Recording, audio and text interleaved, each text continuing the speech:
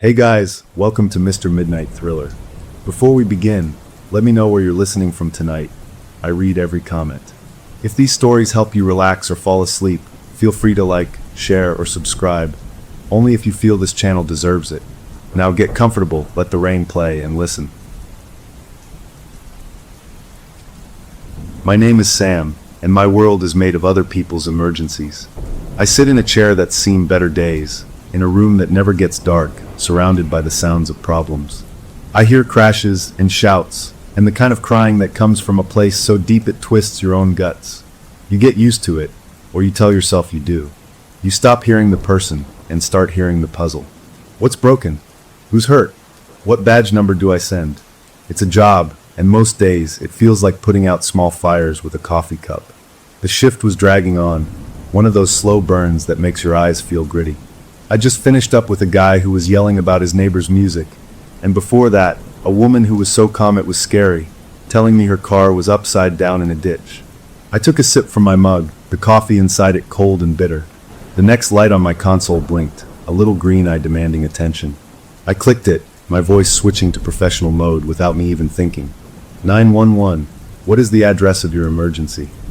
I always asked for the address first. Get the location, then the problem. You'd be surprised how many people forget where they are when they're panicking. But this call didn't have panic. There was no sound at all at first, just the hollow, waiting silence of an open line. It was the kind of quiet that felt heavier than any scream. Hello, this is 911. Can you hear me? I said a little louder. Still nothing. Then, underneath the usual electronic hum, I heard it, breathing. Slow, careful pulls of air, like someone was trying to be absolutely still. It was too measured for a sob, too quiet for an adult, I thought. It sounded like a child hiding in a closet, holding a phone. My training kicked in. I can hear you breathing. It's okay. You're safe now. I need you to tap the phone if you can hear me. Just once for yes. A moment passed. Then, a soft, delicate tap came through the headset. Good. Contact. Okay, good job. Are you hurt? Tap once for yes, twice for no. 2 careful taps. Tap. Tap. Not hurt. That was something. Is there someone else in the house with you who is making you feel unsafe? A longer pause. The breathing hitched just a little. Then a single definitive tap. Yes. My fingers were already moving across the keyboard, pulling up the information tied to the landline number. An address popped up on my screen, a house over in the newer suburbs. I sent it to the patrol unit queue with a few keystrokes, marking it as a possible prowler or domestic, priority 2. Help was on the way, but it would take minutes. Those minutes were my job to fill. Help is coming right now, okay? They're in their car, and they're coming to you. Can you tell me your name? The silence stretched out so long I thought the call had dropped. Then a whisper. It was so faint, so paper thin, I had to press the headset into my ear to catch it. Emma. A little girl's voice, trembling with the effort of staying quiet. Hi Emma. You're doing really well. Is the person in the house a man or a woman? A man, she breathed into the phone. He was watching cartoons with me. Then he got up, and he went to the kitchen. He was smiling, but it was a wrong smile. Now he's in the hallway. He's just standing there. Her description, that wrong smile, sent a cold trickle down my back. Kids had a way of cutting right to the truth of things. Where are you right now, Emma? In my bedroom. In the big closet. I have my pink blanket. That's a good spot. Can you lock the closet door? There's no lock, she whispered, and I heard the first real tear in her voice. It's okay, I said, keeping my own voice low and steady, a calm counterpoint to her fear. Just stay quiet. The police are coming. They'll have big flashlights, and they'll call out police department. You'll hear them. Can you tell me about the man? What does he look like? She was quiet again, thinking. He's tall. He has a blue shirt. Grandpa jeans. Grandpa jeans? I asked, typing it all into the narrative log for the responding officers. Like my grandpa wears. With the pleats. I nodded, even though she couldn't see me. Okay. Is he your grandpa, Emma? This time the silence was different. It was full. I could almost feel her thinking, trying to piece something together. The breathing got a little quicker. He says he is, she finally whispered, and the confusion in her voice was worse than the fear. He told me my mom sent him to watch me while she worked late. He knew my Teddy's name. He knew about my fish that died. A chill, deeper than before, settled in my stomach. Grooming behavior. My mind raced through the possibilities. A family friend? A relative no one had vetted? But you don't think he's your grandpa? I asked gently. He looks like the pictures, she said, her small voice so bewildered it ached. But my grandpa lives in Florida. My mom called him on my birthday. This man, his voice is different. It's like he's talking through a fan. I updated the log, my words flying across the screen. Possible family impersonator. Proceed with caution. I could hear the radio traffic in the background of my own headset. The unit was 2 minutes out. Emma, I need you to be super brave for just a little bit longer. The police are almost there. They're going to help you. Is the man still in the hallway? A tiny shuffling sound, like she was adjusting the phone. I think so. I hear him, humming. Humming. The casual normality of it was terrifying. What's he humming, sweetie? She listened for a second. It's the song from the commercial. The one for the pizza rolls. The absurdity of it almost made me laugh, but it got stuck in my throat. This was a real little girl, in a real closet, listening to a stranger hum a jingle outside her door. Okay, you just keep listening for the police cars, okay? Don't come out until you hear them say it's safe. I'm going to stay right here with you. Okay, she whispered. Don't hang up. I won't. I promise. We sat there on the line together, connected by this thin thread of signal. I could hear her trying to control her breathing, the soft rustle of her pink blanket, and underneath it, faintly, I could hear the humming. A tinny, off-key rendition of that stupid pizza roll song. It was the soundtrack to a nightmare. My screen updated. Unit on scene. The radio crackled in my ear as the officer announced his arrival at the address. I relayed it to her immediately. Emma, they're there. The police are right outside your house. You'll hear them knock on the front door soon. I hear a car, she whispered, a spark of hope lighting her voice. Good. That's them. We both listened. I heard the officer's voice through my headset, loud and official, announcing his presence. A second later, Emma whispered, He's knocking. The man in the hallway, I said urgently. What's he doing? The humming had stopped. She was quiet for a long, terrifying 3 seconds. He's walking, she whispered, her voice dropping even lower. Away from my door. Down the hall, I think. Towards the back. I relayed the information to the officer on the radio. Subject may be moving to the rear of the residence. Use caution. The officer acknowledged. I heard the sound of a door being forced open, a shout of police department. More radio chatter as a second unit pulled up, covering the back. Emma was crying softly now, relief and fear all mixed together. They're inside, Emma. It's almost over. Just stay put. I listened to the officers clear the house. Room by room. Living room clear. Kitchen clear. They were methodical, their voices tight with focus. Then, the officer's voice came back, confused. Dispatch, we've got the child. She's in a bedroom closet, just like you said. She's fine, she's scared. But there's no one else here. The house is empty. All doors and windows are locked from the inside. Empty? That couldn't be right. Are you sure? The subject was described as an adult male, last heard moving towards the rear of the house. Negative, dispatch. No one here. We've checked everywhere, including the attic crawl space and the basement. The only person in this house is the little girl. My brain stuttered. I looked at my log, at the words I'd typed. The man in the hallway. The humming. Emma's trembling voice. It was all so vivid. Emma, I said into the phone, my professional calm straining. The police are there with you now. A lady officer is here, she said, her voice muffled, like she was talking to someone in the room. She has my blanket. Okay, honey, you're safe. I need to talk to her for a second, okay?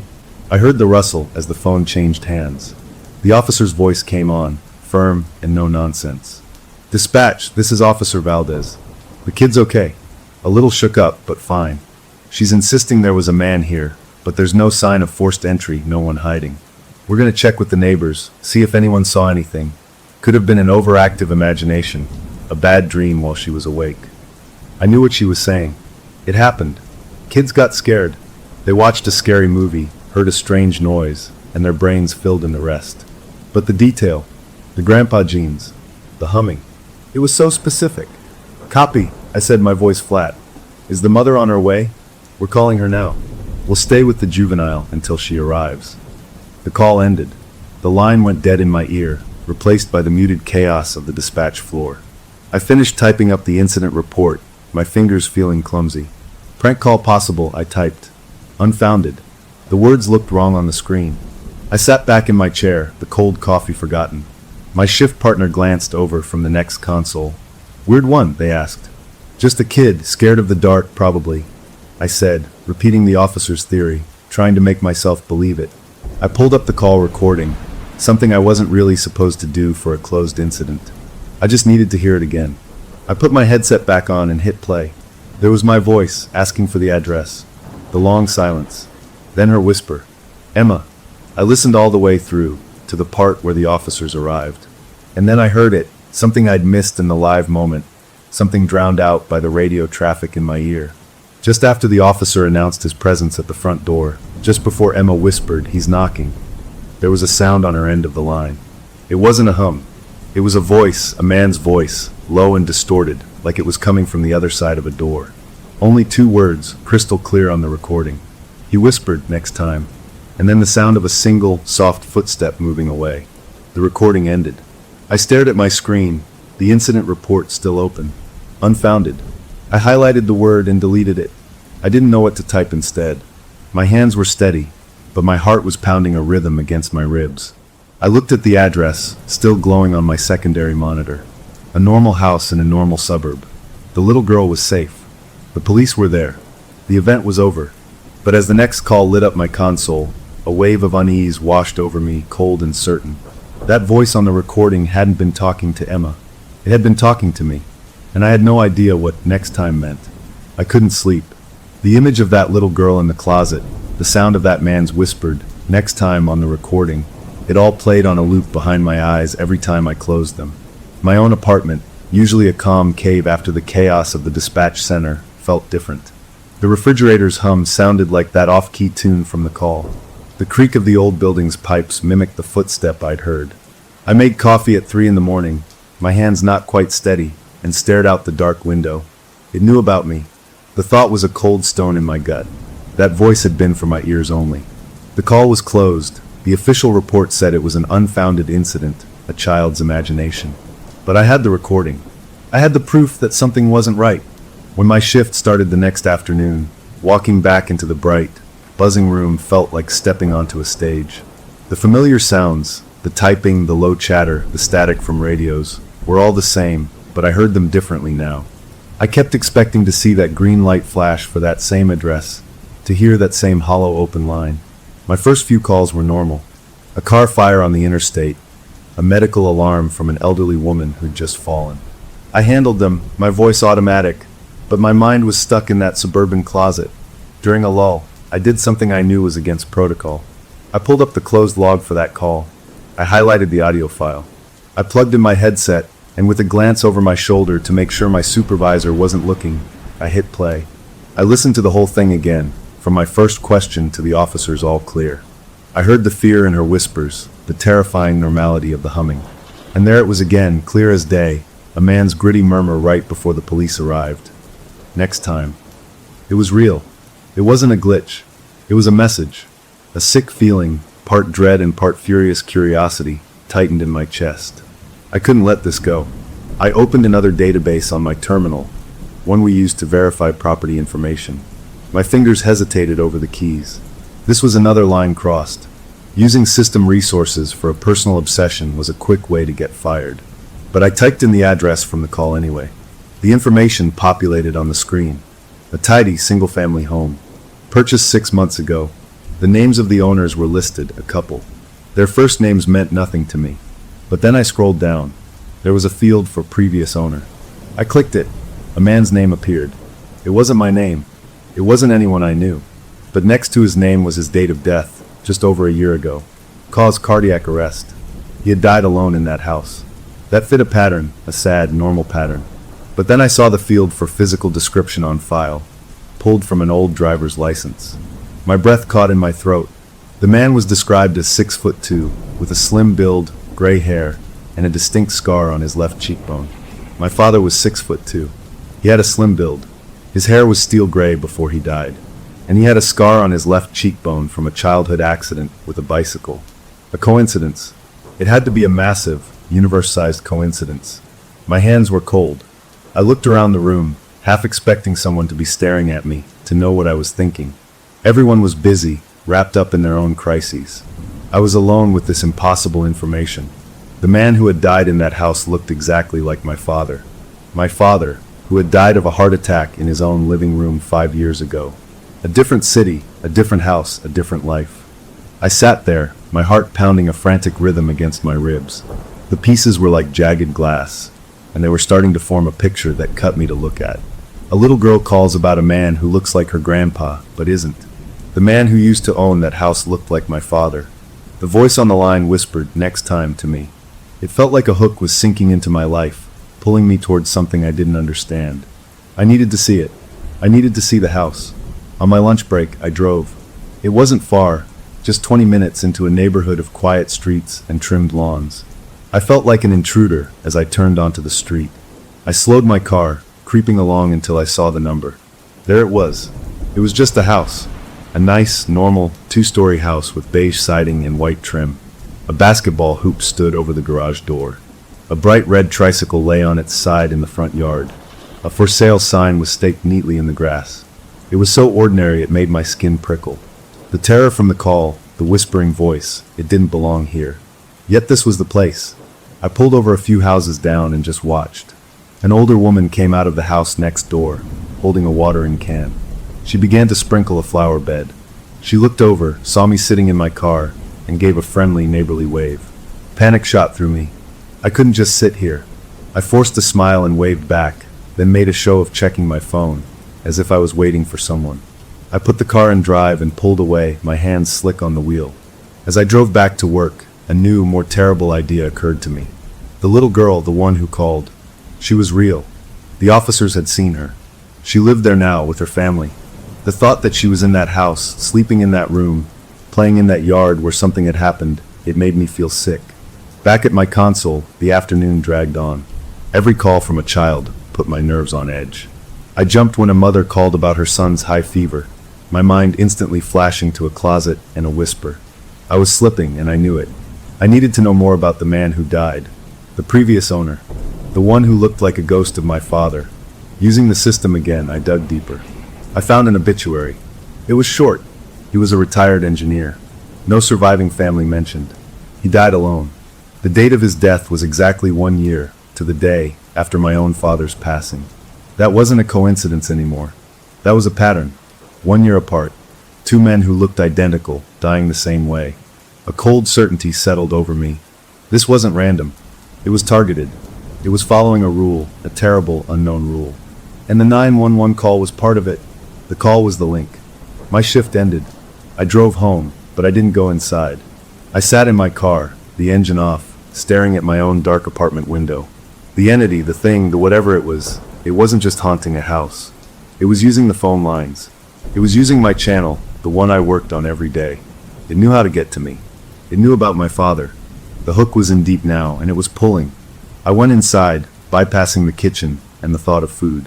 I went straight to my small home desk and opened my personal laptop. I didn't know what I was looking for. I typed in phrases like 911 paranormal calls, emergency call phenomena, feeling stupid even as I did it. I found forums, crackpot theories, ghost stories. It was all nonsense. Then I found a small, dusty-looking message board tucked away in a corner of the internet. It was for first responders only, a place to vent, to share stories that didn't make it into the official reports. You needed a verified agency email to join. I had one. I created a login, my heart thumping. I didn't post. I just searched. I searched for keywords like voice change, impossible details, caller not found. And I found a thread. It was old, from years ago. The title was simply The Open Line. A paramedic had posted. They described a call from a woman reporting her husband wasn't breathing. They arrived. The house was empty, but the phone, a landline, was off the hook in the bedroom, the line still connected to 911. The address was in a different state. Another post, from a police dispatcher in a different county. A child calling about a lady in the basement. Units found nothing, but the child described the woman's dress in perfect detail, a dress that matched the burial outfit of the home's previous owner, who had died a decade before. The poster ended with, "Sometimes the call isn't for help. Sometimes it's just a signal, and it's testing the line." My blood felt like ice water. I wasn't crazy. This had happened before. Not often, but it happened. I read every post in the thread, my eyes straining in the glow of the screen. Then, a private message notification popped up in the corner of the forum. It was from a user whose name was just a string of numbers. Their profile was blank. The message had no subject. It contained only one sentence. It follows the wire. It likes the quiet voices. Stop listening, or it will start speaking your language. The message was sent 2 minutes ago. I stared at it. They knew I was here. They knew I was looking. I quickly logged out of the forum, slammed my laptop shut as if it were something alive and dangerous. I sat in the dark of my apartment, breathing hard. The only light came from the digital clock on my microwave. It glowed a steady, green 11:23 p.m. Then the numbers flickered. They scrambled, becoming a jumble of 8s and 0s, before snapping back to the correct time. A simple glitch, a power fluctuation. I told myself that over and over, but in the deep, listening dark of my apartment, with the memory of a whisper in my ear and a warning on my screen, I couldn't make myself believe it. The call was over, but the connection was still open. And something was very clearly listening back. The warning from the anonymous message burned in my mind. Stop listening, or it will start speaking your language. But I was in too deep now. The hook was set, and the line was pulling me toward the past. I needed to understand where this started, and a terrible, growing suspicion told me it started with my father. I called in sick the next day, something I almost never did. My voice sounded convincing enough over the phone to my supervisor. A slight rasp sold as a flu coming on. Instead of resting, I drove downtown to the city archives, a place I'd never been. It was a solemn, dusty temple of old paper and microfilm readers, smelling of ink and forgotten things. A clerk with tired eyes directed me to the section for old public safety records. I was looking for a specific date, the day my father died. I knew the official story. I'd come home from school, found him in his favorite chair. No struggle, just gone. A neighbor had called it in after I ran to their house, screaming. But I'd been a kid, lost in a storm of panic and grief. I never knew what was said on that 911 call. I never wanted to. Now I had to know. Finding the right logbook took hours. The system was a maze of ledgers and filing codes that made no sense to me. My frustration grew, a hot ball in my chest. Finally, in a large leather-bound book for that year, I found it. Neat, typewritten lines recorded the call. Time, address, nature. 55-year-old male, unconscious, possible cardiac. The call taker's ID was listed. It wasn't my ID, of course, that was years later. But reading the dry, official words made my throat tight. Then I saw the disposition code. The box that said how the call was resolved. It read, unfounded. My breath stopped. Unfounded? They'd found his body. I'd identified him. The medical examiner had signed a certificate. How could it be unfounded? My hands started to tremble as I turned the brittle page. There was a supplemental note, handwritten in cramped blue ink. It said, responding officers found deceased male. Juvenile son on scene states he was alone with father. No evidence of foul play. Caller prior to juvenile was a... The handwriting got messy here, scratched out. Then it finished. Unknown juvenile female, line disconnected. Logged as possible prank. I read it 3 times. A call before my call. Another kid. A little girl. I leaned back in the hard chair, the archives spinning around me. The pattern wasn't just similar, it was a perfect, awful echo. A little girl calls about a man. Then the tragedy happens. It happened at that house a year ago. It happened at my house 5 years ago. The entity didn't just mimic loved ones, it sent a warning. A warning no one understood until it was too late. I needed to hear it. I had to hear that call. Getting the audio was a different problem. Those old tapes, if they even existed, were in deep storage. It required a formal request, a supervisor's approval. I didn't have time for that. I didn't have the courage to ask and explain why. So I did something reckless. I waited until the clerk stepped away for a coffee break. I took a blank requisition form from a pile on the counter. With a steady hand I didn't feel, I forged my supervisor's signature. I'd seen it 1,000 times on my own dispatch logs. It wasn't hard. I wrote the date and the case number from the ledger, citing a routine audit. My heart hammered against my ribs, so loud I was sure the entire building could hear it. I slipped the form under the glass window to a different clerk who didn't ask questions. 20 minutes later, they handed me a dusty cassette tape in a cardboard sleeve. I took it to a listening station in a far corner, an old machine with a cracked plastic headset. I slid the tape in. It whirred and hissed. Then, A voice I knew came through the small speakers. It was my own voice, but younger, thinner, crackling with distance and time. I was the kid on the call, sobbing, begging for someone to come. My father wasn't moving. Hearing my own childhood terror, filtered through static and years, was a physical blow. I had to force myself to keep listening. Before my call, there was another. Just as the log said, the line connected. There was the hollow sound of an open line. Then a little girl's voice whispering, "My grandpa won't wake up." The call taker, a woman, asked for an address. The girl gave it. My address. The call taker asked if she was alone. The girl said, "Just me and Daddy." Then a click. The call ended. The tape hissed on. I sat frozen. Just me and Daddy. But that wasn't right. She'd said Grandpa first. I rewound the tape, my fingers clumsy. I listened again, straining. The girl's voice was so soft. "My grandpa won't wake up." The call taker. "Is anyone else there with you, honey?" A pause. Then the whisper. "Just me and Daddy." But this time, with the volume cranked all the way up, with my whole being focused on that moment, I heard it. It wasn't just her voice. Underneath her whisper, layered like a shadow, was another voice. A man's voice, also whispering, saying the same words in perfect, sickening unison. It wasn't just me and Daddy. The two voices together, the child's and the man's, bled into one phrase that made my skin crawl. "We're here with Daddy." The tape ended with a final, flat hiss. I pulled the headset off like it was on fire.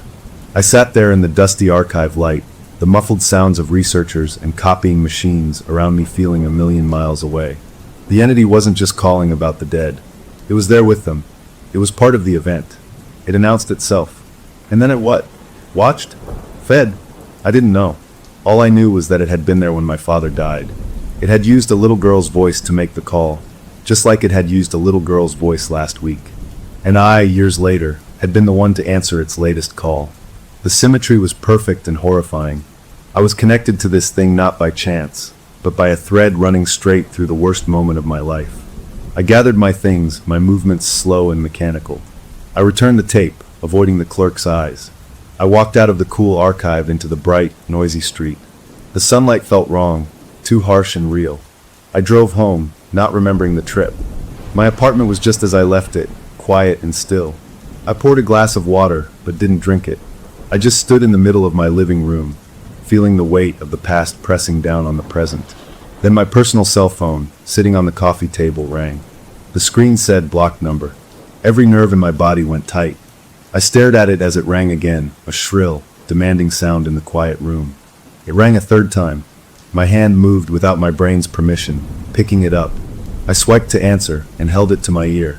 I didn't speak. On the other end, I heard the empty sound of an open line. Then breathing. Slow, steady, patient breathing.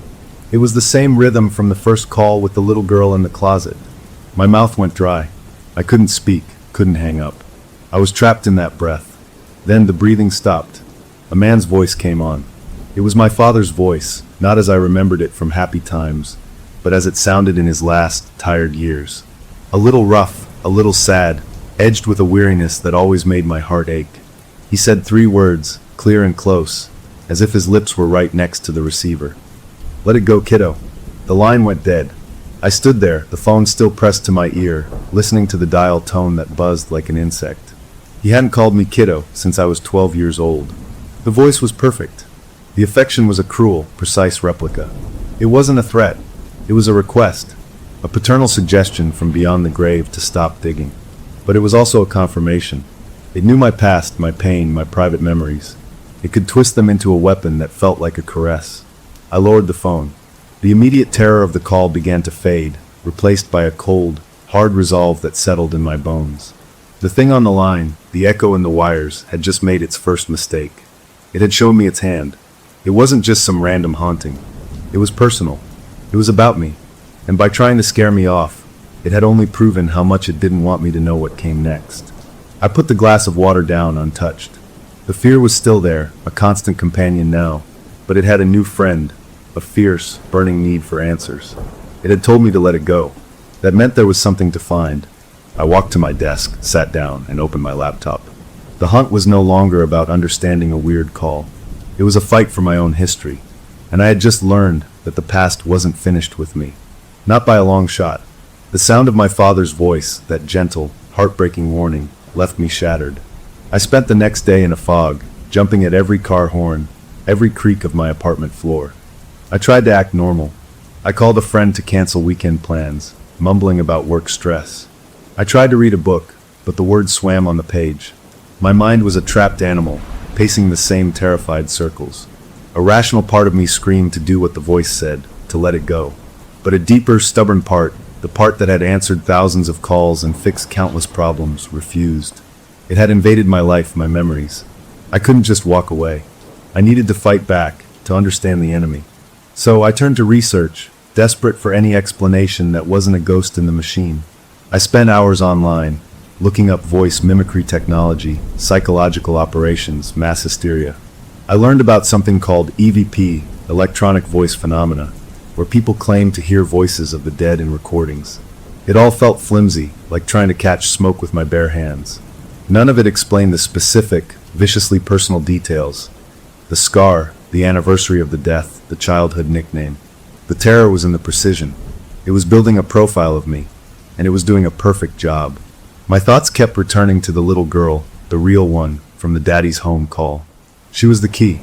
She was a real person in a real house, and something had happened to her that night, something the police had missed.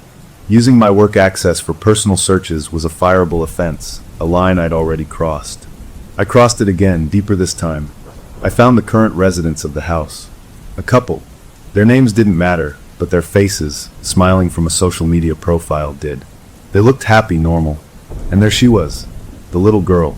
In a picture posted a week before the 911 call, she was grinning in front of the house, holding a sparkler. The caption read, "Loving our new home." My stomach turned. She existed. She'd been there. The police said the house was empty, but she had been there. She had to have been. Then I found another post from the mother, dated the day after the call. A picture of the same girl, but she looked pale, her eyes a little glassy, curled on a sofa. The caption said, "Not feeling great after a bad dream last night. Lots of cuddles today." The date stamp was undeniable. The girl was in the house during the call. The police hadn't found her because she wasn't hiding in the closet when they arrived. She was probably in her parents' bed or somewhere else, scared out of her mind after her encounter. The entity hadn't just mimicked a child's voice. It had used a real child's experience, her fear, and twisted it into a broadcast for me. This was worse than a ghost. This was a parasite. It was feeding on real terror and bouncing it down the line. I needed to know what she saw. It was a stupid, reckless idea, born of desperation. The family had a Wi-Fi connected baby monitor listed in their public registry of devices. The security was laughable. The default password, which a quick search told me was still the most common. I told myself I was just going to look, to see the room, to confirm it was real. I logged in. The screen showed a child's nursery, quiet and still in the soft glow of a night light. It was empty. I watched for 5 minutes, my guilt a sour taste in my mouth. Nothing moved. I was about to log off, to shut this violation down, when the monitor's screen flickered. The night vision view, a landscape of green and black, stuttered. When it cleared, a tall, shadowy figure was standing in the doorway of the nursery. It wasn't walking in. It was just standing there, facing into the room, its form blurred and indistinct but undeniably human-shaped. It stood for a 10 count, perfectly still. Then slowly its head turned. It turned toward the camera, a smooth, deliberate motion. It paused, facing the lens directly. I couldn't see any features, just a darker shape in the gloom. But I knew it was looking. Right at me. Then the feed cut out. The screen went blue, displaying the words "Signal lost." I shoved back from my desk, my chair rolling and bumping into the wall behind me. My heart was a wild drum in my chest. It wasn't just in the phone lines. It was in their house. It was watching that little girl. And it knew I was watching it. The violation was complete. I had crossed every line, and the thing I was hunting had been waiting for me on the other side. I spent the rest of the night checking my own locks 3 times, unplugging every electronic device I could. My smart speaker, my Wi-Fi router, even my microwave clock. I felt like a caveman hiding from lightning. It didn't matter. The feeling of being watched clung to the air in my apartment, a pressure against my skin. Sleep was impossible. As dawn broke, gray and slow, a new, even more reckless thought took hold. The phone number. The landline number from the original 911 call. It was still active, registered to that house. What if I called it? Not from my work line, but from a blocked number on my cell. It was a direct line into the heart of this. It was also possibly the dumbest thing I could do. My hands were cold as I dialed, using an app to scramble my number. I held the phone to my ear. It rang. Once, twice. The normal sound was somehow terrifying. 3 times, 4. On the 5th ring, someone picked up. There was no greeting. No hello. But the line was live. And I heard it. A child's voice, very faint, humming. It was a tuneless, wandering little hum. And then, after a few seconds, it resolved into the same off-key, familiar melody. The jingle from the commercial for pizza rolls. The same song the man had been humming in the hallway. The hum continued for a few more notes, soft and innocent and chilling. Then it stopped. A small, whispered voice, right against the receiver, spoke 2 words. "You're next." The call ended. I stood in the middle of my kitchen, the morning light now streaming through the window, feeling more alone and terrified than I ever had in my life. It wasn't a warning anymore. It was a schedule. It had moved from my past to announcing my future. "You're next." The game had changed. It was no longer about me digging into its business. It had decided I was part of the pattern. The little girl's call, my father's death, a 3rd point was needed to complete the shape. And I was it. The fear was absolute, a freezing cold that locked my joints. But deep under the ice, a spark of anger caught and held. It thought it had me. It thought I would just wait for it to come. It had my father's voice, it had invaded my job, it had terrorized a child, and now it was sending me my own invitation to a horror I didn't understand. No, I was done being a passenger in this. I was done listening. If it was coming for me, then I wouldn't be in the dark. I wouldn't be a victim in a closet. I walked to my work bag and pulled out my old analog notebook, the one I used sometimes for shifts when the computer system was down. I found a pen. I sat at my clean, empty kitchen table, the sun warming my back. I started to write down everything I knew. Dates, addresses, descriptions, the pattern of the calls, the physical similarities, the timeline. I drew lines connecting them, a messy web of coincidence and terror. I was making a map of my haunting. It wasn't much. It was just words on paper. But it was mine. It was a declaration that I was still here, that I was still thinking, that I was not just a receiver waiting for the next signal. The entity used wires and signals and echoes.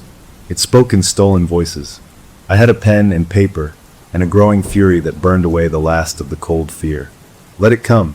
But I wouldn't be waiting in the dark. I'd be ready, and I'd have a list of questions for it when it arrived. The first one was already written at the top of the page, underlined twice. What do you want? I had a feeling I was going to get the answer, whether I wanted it or not. The "your next" call changed everything. It wasn't a mystery to solve anymore. It was a countdown. I went back to work because sitting in my apartment waiting for the end was its own kind of torture. Besides, my new fragile theory was that the entity was tied to the 911 system itself. If that was true, maybe being at its heart, surrounded by its noise and light, would give me some control, or at least a warning. Sitting back down at my console felt like walking into a cage I knew was about to be locked. Every beep, every flashing light felt like a provocation. The headset was no longer a tool, it was a leash. I took calls. A car accident on the freeway. A kitchen fire in an apartment downtown.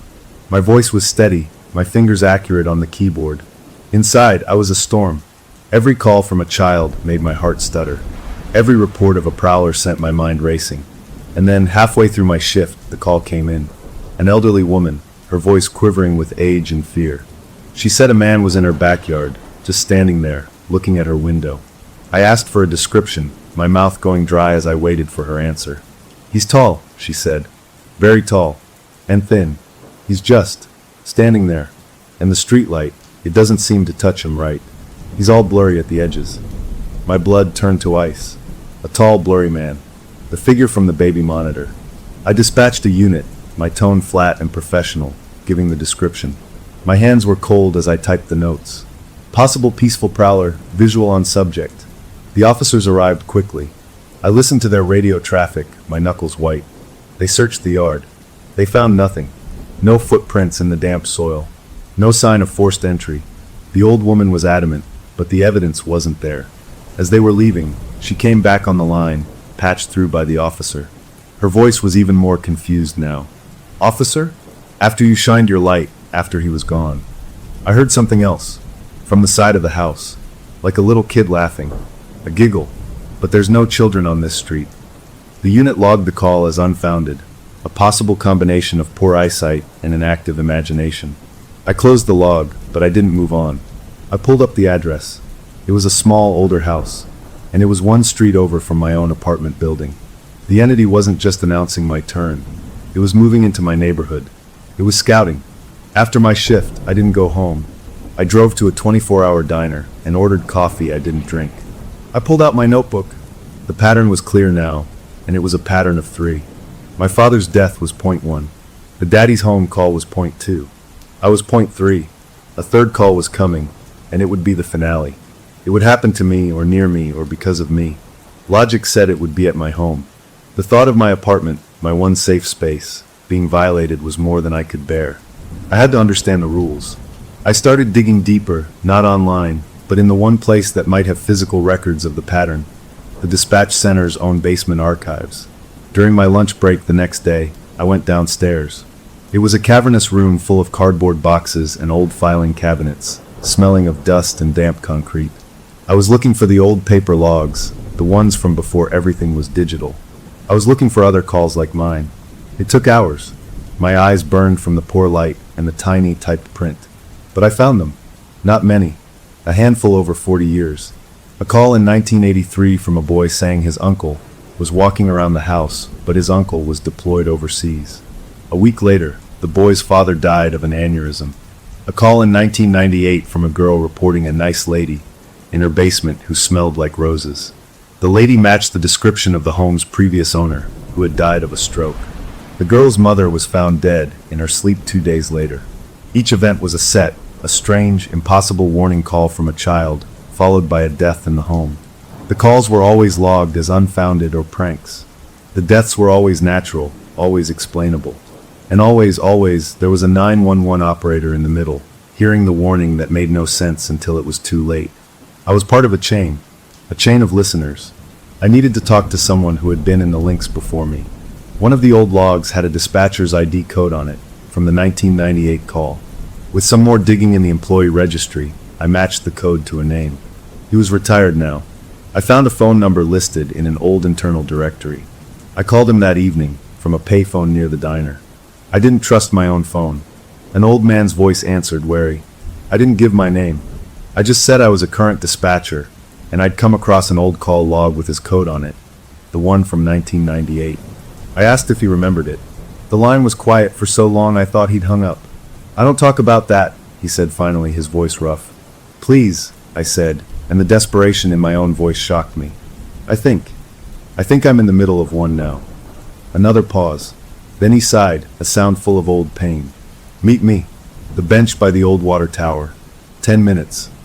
He hung up. I drove there, my mind racing. The water tower was on a hill overlooking the city, a lonely spot at night. An old man was sitting on a bench, a cane hooked over his knee. He looked small and tired in the glow of a distant streetlight. I sat down, not too close. He didn't look at me. You heard the kid's voice, he stated, not asking. Yes. And then someone died. Yes. He nodded slowly, staring out at the twinkling lights of the city below. It likes the sensitive ones, he said. The good listeners. The ones who care just a little too much, who lean into the headset. It finds a crack and it pushes in. What is it? I whispered. A ghost? He gave a short, bitter laugh that turned into a cough. A ghost wants peace. This thing, it doesn't want peace. It wants a connection. It's lonely, but it's a wrong kind of lonely. It's a static kind. It uses the wires, the old copper lines, the signals in the air. It hangs up on the living to talk to the dead, and it's always hungry for a new voice. He turned to look at me then, his eyes glinting in the low light. You're digging. I can see it on you. You're poking at it. It told me I'm next, I said, the words feeling like a confession. A look of deep pity crossed his face. Then it's already got its teeth in you, son. The only way out from my call was to quit. I left the job. I moved across the country. I got rid of every phone in my house for 10 years. I broke the connection. It might have saved my life. Or maybe it just got bored and moved on. He stood up, leaning on his cane. Stop listening. Break the line, before it makes you a permanent part of the circuit. He walked away, a slow, painful shuffle into the dark. I drove home, his words echoing. Break the line. Quit. Run. It was the same thing to do. But as I sat in my parked car outside my apartment building, looking up at my dark window, I knew I couldn't. It wasn't just about me anymore. It was about the little girl who giggled one street over. It was about the next operator who would get the call after me. The entity was a predator in the wires, and I was the only one who knew it was there. I couldn't run. I had to fight. But how do you fight a signal? I went upstairs. I unplugged my landline phone, coiled the cord, and put it in a closet. I took my cell phone, turned it off, and sealed it inside a metal lunchbox, a makeshift Faraday cage to block any signal. I checked the locks on my doors and windows, then installed a simple, old-fashioned slide bolt on the inside of my front door, something that needed no power, no connection. I was building a fortress against something that traveled through the air. It felt futile and absolutely necessary. That night, I sat in my living room. I had turned off everything that could make a sound. No humming fridge, no ticking clock, no low buzz of electronics. The room was absolutely still. I just sat there, in the perfect quiet, listening. I was waiting. Not waiting for a knock, because a knock would mean a person. I was waiting for the sound that wasn't a sound. I was waiting for the line to open in the empty air of my own home. I sat there for hours, until my eyes grew dry and my body ached. Nothing happened. The quiet remained unbroken. A part of me started to feel foolish, to believe the old man was right, that I was making myself crazy over echoes and shadows. I stood up, my joints protesting, and decided to go to bed. As I passed my small desk, I saw the red light. It was a tiny LED on the side of my computer monitor, indicating it was in standby mode. I had unplugged it. I was sure I had unplugged it. I walked over and reached behind the monitor. My fingers found the power cord. It was plugged firmly into the wall outlet. A jolt of pure adrenaline shot through me. I hadn't plugged it in. I yanked the cord from the wall. The little red light vanished. I stood in the dark room, my breath coming fast. The fortress had a breach. The fight wasn't going to be on my terms. It was already inside, and it was just letting me know. The plugged-in monitor cord was a declaration. The rules I understood, physics, logic, safety, were suggestions to this thing, not laws. My fortress was a joke. I spent the rest of the night in a chair, not sleeping, just watching the dark space where the monitor sat, half expecting the little red eye to blink back on by itself. It didn't. The morning came, gray and tired. I moved through my apartment like a stranger, every familiar object feeling suspect. My cell phone was still sealed in the metal lunchbox. I didn't open it. The quiet in the apartment was no longer peaceful. It was a held breath, a waiting. I tried to go about a normal day. I made toast. I watched the news with the volume low. The ordinary world felt like a thin painting over a crack in reality. In the afternoon, a knock came at my door. I jumped, my heart lurching. I peered through the peephole. It was my neighbor from across the hall, an older man who kept to himself. I opened the door a crack, the new slide bolt still engaged. He looked apologetic. "Hey, sorry to bother you. Everything okay over here last night?" My mouth was dry. "Yeah. Why?" He shrugged, looking uncomfortable. "I heard. Well, it sounded like you had your TV up really loud. Late. Like after midnight. Sounded like one of those talk shows, a bunch of people all arguing at once. Woke me up." I stared at him. I don't own a television. I haven't for years. The noise in my head must have shown on my face because he took a step back. "Maybe it was from another apartment," he said quickly. "Sorry to bother you." He hurried away. I closed the door and locked it, leaning my forehead against the cool wood. The sounds were manifesting for others now. It wasn't just in my head or on my phone line. It was leaking. The entity was tuning itself to the world around me, broadcasting on frequencies other people could receive. The isolation I felt became a physical pressure. I was living in a haunting that was starting to echo. Later, as I was washing the single plate from my toast, I heard a sound. A soft, electrical crackle. It came from the living room. I walked in, wiping my hands on my jeans. The room was empty. The sound came again, a pop and hiss, like an old radio tuning. It was coming from the decorative ham radio on my bookshelf, a vintage piece I'd bought at a flea market years ago. It wasn't plugged in. It never had been. It was just for looks. A small, amber light on its panel began to glow, pulsing softly. Then the dial on the front started to turn, all by itself, clicking through empty bands of static. It stopped. A voice bled out of the speaker, tinny and broken by age. It was the little girl from the first call. "He's in the hallway. It said, a clipped fragment. The dial spun again, stopped. The old man's voice from the baby monitor house, the one who died alone, whispered, "So cold here." Another spin. A chorus of voices, men and women and children, all talking over each other in a tangled wave of fear and sorrow. And cutting through them, clear as a bell, my father's voice, tired and sad, saying, "Shouldn't have gone looking." The dial spun wildly, a blur of clicks, and the voices merged into a storm of awful noise, a tower of Babel built from pain. Then, with a final pop, the light went out. The radio was just a silent, dead hunk of metal and plastic again. I stood there, my hands clenched at my sides. It was showing off. It was demonstrating that it didn't need a phone. It could use anything. Any wire, any piece of metal, any forgotten machine. My apartment wasn't a shelter. It was an antenna. The anger that had been smoldering in me since the your next call finally boiled over. This thing, this echo, thought it could just move into my life. It thought it could use my father's voice to scare me, use my own home to threaten me. Rage burned away the last of the fear, leaving something clear and sharp and dangerous. I walked to the closet and pulled out my landline phone.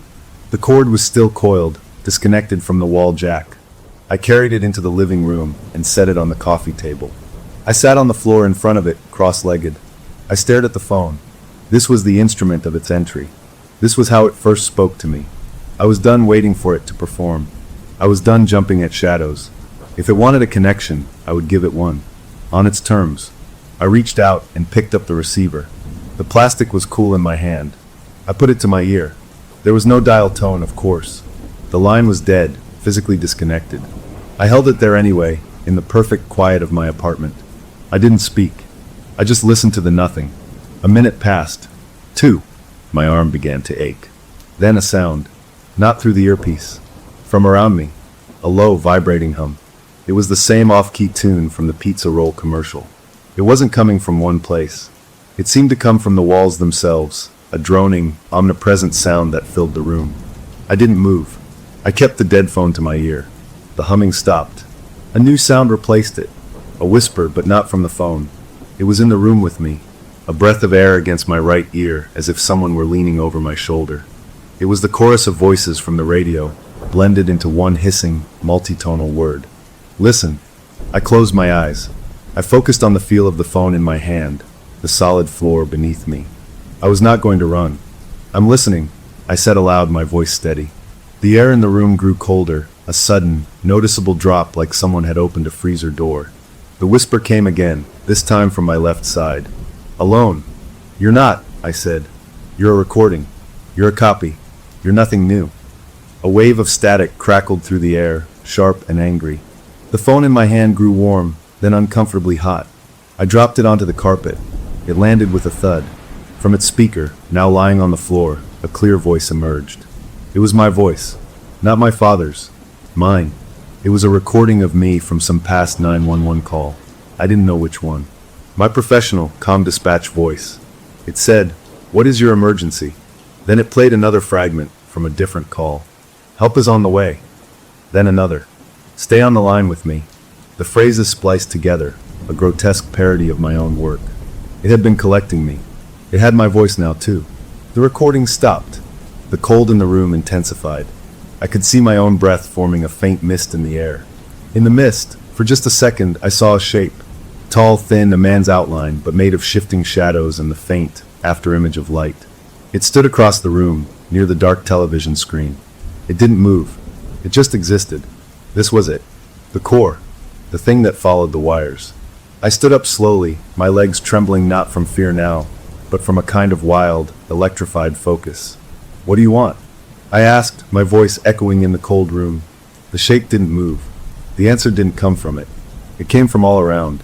100 whispering voices, speaking in unison, using my father's voice as the foundation. "We want the line to stay open."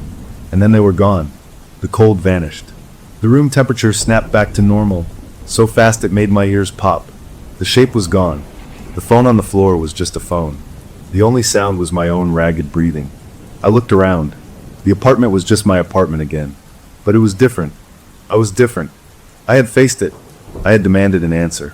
And I'd gotten one. It wanted the line to stay open. It was lonely, just like the old dispatcher said. But it was a hungry, endless loneliness that fed on final moments and terror. It didn't want to kill me. It wanted to use me, to make me a permanent part of its broadcast, another voice in its static chorus. I picked up the landline phone and placed it back on the table. I wasn't afraid of it anymore. I understood the enemy now. It was a parasite of connection, and I had just forced it to show itself. The fight wasn't about hiding or unplugging cords. It was about control of the signal, and I had just sent my first clear message back. The conversation had begun. The confrontation in my apartment changed the game. The entity, the chorus, the static, whatever it was, had shown itself and spoken its desire. It wanted the line open. It wanted company in its endless, hungry loneliness. Knowing its goal didn't make it less dangerous. It made it predictable. And I had a new, terrible idea. If it was tied to old wires, to places where calls had been made and deaths had occurred, then it had a source. A home. I needed to find it. Not to run, but to end this. The text message came an hour later. It appeared on my personal cell phone, which was still powered off inside the metal lunchbox. When I opened the box, the screen was glowing, hot to the touch. The message was from my own number. It contained an address downtown, in a rundown industrial area I didn't recognize. Below the address, 3 words, "Come alone. Finish." It wasn't a request. It was an invitation to the final act. I knew it was a trap. Of course it was. But it was also the only move left. I couldn't live waiting for it to pull me into its broadcast. I had to see where the signal originated. I drove as the sun dipped below the city skyline, casting long, deep shadows. The address led me to a forgotten part of town, a street of boarded-up warehouses and chain-link fences. The building was a low, brick structure, its windows covered with plywood. A faded, rusted sign above the reinforced door showed an old-fashioned telephone receiver and the words Bell County Telephone Exchange, authorized personnel only.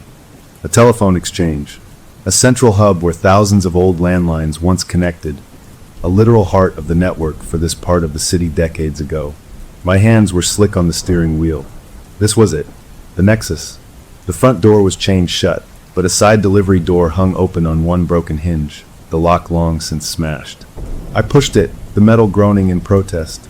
The inside was a cathedral of decay. It was one huge room, the ceiling lost in shadows high above. And hanging from that ceiling, stretching from wall to wall, were thousands upon thousands of old telephone wires. They were thick copper cables, severed and dangling like metallic vines in a dead jungle. They formed a dense, coppery forest under the roof. The air smelled of damp brick, rust, and the sharp, clean scent of ozone, like after a lightning strike. My flashlight beam cut through the gloom, catching the glint of metal. In the very center of the vast room, sitting alone on the cracked concrete floor, was a single, beige rotary-dial telephone. Its cord snaked away from it, not plugged into anything, just lying there like a dead snake. This was the source, the phone from every nightmare. I took a step inside, my footsteps echoing. I moved slowly, the beam of my light jumping from dangling wires to hulks of dead switchboard equipment. As I moved deeper, the beam caught the far wall. It wasn't blank brick. It was covered in writing.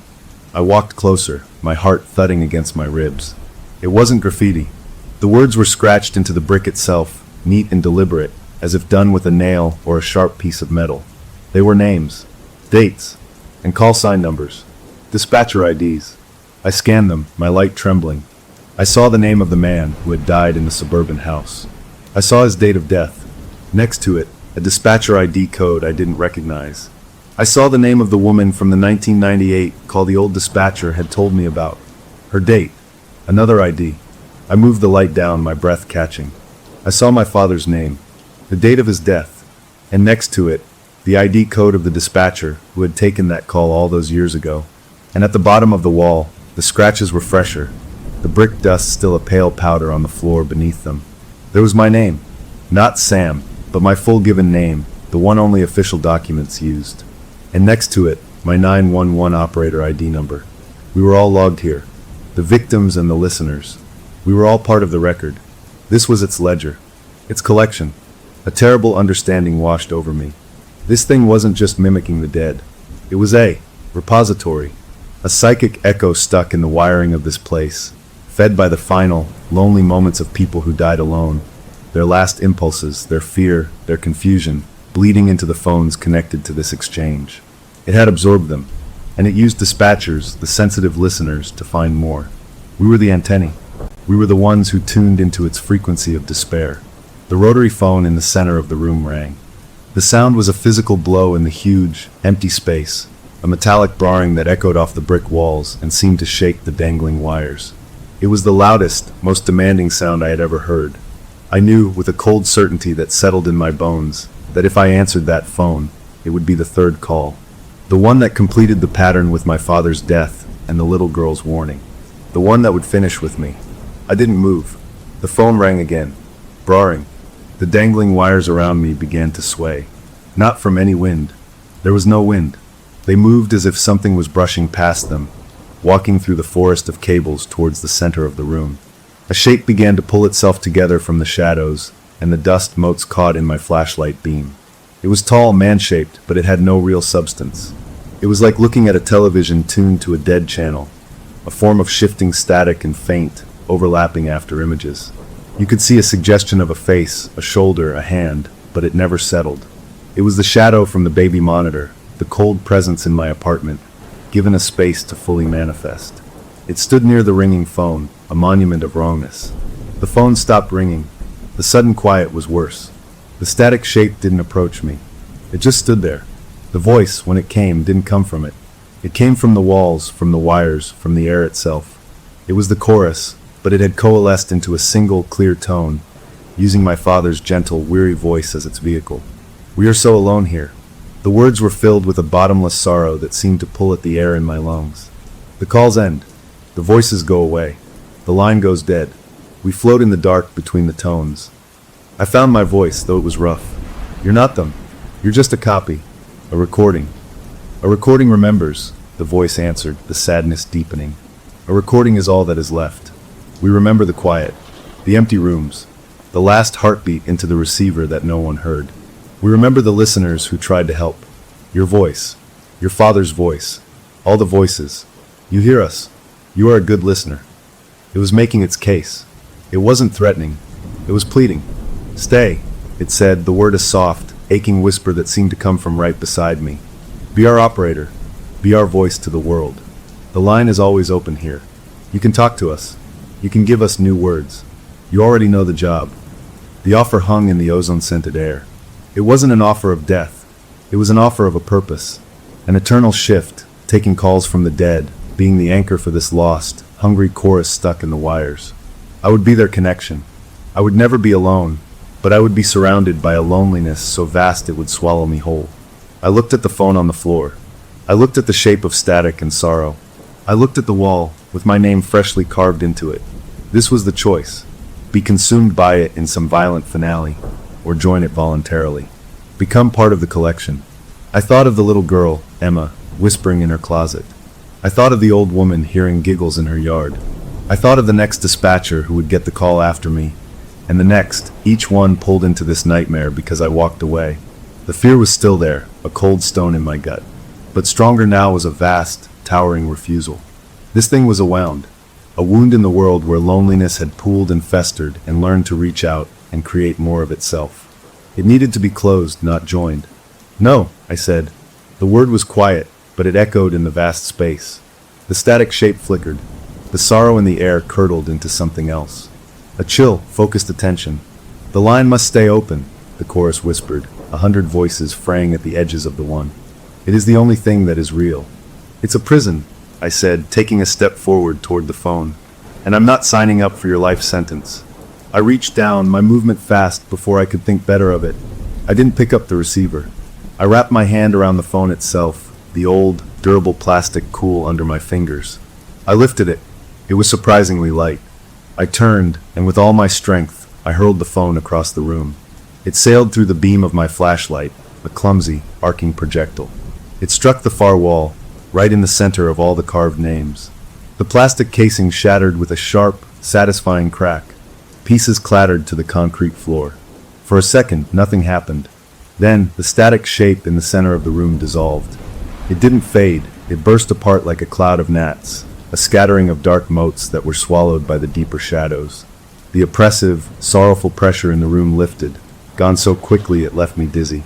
The exchange was just a dead, dusty room again. I stood there, breathing hard, the echo of the shattering phone still ringing in my ears. I had rejected it. I had broken its symbol. I had walked into its home and said no. It felt like a victory, a shaky, terrifying victory, but a victory all the same. I turned my flashlight back to the wall. The phone had left a sharp, white scar in the brick, obliterating several of the older names. My name at the bottom was still clear. I walked over, pulled my keys from my pocket, and found the sharpest one. I leaned close to the wall and began to scrape at the brick. I scratched over my name, again and again, until it was an unreadable gouge in the stone. I was not going on its ledger. Not now, not ever. I stepped back, dusting my hands on my jeans. The exchange was quiet, truly quiet, for the first time since I'd entered. No humming wires, no whispers, no sense of being watched. I had faced it down. I had made my choice. I walked back to the broken door, the beam of my flashlight leading the way. As I stepped out into the cool night air, I felt a lightness I hadn't known in weeks. It was over. I had broken the pattern. I had won. I got into my car and started the engine. As I pulled away from the curb, I glanced at my cell phone, now lying on the passenger seat. The screen was dark, powered off. I drove toward the lights of the main city, toward home, toward a life that might finally be my own again. I didn't look back. Behind me, in the deep dark of the abandoned exchange, on the shattered pieces of the rotary phone, a single, faint crackle of static popped. Then another. It was the sound of a line, trying desperately to reconnect. The feeling of victory lasted for 2 days. 2 days of blessed, normal quiet. 2 days where my apartment was just a place, not a battleground. 2 days where the past felt buried, and the future felt like my own again. I slept through the night. I ate real meals. The world had color and sound that didn't feel like a warning. On the morning of the third day, I made a decision. I couldn't go back to the dispatch console. The headset, the flashing lights, the open lines, they were tainted.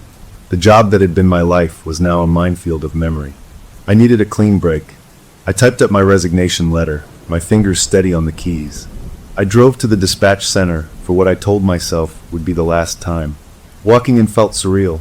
The chaos was the same, the frantic typing, the low, urgent voices, the smell of stale coffee and ozone from old electronics. But it was like watching a play from the back row. I was already an outsider. I handed the letter to my supervisor. They were surprised, tried to talk me out of it, asked if it was about stress, offered leave instead. I was polite, firm. I said I needed a change. It was true. I cleaned out my locker, a small metal box containing a spare sweater, a headache medicine bottle, a photo of my father I'd kept tucked away. I placed the photo in my pocket, a weight against my chest. My shift partner gave me a half hug, said they'd miss me, asked me to keep in touch. I said I would, knowing I probably wouldn't. I was severing ties, breaking the line, just like the old dispatcher said. As I packed the last of my things into a cardboard box, I felt a profound sense of closure. I had faced the thing in the wires, rejected it, and now I was walking away from its favorite hunting ground. I was free.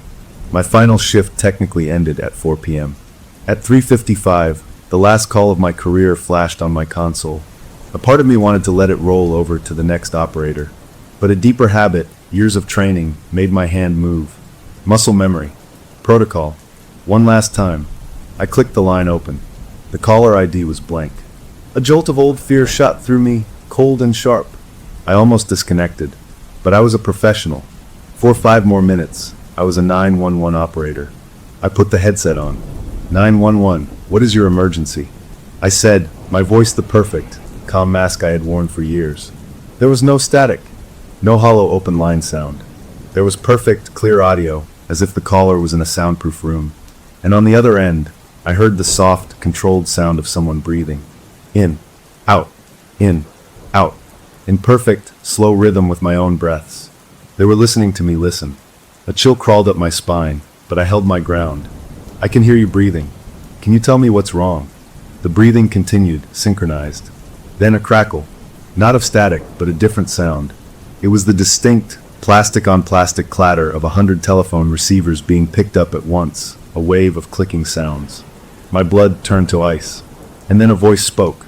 It wasn't the little girl's. It wasn't my father's. It was my voice. My own dispatch voice, but wrong. It was a Frankenstein's monster of my own phrases, spliced together from who knows how many calls, edited into a new, seamless sentence. It sounded like me, but hollow, a recording stripped of soul. It said, "The emergency is in your house. The caller is you. We've been waiting for you to come home." At that exact moment, on the main dispatch monitor to my left, a new alert auto-populated with a sharp beep. A 911 call. The system processed it instantly. The GPS location flashed on the screen. It was my home address, my apartment. The nature of the call was listed in cold, official text. Hostage situation. Intruder believed armed. Caller states subject is inside the residence. Units were automatically dispatched. Priority 1. Lights and sirens. I watched, frozen, as the system I had served for years sprang into efficient, lethal motion against me. My mouth was dry as dust. I looked at my personal cell phone, lying next to my cardboard box. It was dark. Off. I never made that call. I grabbed the headset, my fingers clumsy. Dispatch to responding units. Hold your call. This is a false alarm. Repeat, false alarm at that address. The radio operator, sitting a few consoles over, looked at me confused. What's the problem? The call just dropped in. It's a mistake, I said, my voice straining against the panic. It's my address. I didn't call. It's a system error. But it was too late. The first unit radioed in. Dispatch, we're approaching the location. We see no visible disturbance. Proceeding to stage. They were there, at my home, because the entity had learned to use the system.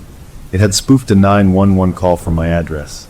It had used my own voice, stolen from countless hours of my work, to do it. It wasn't haunting me anymore.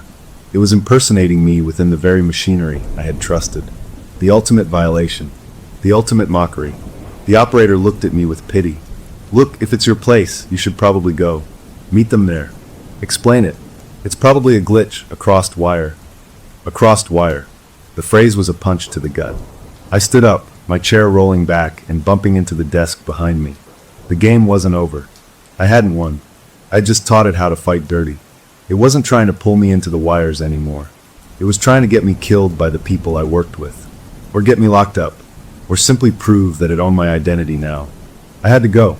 I had to intercept this before the police broke down my door. I shoved my things into the box, abandoned my resignation letter on the desk, and ran for the door. I drove like a man possessed, breaking every traffic law, my mind racing. The entity couldn't create something from nothing. If it had sent a signal that the police could receive, it needed a source. A transmitter. At my apartment. It wasn't just in the wires downtown. It was in my things. I skidded to a stop outside my apartment building. 2 patrol cars were parked out front, their lights off but their engines running. An officer was talking to my landlord near the front door. I jumped out of my car. "It's me," I called out, my voice too loud. "I live here. I'm the resident." The officers turned, hands drifting toward their belts. Their faces were alert, cautious. "Sir, are you the one who placed the 911 call?" one asked. "No, I was at work. At the dispatch center. I saw the call come in. It's a mistake. A prank. There's no one in my apartment." I was babbling. I sounded crazy. The landlord, a nervous man, wrung his hands. "We haven't seen anything, officers. It's been quiet." The lead officer looked at me, then at his partner. "Sir, we need to clear the residence. For your safety and ours. Do you have your key?" I did. With the officers behind me, weapons not drawn but ready, I unlocked my front door. I pushed it open. "Police department," the officer shouted into the dim apartment. Nothing. We went in, room by room, just like they had cleared the little girl's house. Living room clear. Kitchen clear. Bedroom clear. Bathroom clear. The apartment was exactly as I'd left it. Neat. Empty. No intruder. No hostage. No sign of struggle. The officers holstered their weapons, their posture relaxing. "False alarm," the lead one said, clicking his radio. "Dispatch, residence is clear. No contact. Appears to be a spoofed call. We'll be clear in 5. He turned to me. "You might want to report this. Someone might have a grudge, using swatting tactics. It's serious." I nodded, unable to speak. Swatting. A human crime. They saw a human problem. They didn't see the thing in the static that had learned to mimic human systems perfectly. They left, apologizing for the inconvenience. My landlord apologized too, then hurried away. I closed the door and locked it. I stood in the center of my living room. The place felt alien.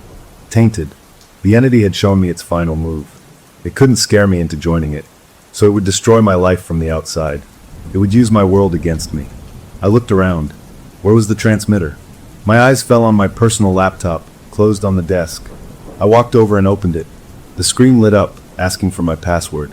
But before I could type anything, a video window opened on its own. It was a grainy black and white video feed. It showed the interior of the old telephone exchange. The camera was pointed at the far wall, at the carved names. The shattered phone was still on the floor. But something was different. On the wall, next to the gouge where I'd scratched out my name, new words had been carved. Fresh scratches in the brick. They formed a sentence. A message for me. It read, "The line is open. We saved you a seat." The feed cut off. The laptop screen went black. Then, my own reflection stared back at me from the dark glass, pale and wide-eyed. I had rejected its offer in its home, so it had moved the office to mine. The fight wasn't for my soul anymore. It was for my life, my sanity, my place in the real world. It was going to use everything I knew, every tool I trusted, to erase me. I sat down slowly at the desk. The victory of the exchange was ashes. The clean break was a fantasy. It wasn't done with me. It would never be done, because I was the good listener. And now, I was the only one who could hear it coming. I had a choice. I could run, change my name, leave the city, never touch a phone again. Or I could stay. I could fight a war I didn't understand against an enemy that lived in the echoes. I looked at the dark screen, at my own haunted face. I reached out and placed my hand on the closed laptop. It was cool and smooth. Somewhere, in the spaces between the signals, a line was open, and a chair was waiting. I didn't know if I was going to sit in it or break it, but I knew with a certainty that was both terrible and calm that I would have to choose. And the next call was already on its way. Story number 2. The mountains didn't look real. They looked like a painting someone had forgotten to finish, all jagged blue teeth against a sky too big for its own good. That was the first warning, I think, the sheer scale of it, how it made you feel like a speck. My name is Ben, and I was there with my wife. We'd been planning this trip to Glacier National Park for months. A chance to unplug and just breathe some air that didn't smell like traffic and fast food. The drive-in was all epic views and excited chatter, us pointing out every waterfall and eagle we saw. We got to the ranger station in the late afternoon, this little log cabin deal that smelled like pine sap and old coffee. The guy behind the counter was young, maybe in his 20s, with that sunburned, competent look all rangers seem to have. He was friendly, smiling as he stamped our permit and slid maps across the counter. He gave us the usual talk about bear safety, about storing food in the metal lockers, about not feeding the wildlife. It was normal, it was routine. We were nodding along, already half thinking about setting up camp and getting a fire going. Then, just as he handed me the permit, his smile tightened a little at the corners. He leaned forward on his elbows, his voice dropping into a more casual, just between us tone. "Oh, one more thing," he said, like he was mentioning a quirky local diner. "You're booked at the Meadows site, real pretty spot. Isolated, though. You might see folks setting up camp weirdly close after dark. The night campers." He paused, letting the name hang in the air. My wife and I exchanged a glance, a little smirk. It sounded like a campfire story. The ranger's eyes went serious for a second, the blue in them turning flat and hard. "Don't mind them," he said, his words slow and deliberate. "Don't engage. Don't go over to say hi. Just ignore him. They're always gone by morning." My wife opened her mouth, a question forming on her lips, probably why shouldn't we? But he cut her off with a quick, firm shake of his head and that same tight smile that didn't reach his eyes. He didn't explain. He just stated it as a rule, like hanging your food or putting out your fire.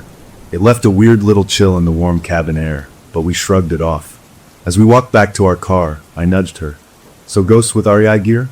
I joked. She didn't laugh. She was looking past me, out at the darkening wall of trees that bordered the parking lot, her face thoughtful. "It was just weird, the way he said it," she murmured. "Like a script." We drove the winding gravel road to our site, the trees opening up to reveal this huge, beautiful meadow surrounded by those impossible mountains. Our spot was perfect, a flat patch of grass right at the edge of the tree line with a stone fire ring. It felt a million miles from anyone. We got to work, the familiar rhythm of setting up camp, pushing the ranger's odd warning to the back of our minds. The tent went up, the sleeping bags were unrolled. I gathered firewood while she started dinner. As the sun dipped behind the peaks, painting everything in gold and purple, We sat on logs by our crackling fire, eating pasta from our camping bowls. The topic came back up, as I knew it would. "What do you think that was about?" she asked, poking the fire with a stick. "The night camper thing." I took a sip of my coffee. "Hazing for newbies," I said. "A park legend. Every place has one. Maybe it's about not disturbing other campers' peace. Or maybe there's some old hermit who wanders around, and they don't want people bothering him." She thought about that, staring into the flames. "But why say don't engage? Why not just say respect other campers' privacy?" "Bureaucracy," I said, feeling confident. "They have a rule for everything. Probably some incident years ago where a fight broke out over someone's tent being too close. Now they just give this spooky warning to keep people from interacting." It made sense to us. We decided that was it. A silly rule, a ghost story for adults. We cleaned up, secured our food in the bare locker 20 yards away, and doused the fire. The dark that fell was absolute. I mean, you don't know dark until you're in a place with no city glow. It was a solid thing, pressing in from all sides, only held back by the weak circle of light from our lantern. The world became sounds. The pop and settle of our cooling fire. The sigh of the wind through a million pine needles. Something scurrying in the brush. An owl asking its question from somewhere far away. We zipped ourselves into our tent, a little nylon fortress, and the sounds became muffled. We read by headlamp for a while, but the quiet out there, the kind of quiet that has its own weight, made it hard to concentrate. It wasn't a peaceful quiet. It felt watchful. Every little noise outside the tent made my heart skip. A twig snapping, the rustle of what was probably just a squirrel. The idea of another tent appearing in this vast, empty meadow suddenly didn't seem so funny. It seemed absurd, impossible. Who would hike all the way out here in the dark? My wife felt it too. I could see it in the way she held her book, not turning the pages. "It's really quiet," she whispered, as if someone might hear. "Yeah," I whispered back. "Just us." We eventually turned off the headlamps. The dark inside the tent was just as complete as outside. We lay there in our sleeping bags, listening. I must have drifted off, because the next thing I knew, I was jerked awake by the sound of a zipper. My breath caught, but it was my wife sitting up. "I have to go to the bathroom," she whispered. I fumbled for my watch. Its glowing face read 2:17 a.m. "Be quick," I said, my voice rough with sleep. "Take the headlamp and the bear spray." She unzipped the inner tent door, then the rain fly. A wedge of cold air sliced in. I saw her crouch in the doorway, pull on her shoes, and then she was out, the beam of her headlamp sweeping across the grass as she walked the short distance to the grove of trees we'd designated for that purpose. I waited, listening to the nothing. Then her light came bobbing back. She was moving faster. She scrambled back into the tent, zipping both doors shut in a hurry. Her breath was coming in little puffs. "What?" I asked, sitting up. "What is it?" She turned to me, her eyes wide in the residual glow of the headlamp she'd just switched off. "I saw something. When I first came out, I shined my light across the meadow, just scanning, you know." She swallowed. "For a second, I thought I saw a circle. In the grass. A perfect, flat circle, like something really big and heavy had been sitting there recently. It was just for a second, right in the middle of the meadow. But when I looked right at it, it was gone. Just normal grass." A trickle of cold moved down my spine. "An animal," I said, trying to sound sure. "A deer bedded down for the night. Your light startled it, and it ran." "It was a perfect circle," she insisted, her voice barely audible. "And it was gone too fast." We lay back down. The watchful feeling was back, stronger than ever. I listened so hard my ears started to invent sounds, muffled voices, footsteps. But there was nothing. Just the vast, empty night. Eventually, exhaustion pulled me under again, but my sleep was thin and restless, filled with dreams of silent figures standing in flat, circular patches in endless fields. The morning came bright and clear, bleaching the strangeness of the night away with brilliant sunshine. The meadow was just a meadow, beautiful and empty. We made coffee, cooked breakfast, and didn't talk about the circle in the grass. The ranger's warning felt even sillier in the daylight. We spent the day hiking, pushing ourselves up a steep trail to a breathtaking overlook. We were sweaty, tired, and happy. The incident from the night before was filed away as a weird shared moment, a product of nerves and an overactive imagination in a new place. That evening, our second at the site felt different. We were more settled. The vast emptiness felt like privacy now, not a threat. We laughed more by the fire. As the sun began to set, painting the sky in fiery oranges, I went to the small stream at the edge of the meadow to rinse our dinner pot. The water was ice cold and clear. I was scrubbing, watching the last sliver of sun vanish behind the mountain, when I happened to glance up, back toward our campsite. And I froze. My hands went numb in the cold water. There, maybe 6 feet from our own cheerful yellow tent, was another tent. It was sleek, dark gray, and modern. It hadn't been there 5 minutes ago. No car had driven up. No one had walked across the open meadow. It was just there. My heart began to hammer against my ribs. I dropped the pot and stood up, water dripping from my fingers. I walked back slowly, my eyes fixed on it. A single, dim lantern was lit inside it. Against the fabric, I could see silhouettes moving. 2 taller ones, 2 smaller ones. A family. The scene was utterly mundane. A family in a tent. But the way it had just appeared, silently, in the space of a glancing away, made my skin crawl. I reached our fire, where my wife was adding a log. She looked up, saw my face, and followed my gaze. Her hand flew to her mouth. "Oh God," she breathed. We stood there, staring. The other tent was quiet. No voices, no laughter, no sounds of zippers or rustling gear. Just those shifting shadows on the fabric. The ranger's words roared back in my head. Don't mind them. Don't engage.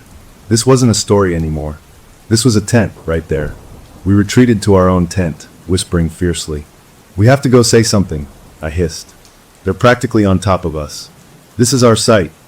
My wife grabbed my arm, her fingers tight. "No, you heard him. Don't approach. What if they're dangerous? What if that's what he meant?" The rational part of my brain was losing a battle to a deep, primal unease. We turned off our headlamps and sat in the dark, watching the other tent through our mesh window. The silhouettes kept moving, but they never took a recognizable shape. They never sat down. They just shifted. There was no smell of their dinner, no crackle of their fire. They didn't have one. Just that single, faint lantern glow. The normal sounds of a campsite at night were completely absent from their patch of ground. Swallowing down a lump of fear, we decided to obey the ranger. It felt cowardly and strange, but the rule was the only guideline we had in this suddenly wrong situation. We went through our bedtime routine in hushed tones, feeling like intruders, like we were the ones who didn't belong. Finally, we zipped ourselves into our tent, leaving only the mesh between us and the silent neighbors. We lay in the dark, not sleeping, just listening to the sound of our own breathing, which seemed too loud. The other tent remained a silent, dark shape against the slightly lighter dark of the sky. Then, after what felt like an hour, we heard it. A single, smooth, metallic zizzip from their tent. The sound of a door being unzipped. It was followed by nothing. No footsteps on the grass. No whispered goodnights. Just that open zipper and the waiting night. We held our breath, side by side, staring into the blackness, waiting for a sound that never came. The night was no longer empty, and the rule was the only thing holding the panic at bay. We were wide awake, and dawn was a long, long time away. By the second day, the ranger's story had become a joke between us, a way to break the weird tension that had settled over our trip. "Want to scare the night campers?" I'd asked my wife as we packed our hiking gear that morning. "We'll offer them some of your chili." We managed a laugh, a real one, pushing the memory of the silent tent and that single, open zipper sound into the bright, logical light of day. We hiked hard, choosing a steep trail that burned our legs and filled our lungs with thin, cold air. The physical effort was a blessing. It left no room for thinking, only for putting one foot in front of the other. We stood on a wind-scoured peak and looked out at a sea of mountains, feeling properly small and properly awed. The weirdness of the previous night shrank, becoming a distant, bizarre footnote. On the hike down, we talked about normal things, work, friends, plans for the house. The other tent was an anomaly, we decided. Maybe they were ultra-minimalist campers, weird survivalist types who liked to practice stealth camping. The ranger's warning was probably just a way to prevent conflicts with people who enjoyed being antisocial. This logic felt solid, reinforced by sunshine and tired muscles. We got back to our site in the late afternoon, sore and happy. The meadow was golden and empty, just as we'd left it. There was no sign of the other tent, no flattened grass, nothing. Relief washed over us, warm and undeniable. See, gone by morning, just like the ranger said. We cooked a good dinner, the kind you only appreciate after a long day outside, and the evening was so peaceful, so perfectly what we'd come for, that the fear of the night before seemed silly. We were settled. The vast space around us felt like our own private kingdom, not a threatening void. As the sun began to dip, painting the clouds in streaks of pink and purple. I took the pot down to the stream to wash up. The water was icy, numbing my fingers as I scrubbed. I was thinking about nothing in particular, about how good my sleeping bag was going to feel, when I happened to look up, back toward our campsite. The last sliver of sun vanished behind the western ridge. And in that exact moment, between one heartbeat and the next, the tent reappeared. It wasn't a gradual thing. I didn't see someone walk up and start unpacking. My wife was still by the fire, adding a log. I blinked, sure my eyes were tricking me. But there it was. The same sleek, dark gray fabric, the same modern shape. It stood maybe 6 feet from our yellow tent, so close it felt like an intrusion, a violation of the bubble of space around our home. A little internal light clicked on inside it, casting those same faint, shifting silhouettes against the walls. Too tall, too small. My breath stuck in my throat.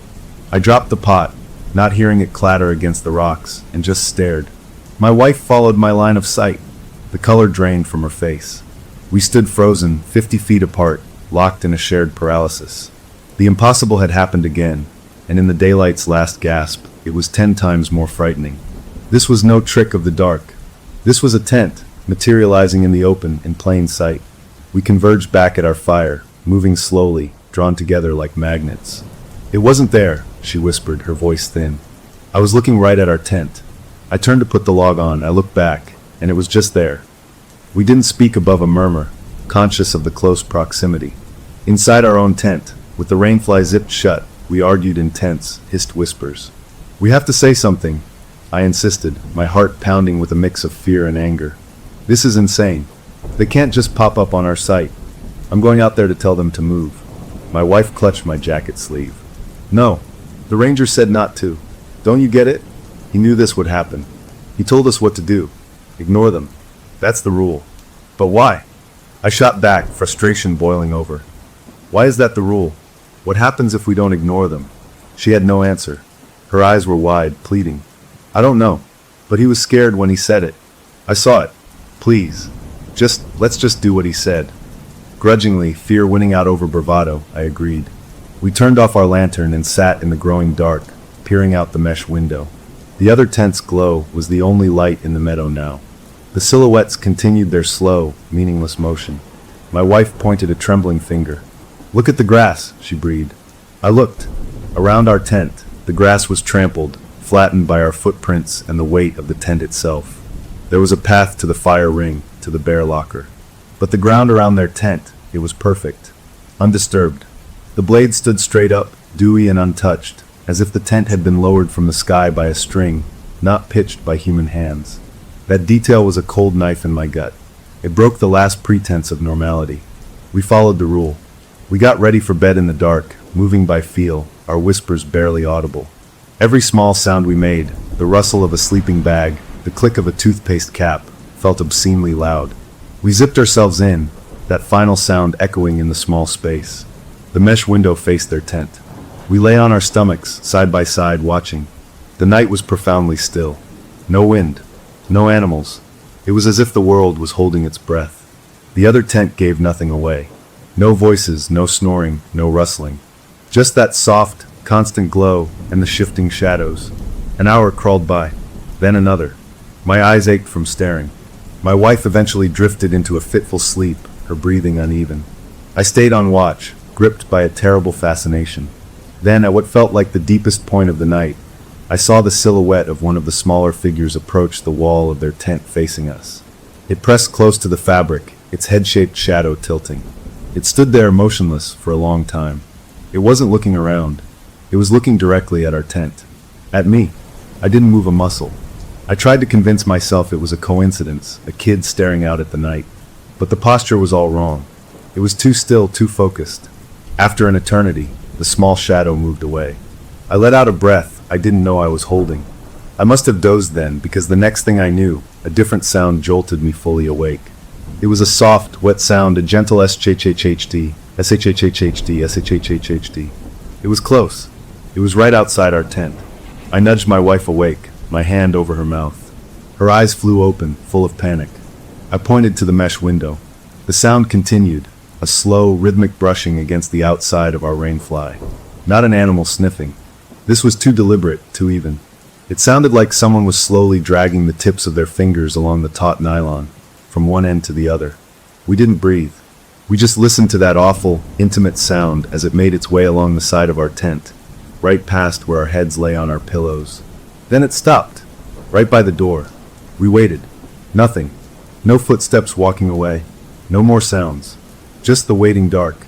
We stayed like that until the first gray light of dawn began to seep into the sky, bleaching the stars away. As the world gained shape and color, we watched the other tent. The little light inside went out. The silhouettes vanished. And then, as the sun's first direct ray broke over the mountain, the tent itself seemed to fade. It didn't collapse. It didn't vanish in a blink. It became less solid, like a photograph dissolving in water, growing translucent, and then it was simply not there. The meadow was empty. The grass where it had stood was pristine, untouched, dew sparkling in the morning sun. We unzipped our door with stiff, cold fingers and stumbled out. We went straight to the spot. There was nothing. No tent peg holes, no impression, no scrap of trash. I walked the entire perimeter, searching for any sign. Nothing. My wife wasn't looking at the ground. She was looking at our own tent. Her face was white. "Honey," she said, her voice cracking. I turned. On the outside of our rainfly, on the section right next to where our heads had been, a long, sweeping mark was etched through the dew, as if a hand had been wiped slowly, carefully, from one end to the other. The rest of the rainfly was beaded with moisture. That one path was clear. Someone or something had touched us in the night. The ranger's rule had kept us inside, had kept us from opening the door, but it hadn't kept them away from us. We stood there in the bright, cheerful morning, the night's terror made visible by a simple smudge on wet nylon, and we knew two things with absolute certainty. We were not alone, and the rules of this place were not meant for our comfort. They were for our survival, and we had just begun to learn them. There is a special kind of dark that lives between 3 and 4 in the morning in the wilderness. It's not just the absence of light. It feels like a substance, a waiting thing that fills up all the space between the trees. That's when I learned the night campers didn't just arrive at night. They belonged to it. The smudge on the rainfly changed everything. We spent that third day in a fog of exhausted fear. We didn't hike. We barely left the immediate area of our fire ring. We talked in circles, our voices low and strained. Should we pack up and leave right now? But it was a long drive out, and the idea of being on the road, exhausted, in the dark, felt just as dangerous. The ranger's words were a loop in our heads. They're always gone by morning. Don't engage. They were gone. We hadn't engaged, but they had touched our tent. The rule felt like a thin shield that was already cracking. As evening approached, a grim resolve settled over us. We would not sleep. We would keep watch, together all night. We made a huge pot of strong coffee as the sun set. We arranged our flashlights and the bear spray within easy reach. We did our chores quickly, our eyes constantly darting to the empty spot where the gray tent appeared. The sky turned to deep purple, then black. Stars peppered the vastness above, cold and indifferent.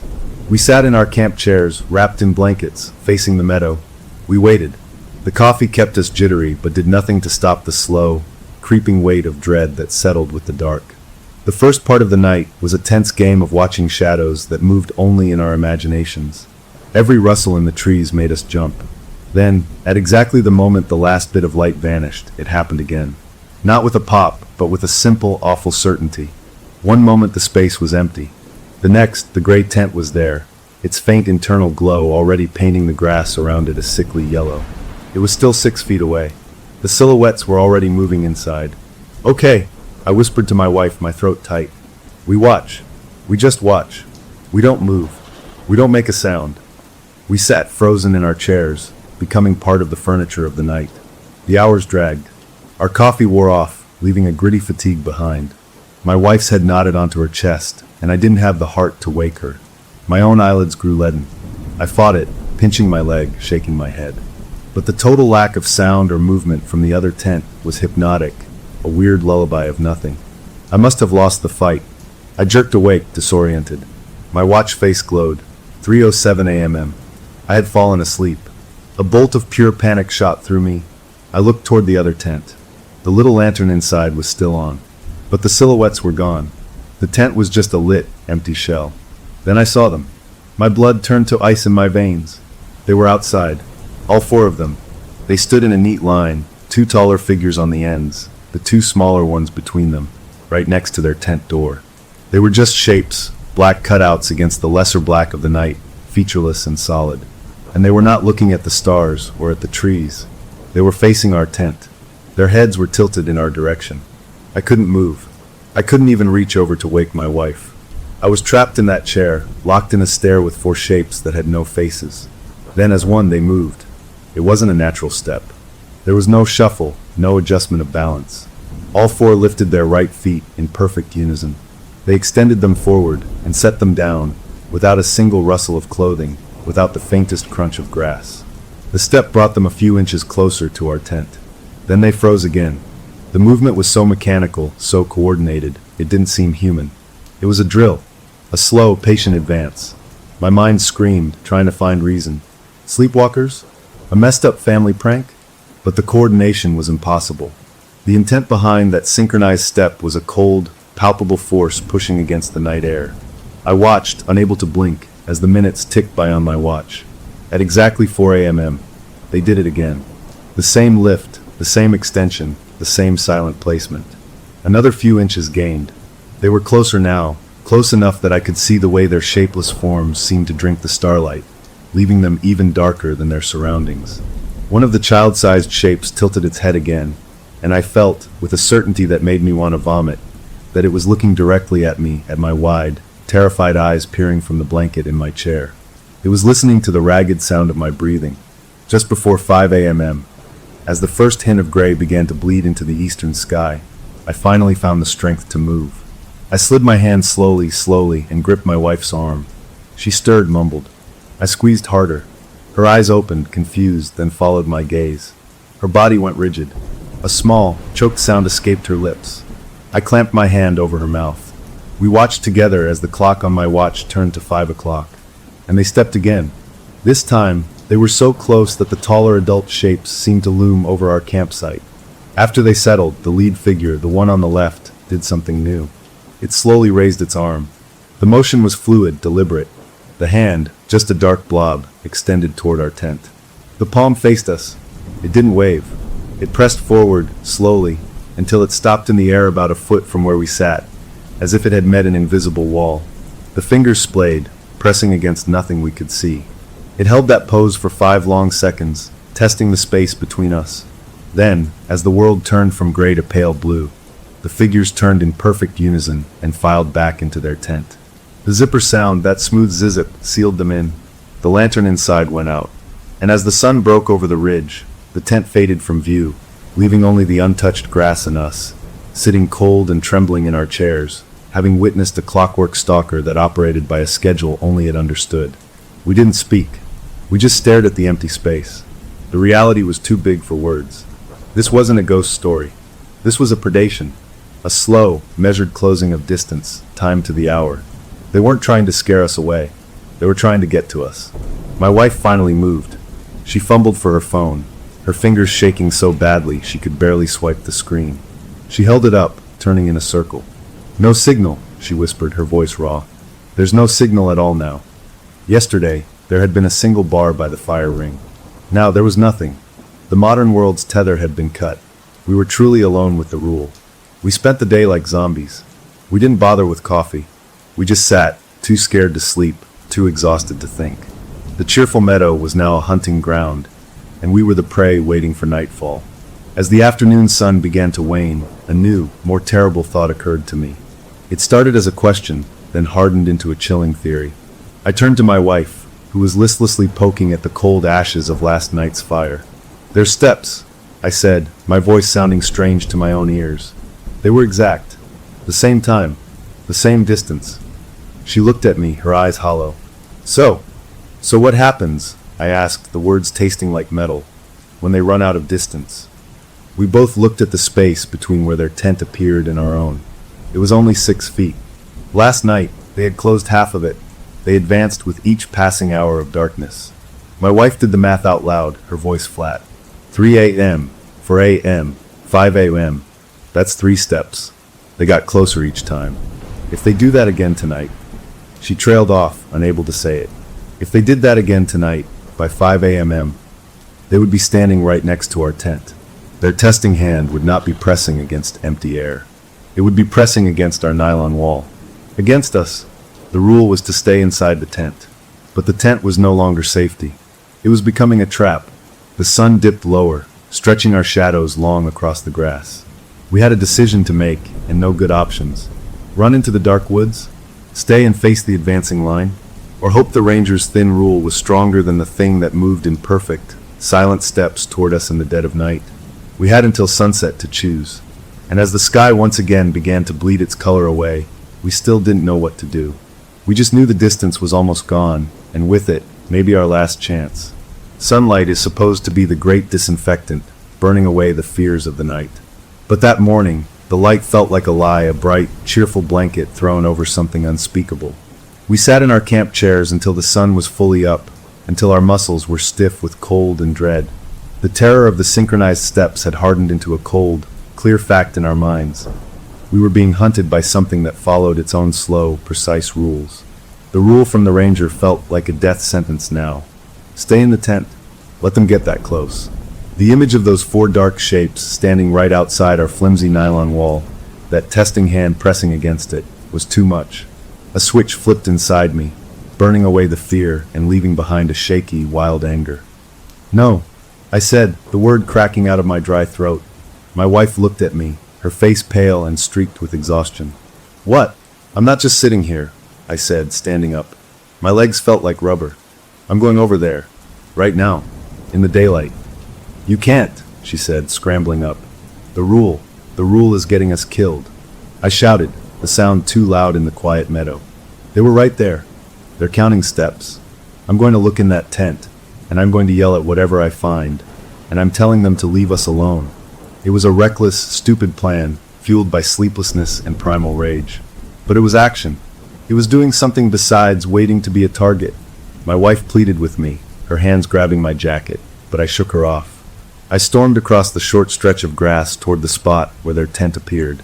My heart was a frantic drum against my ribs, but the anger was a hotter fire. I stopped where I estimated their door had been. The grass was perfect, undisturbed. I took a deep breath, filling my lungs to shout. Hey! My voice echoed off the distant trees. What the hell was that last night? You hear me? You can't just set up on top of people. You need to leave. Now. I waited. Nothing. No response. No rustle from the trees. The meadow absorbed my words and gave back nothing. The anger curdled, mixing back with fear. I looked down at the spot. There was nothing to confront. Just grass. Then a thought, even more reckless, seized me. If they came back tonight, I would be ready. I would know what was in there. I turned and marched back to our camp, my wife staring at me with wide, frightened eyes. I grabbed our big flashlight, the heavy metal one. It felt solid in my hand, a tool, a weapon. What are you doing? She asked, her voice small. I'm not waiting for dark, I said. I went to our supply box and found the spare tent pegs, the thick, sturdy ones. I shoved a few in my pocket. My plan was half-formed, crazy, but it was all I had. I would stake their tent down. If it tried to fade away, it would be anchored. If something was inside, it would be trapped. My wife understood my intention. Don't, she begged. Please just leave it. Let's just go. Let's pack up and walk out right now. And go where? I snapped. It's miles to the road. They're out there somewhere. In the trees. Watching. I said it, and we both knew it was true. The feeling of being watched was a constant pressure now, daylight or not. I turned and walked back to the spot, my wife trailing a few steps behind, her breath coming in quick, frightened puffs. I stood there, feeling foolish and terrified. I was going to stake down a ghost. I raised the heavy flashlight like a club, my eyes fixed on the empty air. When you come back, I said to the nothing, my voice low and shaking, you're not leaving. We waited. The sun climbed higher. Birds chirped. It was all so normal it felt like a sick joke. Then, as the sun reached its peak overhead, something changed.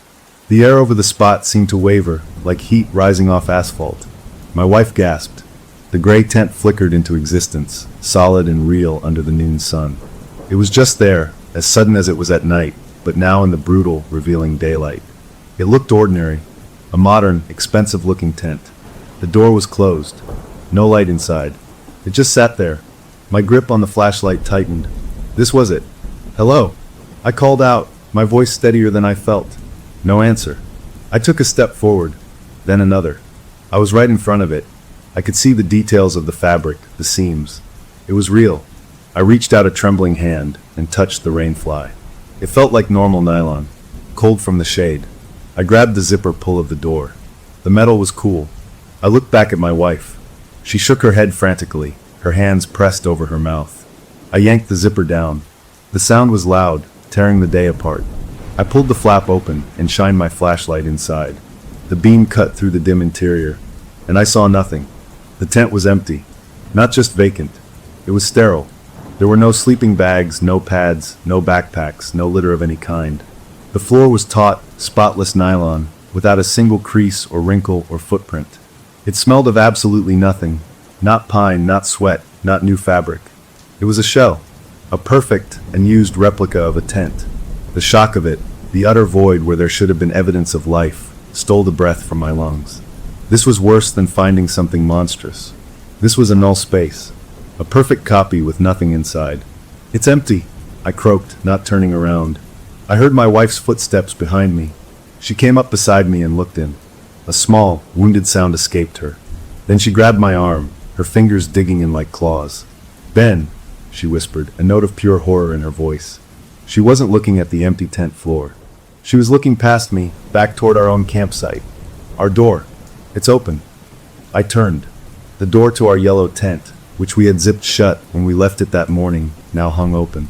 The flap was pulled back, the mesh exposed. A dark rectangle leading into our private space. We hadn't opened it. We ran back, forgetting the empty gray tent for a moment. Our home had been violated. I peered inside, expecting chaos, but everything was as we left it. Our sleeping bags rumpled, our clothes in a pile. Then my wife, her voice trembling, said, "The boots." We always left our hiking boots outside the tent to air out. They were good boots, sturdy, caked with yesterday's mud. They had been right by the door. They were gone. A wave of cold understanding washed over me. This wasn't random. It was a message.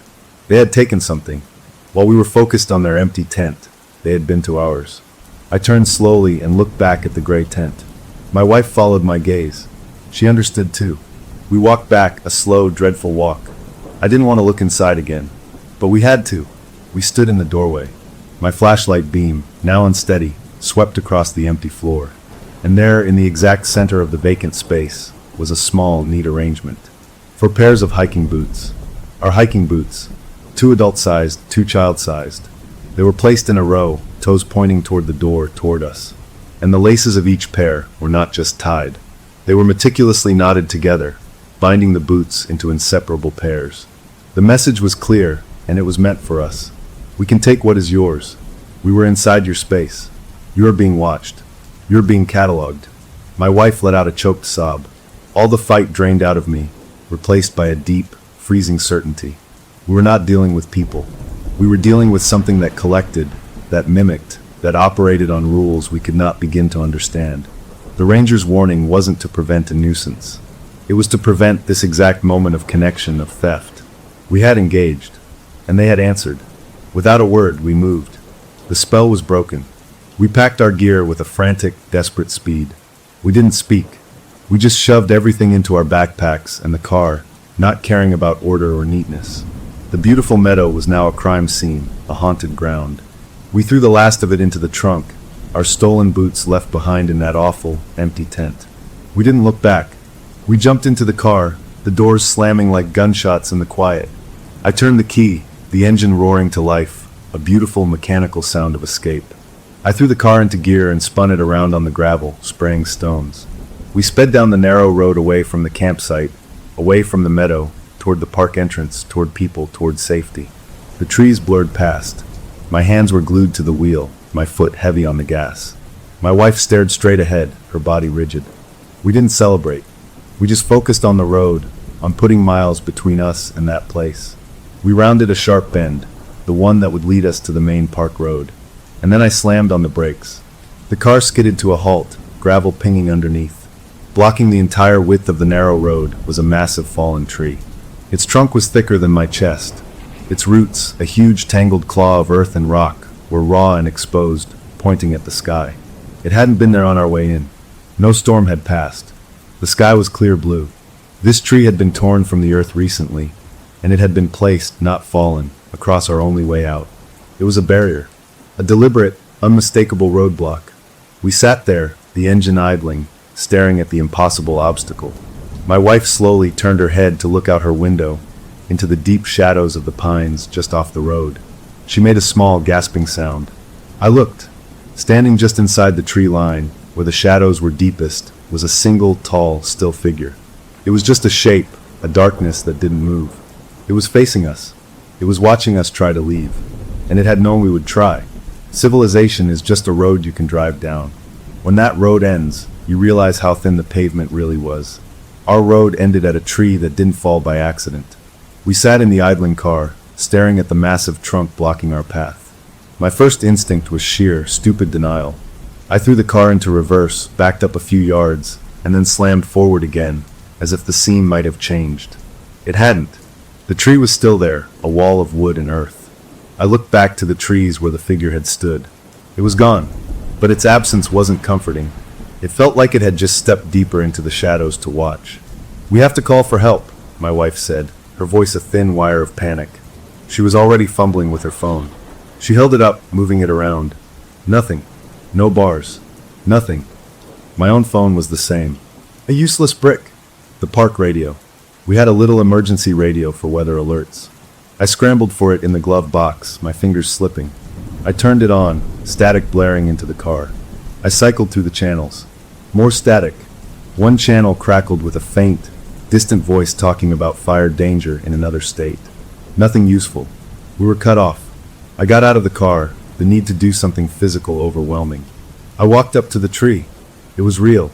The bark was rough under my palms. The smell of torn earth and shattered wood was strong. I tried to push it, a pointless gesture. It didn't budge. It would take a crew with chainsaws hours to clear this. "We can hike out," I said, turning back to the car. My wife was out now too, hugging herself. She looked up at the steep, rocky slopes that rose on either side of the road. "Where? Up there? It's all cliff and loose rock. We'd never make it before dark." She was right. The valley was a deep, narrow cut. The road was the only easy way. The tree had been placed perfectly. We were trapped in this section of the park, miles from the main gate, with night coming. A cold, sick feeling settled in my stomach. This was planned. We weren't just being watched. We were being corralled. After 20 minutes of futile debate, we decided our only option was to drive back to the ranger station. It was the only place with people, with a real radio. The drive back felt like a retreat into a nightmare we'd just escaped. Every turn of the road was a surrender. We pulled up to the little log cabin. The same young ranger was there, leaning against the porch rail, sipping from a mug. He saw our car, saw our faces through the windshield, and his own expression shifted. The casual friendliness evaporated. He set his mug down slowly. We stumbled out of the car, talking over each other, pointing back down the road. A tree, blocking the road, our campsite, the tent. They took our stuff. The words tumbled out in a chaotic jumble. He listened, his face becoming a careful, professional mask, but his eyes were wary, knowing. He didn't look surprised. He looked resigned. "Okay, slow down," he said, his voice calm, too calm. "Show me." We all got into his official park truck, us squeezed in the front with him. The drive back to the tree was quiet, tense. When he saw it, he let out a long, low breath through his nose. He got out, examined the roots, walked the length of the trunk. He didn't say it was impossible. He didn't question us. He just nodded, a grim acceptance on his face. "I'll call it in," he said.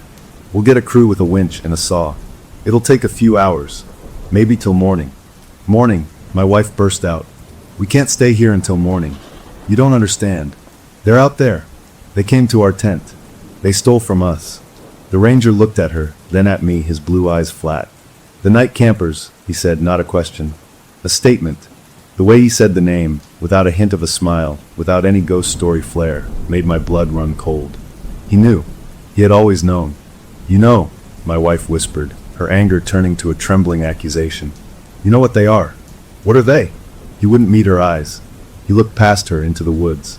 "The rule is to ignore them," he said, his voice tight, like he was reciting a manual. "You have to stay in your tent at night. That's the only thing that works." "It doesn't work," I shouted, my own control snapping. "They get closer every night. They were right outside. They took our boots. They touched our tent. Your rule is getting us killed." He flinched, just a little, at the volume. He looked from me to the tree. then back to our terrified faces. A struggle played out behind his eyes. Duty versus something else, something like fear. "You can't stay at your old site," he said finally, his voice lower. "I'll move you somewhere more secure." Secure. The word should have been comforting. It wasn't. It was an admission that we needed security from something. He drove us, not back to the meadow, but up a rougher, smaller track that climbed the side of the valley. We bounced along in his truck, not speaking. My wife, sitting in the middle, nudged me and nodded minutely toward the back of the truck's cab. Behind our seats, lying in the footwell, was a long, heavy-duty canvas bag. The shape was unmistakable, a rifle case. Park rangers didn't typically carry rifles. The sight of it was a cold shock. This wasn't about bears. We pulled into a small, rocky clearing perched on a bluff. It was a stark, ugly place compared to the meadow. No soft grass, just gravel and hard-packed dirt, with a steep, almost cliff-like drop on one side and a sheer rock face at the back. It felt like a bunker, a defensive position. "This is it," the ranger said, not getting out. "High ground, good sight lines. They don't like rock as much." He said it so matter-of-factly. "They?" My wife pressed him. "What happens if they come here? What happens at 5 a.m., when they run out of steps?" He looked at her, and for a second, the professional mask slipped completely. I saw raw, tired fear in his eyes. It was more frightening than anything else. "You get in the tent at dark," he said, each word deliberate. "You zip it shut, and you do not look out. No matter what you hear, no matter what you think is happening. You wait for the sun. That's the rule. It's the only rule." Then he put the truck in gear. "I'll be back at first light to start on the tree. Keep your heads down." And he left. He drove away, leaving us alone on the rocky bluff with a bag of tent poles and a rule that felt like a death sentence. The sun was getting low. We had maybe an hour. We moved like robots, setting up our tent on the only flat spot, right against the rock face. We didn't speak.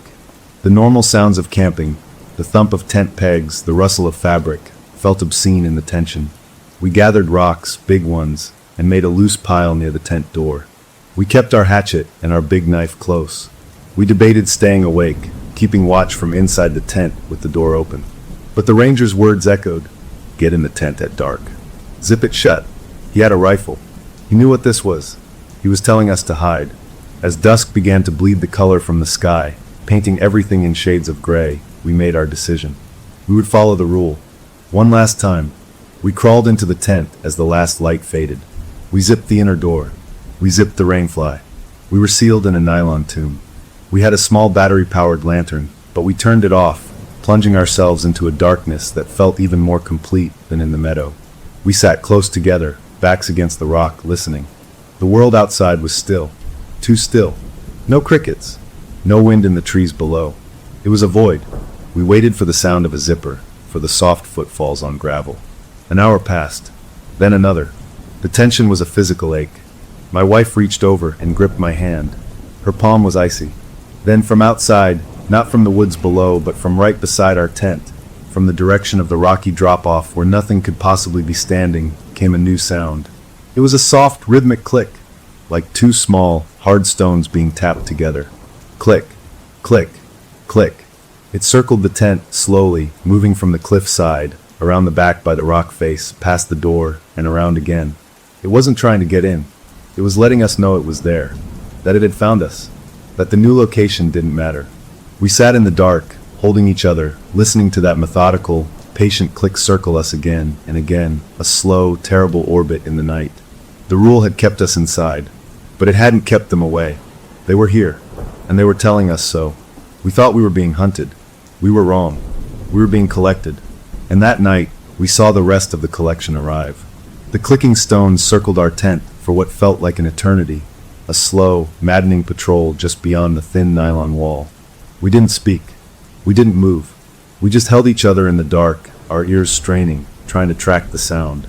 It would fade, as if moving down the rocky slope, then grow clearer again, always rhythmic, always patient. It was a sound that didn't belong to any animal we knew. It was a signal. Just before dawn, the clicking stopped. Not gradually. It just ceased. The sudden absence of sound was almost louder than the noise itself. We waited, frozen, for the sun. When the first gray light allowed us to see each other's pale, drawn faces, we unzipped the tent with stiff, cold fingers and stumbled out. The bluff was empty. The rocks we had gathered were undisturbed. There was no sign of the clicker, but the feeling of being watched was a physical pressure, a weight on our shoulders. We spent the day in a state of shattered nerves. The ranger did not come at first light. The sun climbed, and there was no sound of an engine, no winch, no chainsaw from the direction of the fallen tree. The hope that he would return and lead us out withered and died. We were truly on our own. We tried to make a plan. Could we climb down the steep slope below the bluff? We peered over the edge. It was a nasty jumble of scree and loose rock that fell away into thick, dark timber. A twisted ankle, and there would be a death sentence. The rock face behind us was sheer impossible. We were trapped on our secure perch. As the afternoon wore on, a terrible lethargy set in. The fear was exhausting, a constant drip that had worn us down to our bones. We just sat, leaning against the rock face, watching the shadows lengthen across the valley below. My wife had our small pair of binoculars. She kept scanning the tree line, the meadows far below, looking for any sign of movement, any sign of the ranger's truck. I watched the sky, counting the minutes until dark. Then, as the sun began to dip, painting the undersides of the clouds in angry reds and purples, she lowered the binoculars slowly. "Ben," she said, her voice flat, empty. She handed me the binoculars and pointed down into the trees at the base of our bluff. I raised them to my eyes, adjusted the focus. The world jumped close. I scanned the area she indicated, a patch of shadowed ground between two large pines. At first, I saw nothing. Then, my brain made sense of the shapes. It was a tent. The same sleek, dark gray fabric. It was pitched perfectly, half hidden in the gloom. My stomach clenched. I moved the glasses a fraction. 100 yards to the left, tucked against a boulder, was another one. I panned further. Another. And another. They formed a loose, wide semicircle at the base of the slope, 5 identical tents positioned in the woods, all facing our bluff. They had followed us. They had surrounded us. This wasn't a visit from a single family of whatever they were. This was a congregation, a gathering. The feeling shifted from being stalked to being studied, surrounded by a silent, collective intelligence that watched from below. 5, my wife whispered, as if counting them made it more real. We watched, helpless, as the last of the light faded. One by one, as if on a timer, the lanterns inside each of the 5 tents glowed to life. Each tent projected the same sickly yellow light onto the trees around it. And inside each one, we could see, even from this distance, the now familiar silhouettes begin their slow, shifting dance. Too tall, too small. A perfect, replicated family unit in every pod. 5 families. 20 of them. The sheer number was a horror that stole my breath. We were not dealing with a single strange phenomenon. We were dealing with a population. Paralyzed, we couldn't bring ourselves to zip up the tent. The mesh window was our only view of the enemy. We rationalized that watching was safer, that we needed to know what they were doing. We turned off our own light and sat in the dark, watching the 5 points of light below, the little dioramas of silent, moving shadows. The night deepened. The usual sounds of the forest were completely absent. It was as if every living thing had fled or gone still, leaving only us and the things in the tents. I watched my watch, the glowing numbers a countdown to a terror I now knew was scheduled. 3 a.m. approached. My wife's hand found mine, her grip like a vice. At exactly 3 o'clock, the doors of all 5 tents unzipped at once. The sound was a soft, unified rasp that carried up the slope to us. 20 silhouettes filed out, each group forming a neat line in front of their tent. They stood, facing up the hill, facing us. They were so still they could have been part of the forest. Then they moved. All 20 of them, in a motion so perfectly synchronized it looked like a single organism, lifted a foot. They placed it forward, up the slope, toward us. There was no sound of footsteps, no crunch of twigs, no rustle of undergrowth. From this distance, it should have been a quiet, normal sound. But there was nothing. Just the visual of 20 dark shapes taking one deliberate step closer. My wife, still holding the binoculars to her eyes, let out a choked gasp. "Their steps," she breathed, lowering the glasses, her face ghostly in the dark. "Look at the grass. It doesn't bend. Their feet. They're not touching the ground." I snatched the binoculars. I focused on the feet of the nearest group. She was right. In the faint lantern glow leaking from the tent behind them, I could see the dewy grass, the small plants. As they took their step, their dark, shapeless feet passed over the vegetation without disturbing a single blade. They weren't walking. They were gliding. floating an inch above the earth. The secure position on the bluff was now a trap. Our high ground meant nothing to things that didn't need to climb. They were simply closing the horizontal distance, floating up the slope toward us. The 100-yard buffer was shrinking with each timed step. We realized then the ranger's grim logic. He hadn't put us here for our safety. He had put us here to contain the phenomenon, to keep it away from other, unsuspecting campers. We were the bait in a box canyon. At 4 a.m., they did it again. Another silent, unified step forward. They were closer now, maybe 60 yards away. The 5 groups were beginning to merge into a loose line, a dark front advancing up the hill. We could see them clearly without the binoculars now, a row of black cutouts against the lesser dark. The children's silhouettes had their heads tilted up, aimed at our tent. I could feel their attention like a swarm of insects on my skin. We should have zipped the tent shut. We should have hidden. But we were mesmerized, rabbits frozen before a spreading shadow. After the 4 o'clock step, a new sound began.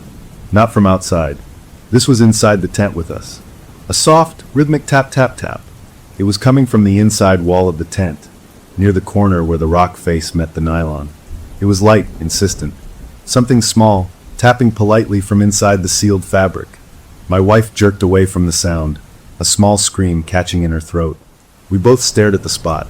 The tapping continued. It moved slowly, tracing a line along the seam of the tent, away from the rock, toward the center of the wall. It was inside the material. The tapping wasn't on the outside. It was within the layers of the rainfly and the inner tent, as if something was trapped between them, moving through the fabric itself. I scrambled over, pressing my hand against the nylon where the sound was. I felt nothing. No bulge, no movement. Just the steady, patient tap-tap-tap under my palm. It moved again, traveling toward the door. I grabbed our knife, the blade gleaming dully in the faint light from outside. I was about to slash the tent wall, to let whatever was in there out or to kill it, when the tapping stopped. It stopped directly over the spot where my wife was sitting, hunched and trembling. We both looked up at the ceiling of the tent. As the first faint suggestion of dawn began to seep into the sky, we saw it. The fabric above her head indented. Not a lot, just a gentle, distinct depression, the size and shape of a small, 5-fingered hand. It pressed down from the other side of the nylon, held for a slow count of 5, and then released, smoothing back out as if it had never been. There was no sound, just the imprint of a hand that had never truly been there. The message was clear, and it was the most terrifying one yet. They were no longer just outside.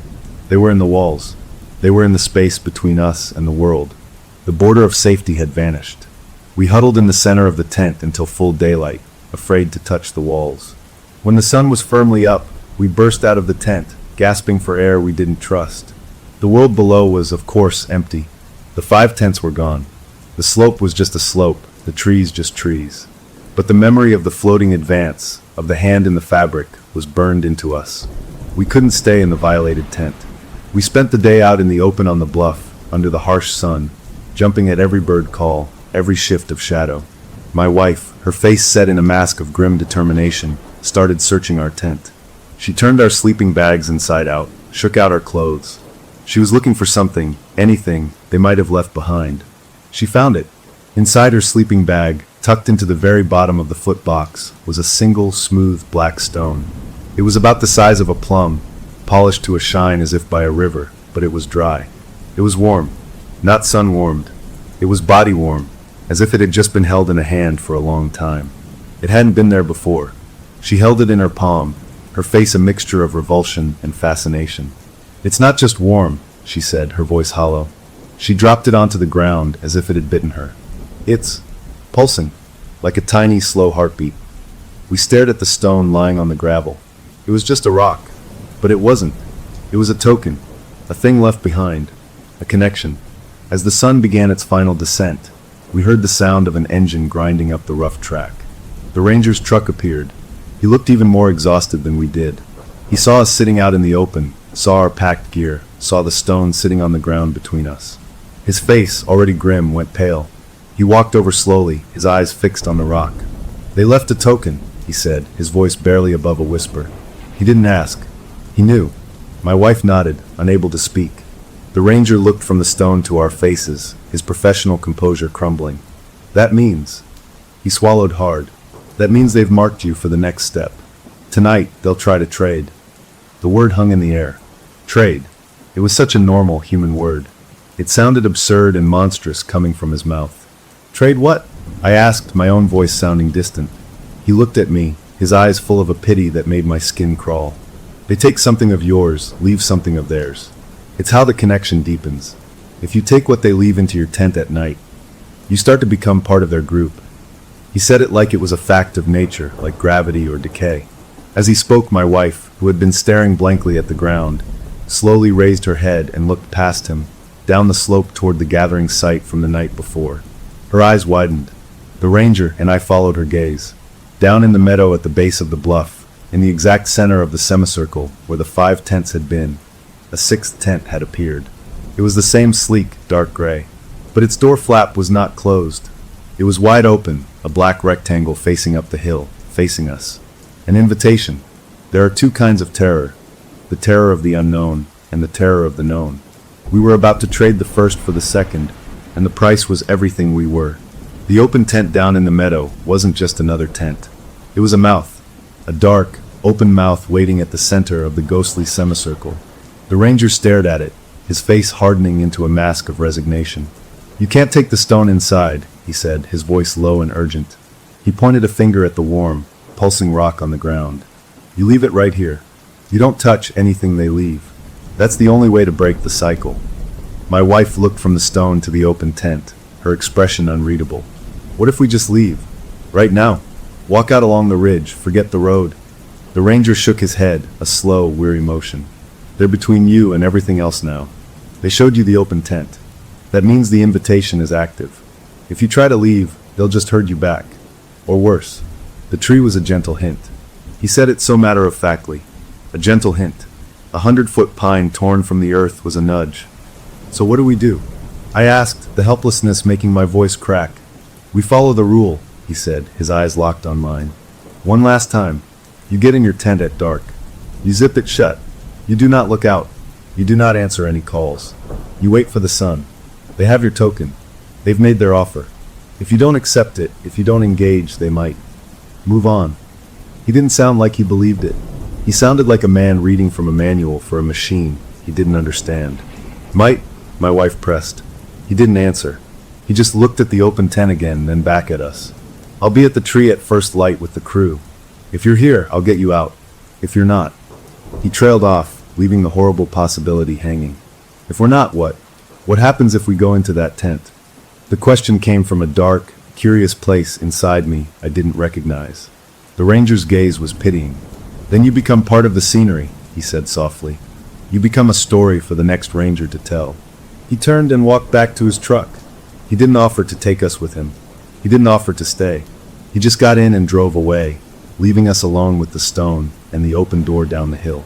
The sun was sinking fast, throwing long, distorted shadows that seemed to point toward the meadow. We were caught in a terrible stalemate. Follow the rule and hide, hoping the nightmare would pass over us. Or investigate. My wife was for burning our own tent and sleeping in the open, under the stars, with the stone left far away. We make a big fire, she said, her eyes wild with the plan. We stay awake back to back with weapons. We don't give them a tent to approach. But I couldn't stop looking at the open tent. The curiosity was a sickness. What was in there? What did they want? The ranger said they mimicked. They copied to learn, to replace. What if they just wanted to be seen? Understood? What if there was a way to communicate, to make them stop? It was a stupid, suicidal thought, born of exhaustion and the slow poison of fear. What if we just looked inside? I heard myself say, the words feeling foreign. Just a quick look, with a flashlight, from the doorway. We don't go in. What if there's something in there that explains this? A note, a reason. My wife stared at me as if I'd grown a second head.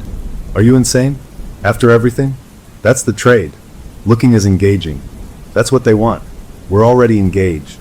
I shot back, my voice rising. They have a piece of us in that warm rock. They've been in our tent walls. Hiding hasn't worked. Maybe knowing is the only way out. It was the logic of a breaking mind. But it felt like logic to me then.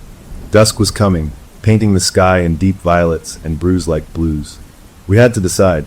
My wife refused to go near the meadow. She would stay, build the fire, keep watch. She begged me not to go. But the pull of that open door was a physical thing, a magnet for my despair.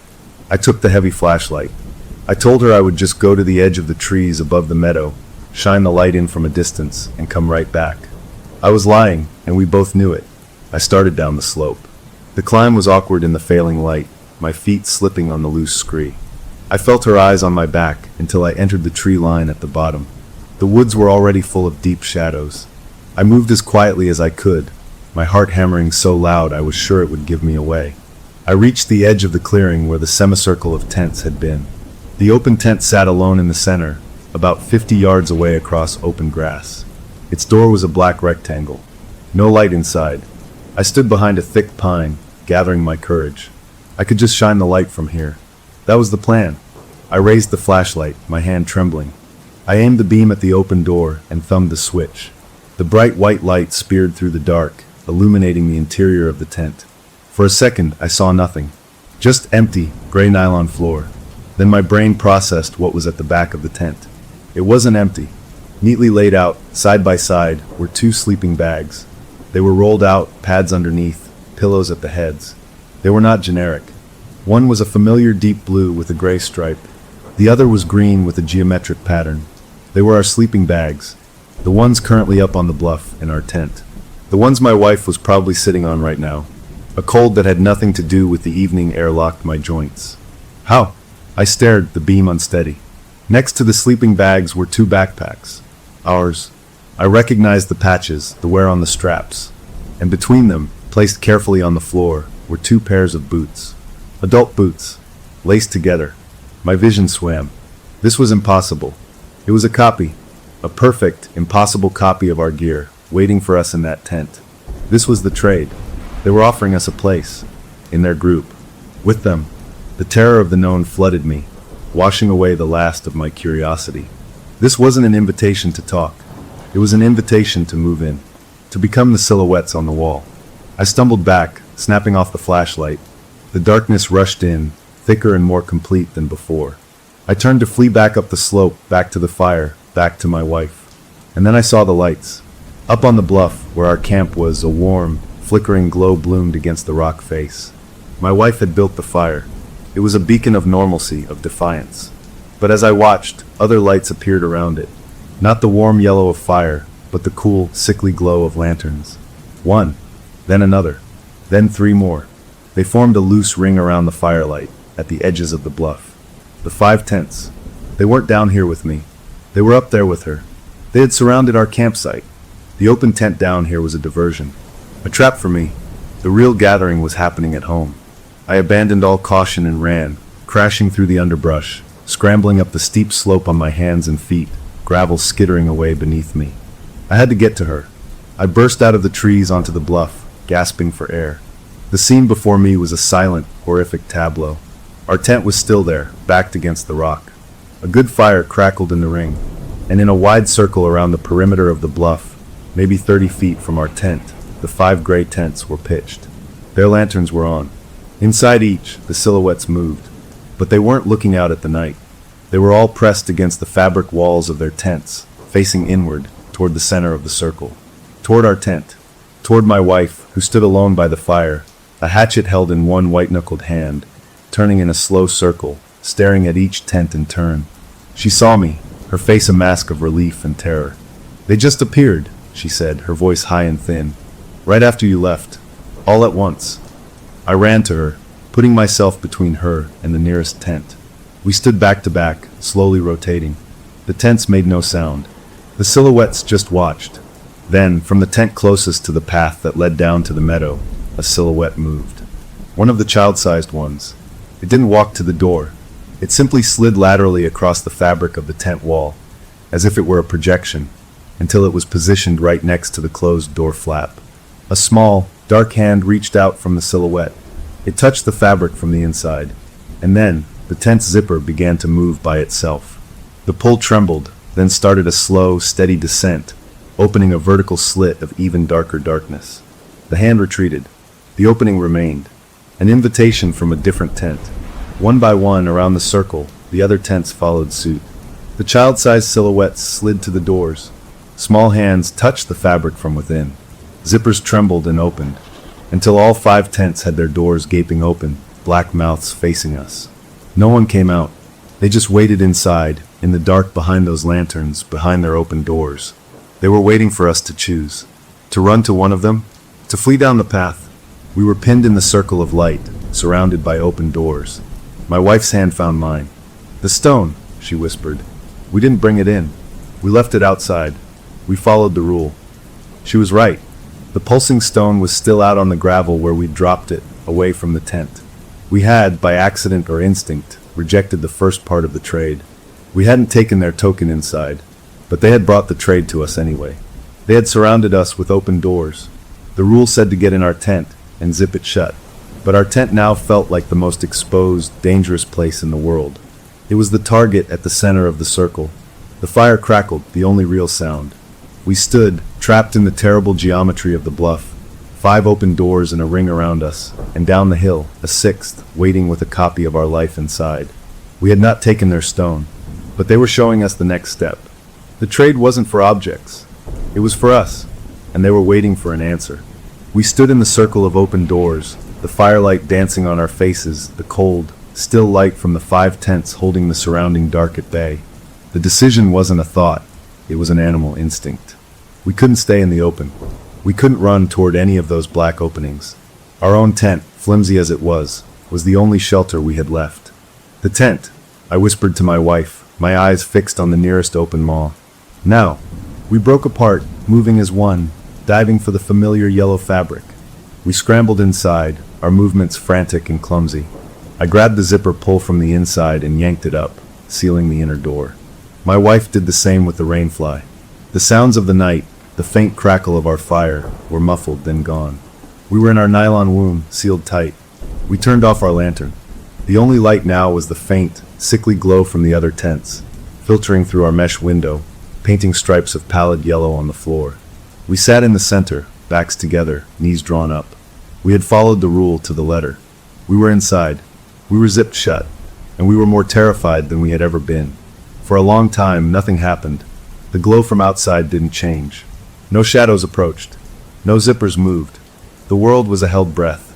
Then, a new light joined the others. From down in the meadow, a 6th point of cool light bloomed, visible through the trees. The open tent down there had lit its lantern. Now the call was coming from 2 places, the circle around us, and the invitation below.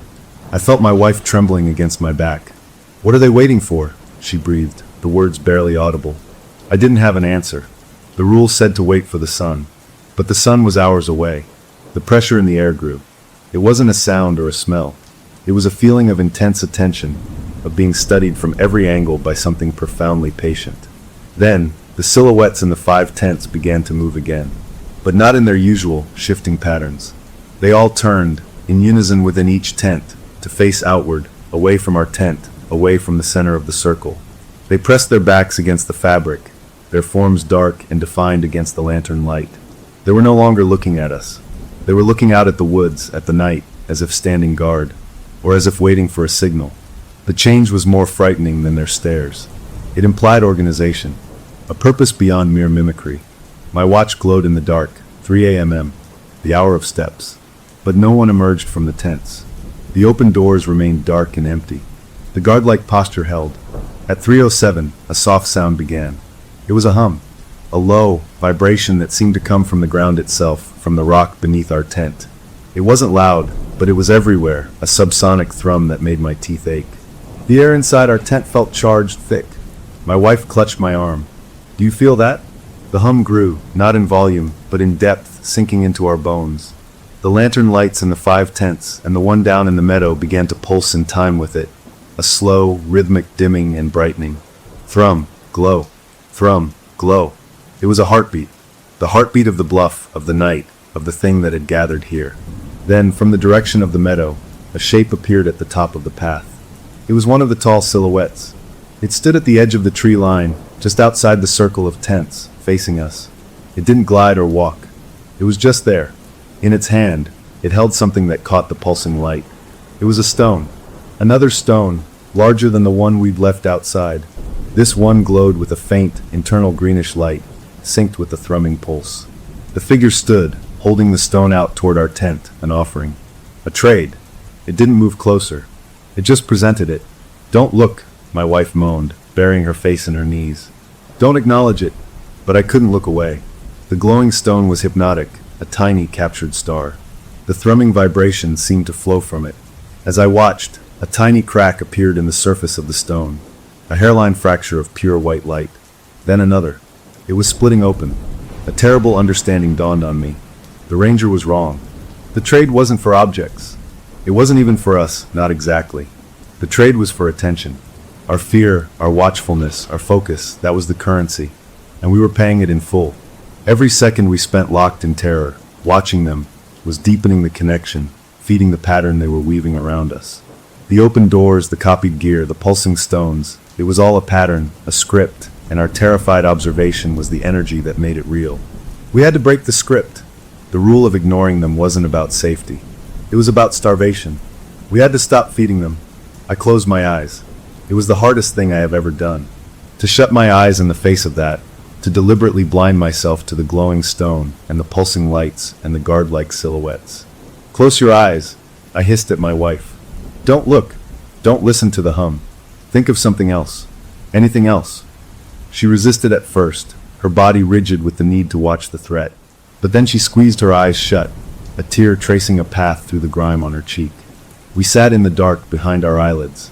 The thrumming vibration was still there in our bones. The light still pulsed against our closed lids. But we were no longer participating. We were trying to become inert, uninteresting. The script required an audience. We were trying to leave the theater. For a long time, nothing changed. The hum continued. The light pulsed. Then a new sound. A scratching. Not on the tent. This was on the rock face behind us. A slow, deliberate scraping, like claws on stone, moving from left to right, just behind the thin nylon where our backs were pressed. We didn't open our eyes.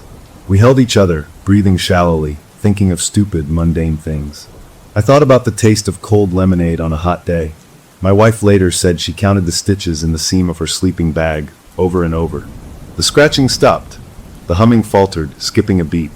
The pulse of light through my eyelids stuttered. They were frustrated. The pattern was breaking. A wind picked up, a real wind, rushing through the pines with a sound like ocean waves. It hadn't been windy all night. This was new sudden. It gusted against our tent, making the fabric snap and strain.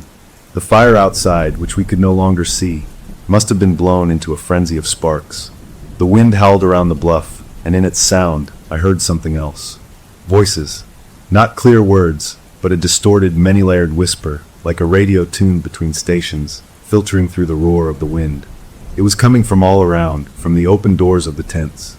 They were trying a new script, trying to lure us with sound. We kept our eyes shut. We pressed our hands over our ears. We hummed tunelessly to ourselves, blocking out the wind whispers. We were two people trying to become rocks, to be so boring, so unresponsive, that the predator would lose interest. The wind died as suddenly as it had come. The whispers vanished. The thrumming in the ground faded, becoming a memory in our bones. The pulsing light against our eyelids dimmed, then steadied, then went out, leaving only the ordinary dark of inside a tent with your eyes closed. We didn't move. We didn't open our eyes. We waited. We waited for a long, long time, until the darkness behind my eyelids began to turn gray, then pink. Until I felt real, genuine warmth on my face. Not the false warmth of a pulsing stone, but the first direct rays of the morning sun hitting our tent. I cracked one eye open. Light. Real, golden, morning light was streaming through the mesh window. I turned. My wife, feeling me move, opened her eyes. We looked at each other, bleary, shattered, but alive. We slowly, painfully, unzipped the tent door. We blinked in the brilliant sunshine. The bluff was empty. No tents. No stones. The fire was a pile of cold, white ash. The only marks on the ground were our own footprints from the day before. The wind of the night had scoured everything else away. We stood there, letting the sun soak into our chilled skin, not speaking, not believing. Down in the meadow, there was no sixth tent. Just grass and wildflowers. We packed our gear in a daze. We didn't talk about the night. There were no words for it. We just stuffed everything into our packs and started walking down the rough track, away from the bluff, toward the main road, not caring about the fallen tree, not caring about anything but putting one foot in front of the other in the sun. We found the ranger and his crew at the tree. They had a chainsaw going, cutting through the massive trunk. He saw us walking up, our packs on our backs, our faces hollow. He stopped the saw. The sudden quiet was immense. He looked at us, his eyes searching ours. He saw no madness, no vacancy, just a deep, bone-weary relief. He gave a single, slow nod. He didn't ask any questions. He just pointed his thumb over his shoulder. My truck's on the other side. I'll give you a ride to your car at the station. We drove out of the park that morning. We didn't look back. We drove until we found a cheap motel in the first town we came to. We slept for 14 hours straight. In the days that followed, we told ourselves it was over. We had broken the pattern. We had starved them out. We had won. But sometimes in the deep of night, in our own bed, one of us will wake up, heart racing, and we'll lie there, perfectly still, eyes wide open in the dark, listening. Not for a hum, or a whisper, or a click of stones, but for something else. For the sound of a zipper moving slowly, smoothly, in the hallway outside our bedroom door. Or for the faint, cool glow of a lantern light that shouldn't be there, seeping under the door. We never hear it. We never see it. We got out. We know we did. But a part of us, the part that sat in that tent and felt the thrum in the rock, knows something else too. We didn't just break the pattern. We learned it. And once you learn a pattern, it's very hard to forget. It waits in the back of your mind, a script written in fear, ready for an audience of two, in case the night ever feels too quiet, and the dark outside your window seems just a little too complete and too patient. Story number 3. Story number 2. Title: At my bachelorette party, we joked with a Ouija board. Now, every night, my fiancé sleep talks the details of how he will die. My name is Olivia, and right now my finger is shaking as it hovers over the delete button on my phone screen. Because if I erase this audio file, did any of it ever really happen? It's a crazy thought, but a tempting one, to just wipe it away and go back to believing everything is normal. It all started 3 nights ago, a week before our wedding, when I woke up in the middle of the night because the sound was wrong. My fiancé always snores, a soft, rumbling sound that I've actually gotten used to over the years, but this time the room was too quiet, and then I heard the whisper. It wasn't his voice. It was flat and cold, like someone reading a boring grocery list, but the words were all wrong. I lay there frozen, my skin prickling, telling myself it was just a dream, a weird fragment of a nightmare. I must have fallen back asleep because in the morning when I asked him if he remembered talking in his sleep, he just laughed and kissed my forehead and said he dreamed about buying a new power tool, which was so normal for him that I brushed it off. But then it happened again the next night. The same sudden quiet, then that hollow whisper in the dark. This time I caught a few phrases, something about a date and a road, and I felt a chill that had nothing to do with the open window. So last night, I decided to get proof, to record it so I could play it for him in the morning, and we could laugh about his weird sleep talking, or maybe so I could show a doctor if it kept up. I left my phone recording on the nightstand, and now, sitting alone at our kitchen table in the morning light with my coffee going cold, I'm listening back. I hear his familiar snoring for a few minutes, then a sharp intake of breath, like he's startled awake, and then the silence. For a full minute, there's nothing, and I almost stop the recording, thinking it's nothing. Then it starts. That voice. It's his, but it isn't. It's stripped of all his warmth and humor, just empty words spoken into the dark. December 14th, the voice says, clear as day. Black ice on Route 9, just past the hairpin turn by the patient oak tree. The deer won't jump in time. My whole body goes cold. I feel the blood drain from my face. December 14th is the day after we're supposed to arrive at our honeymoon cabin. We leave on the 13th. My hands are trembling so badly I almost drop my phone. I fumble with my laptop, pulling up the directions to the cabin my fiancé booked as a surprise. My heart is hammering against my ribs as the map loads. There it is, clear as anything. To get to the remote cabin, you take the interstate for hours, then a state highway, and then for the last 20 miles of winding, forested road, you are on Route 9. It's the only way in. I zoom in on the map, tracing the twisting line with my finger. My breath catches. There's a notorious, sharp hairpin turn marked on the digital map with a warning symbol for sharp curves. I switch to the street view, the image loading pixel by pixel. It shows a gloomy tunnel of trees, the road slick with wet leaves from some past autumn. And there, right on the outside of that deadly curve, is a massive, gnarled old oak tree, its trunk twisted and dark, standing like a silent sentinel. The patient oak tree. A sob catches in my throat. This can't be real. He's never been there. He planned this trip secretly. How could he know about that specific tree? I quickly pull up the long-range weather forecast, my vision blurry with panic. The prediction for December 14th in that region. A clear, cold snap following a day of rain. Perfect conditions for black ice. I sit back, the world tilting around me. This isn't sleep talking. This is something else. It feels like a news report from the future, a horrible prediction spoken through the man I love. I listen to the recording again and again, each time the words carving themselves deeper into my mind. The deer won't jump in time. I think about calling my best friend, my maid of honor, but she's the one who brought the Ouija board to my bachelorette party as a joke. The one we all laughed and messed around with, asking silly questions about future husbands and money. What if this is connected? She'll just laugh again, tell me I'm stressed from wedding planning, that it's all a creepy coincidence. I feel completely alone with this terrifying secret. That night, I can't sleep. I lie next to him, listening to his gentle breathing, watching the rise and fall of his chest in the moonlight, and all I can think about is that other voice living inside him. I am rigid, a statue in our bed, when suddenly his breathing stops. He goes perfectly still. The air in the room gets colder. Then that flat, alien whisper cuts through the dark, right next to my ear. You're listening now. Good. My eyes snap open wide, staring at the ceiling. I don't dare move, don't dare breathe. After a few seconds, his soft snoring starts again, as if nothing happened. But something did. The thing, whatever it is, knows I heard it. It's aware of me. The next morning, I'm a wreck. He wakes up smiling, his own sweet, normal self, and rolls over to hug me. You okay, baby? He asks, his voice full of sleepy warmth. You look like you didn't sleep at all. I look into his familiar, loving eyes, the eyes I'm supposed to marry in a few days, and I see no trace of the cold entity from the night. The gulf between his waking self and his sleeping self feels like an ocean I'm drowning in. I force a smile, my face feeling like a stiff mask. I'm fine. I lie, my voice sounding strange to my own ears. Just pre-wedding jitters. I slept like a rock. He believes me, because he always believes me, and he gets up to make us coffee. As I sit at the kitchen table again, the winter sun feeling weak and useless, he sips his coffee and rubs the back of his neck. Weird thing, he says, chuckling. I had another crazy dream. I was out in the backyard with a brand new chainsaw, finally taking down that dead oak tree. Felt so real. Maybe I should do it, huh? Get it out of my system before the wedding. He laughs, a sound that used to make me feel safe. I don't laugh.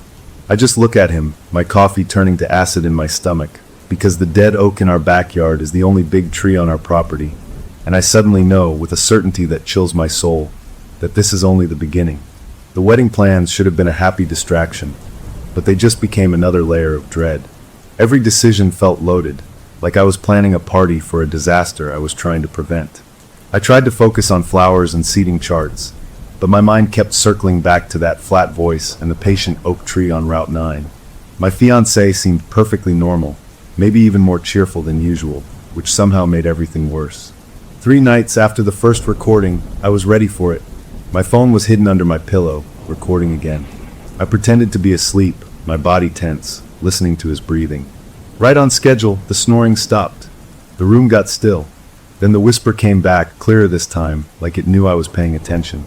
She shouldn't have laughed. It said, the words slick and cold. The veil will be red. I clenched my jaw so tight it ached. She. That had to be my maid of honor, the one who laughed about the Ouija board. And the veil will be red. That wasn't about a car crash on a remote road anymore. That was about my wedding, my dress, the ceremony that was now just days away. The threat had moved, and it was walking right down the aisle toward me. The next day, as if to prove the point, my fiancé brought up the wedding decorations over breakfast. You know, I was thinking, he said, stirring his oatmeal.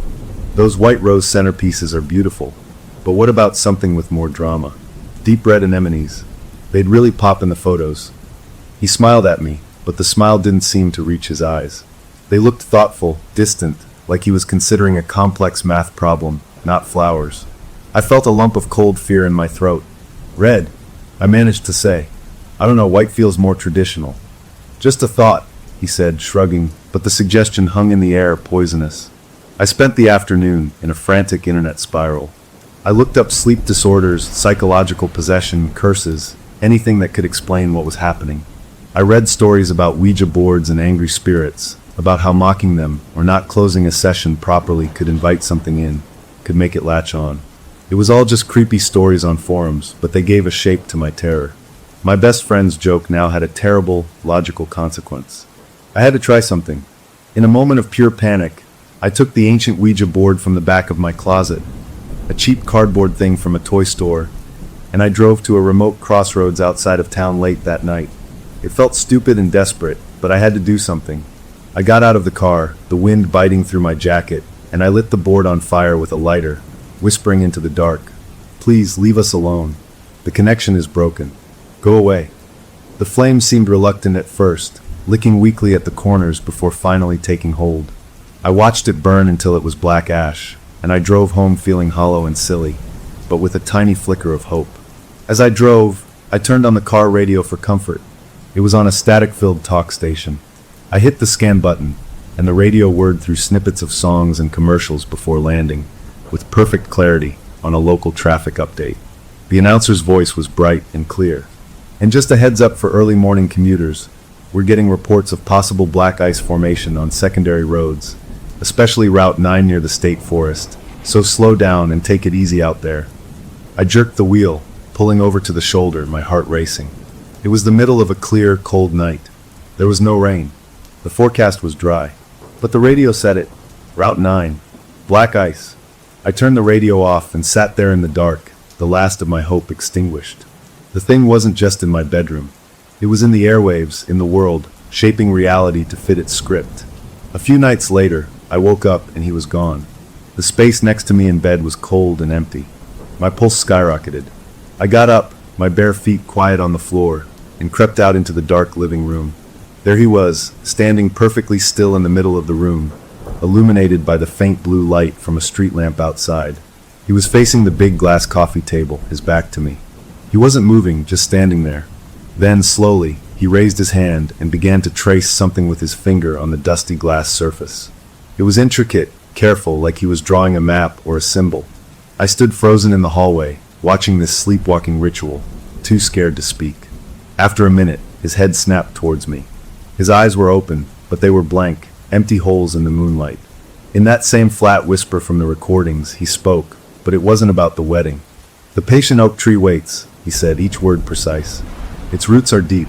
Its time is coming." Then, as if a switch flipped, he turned and walked silently past me, back to bed, where he lay down and immediately began to snore softly. I stood there shaking for a long time, before I found the courage to turn on a lamp. I looked at the coffee table. In the fine layer of dust, his finger had left a clear pattern. It wasn't a map. It was a symbol, a series of interlocking circles with jagged lines cutting through them, like a twisted knot or a barbed wire crown.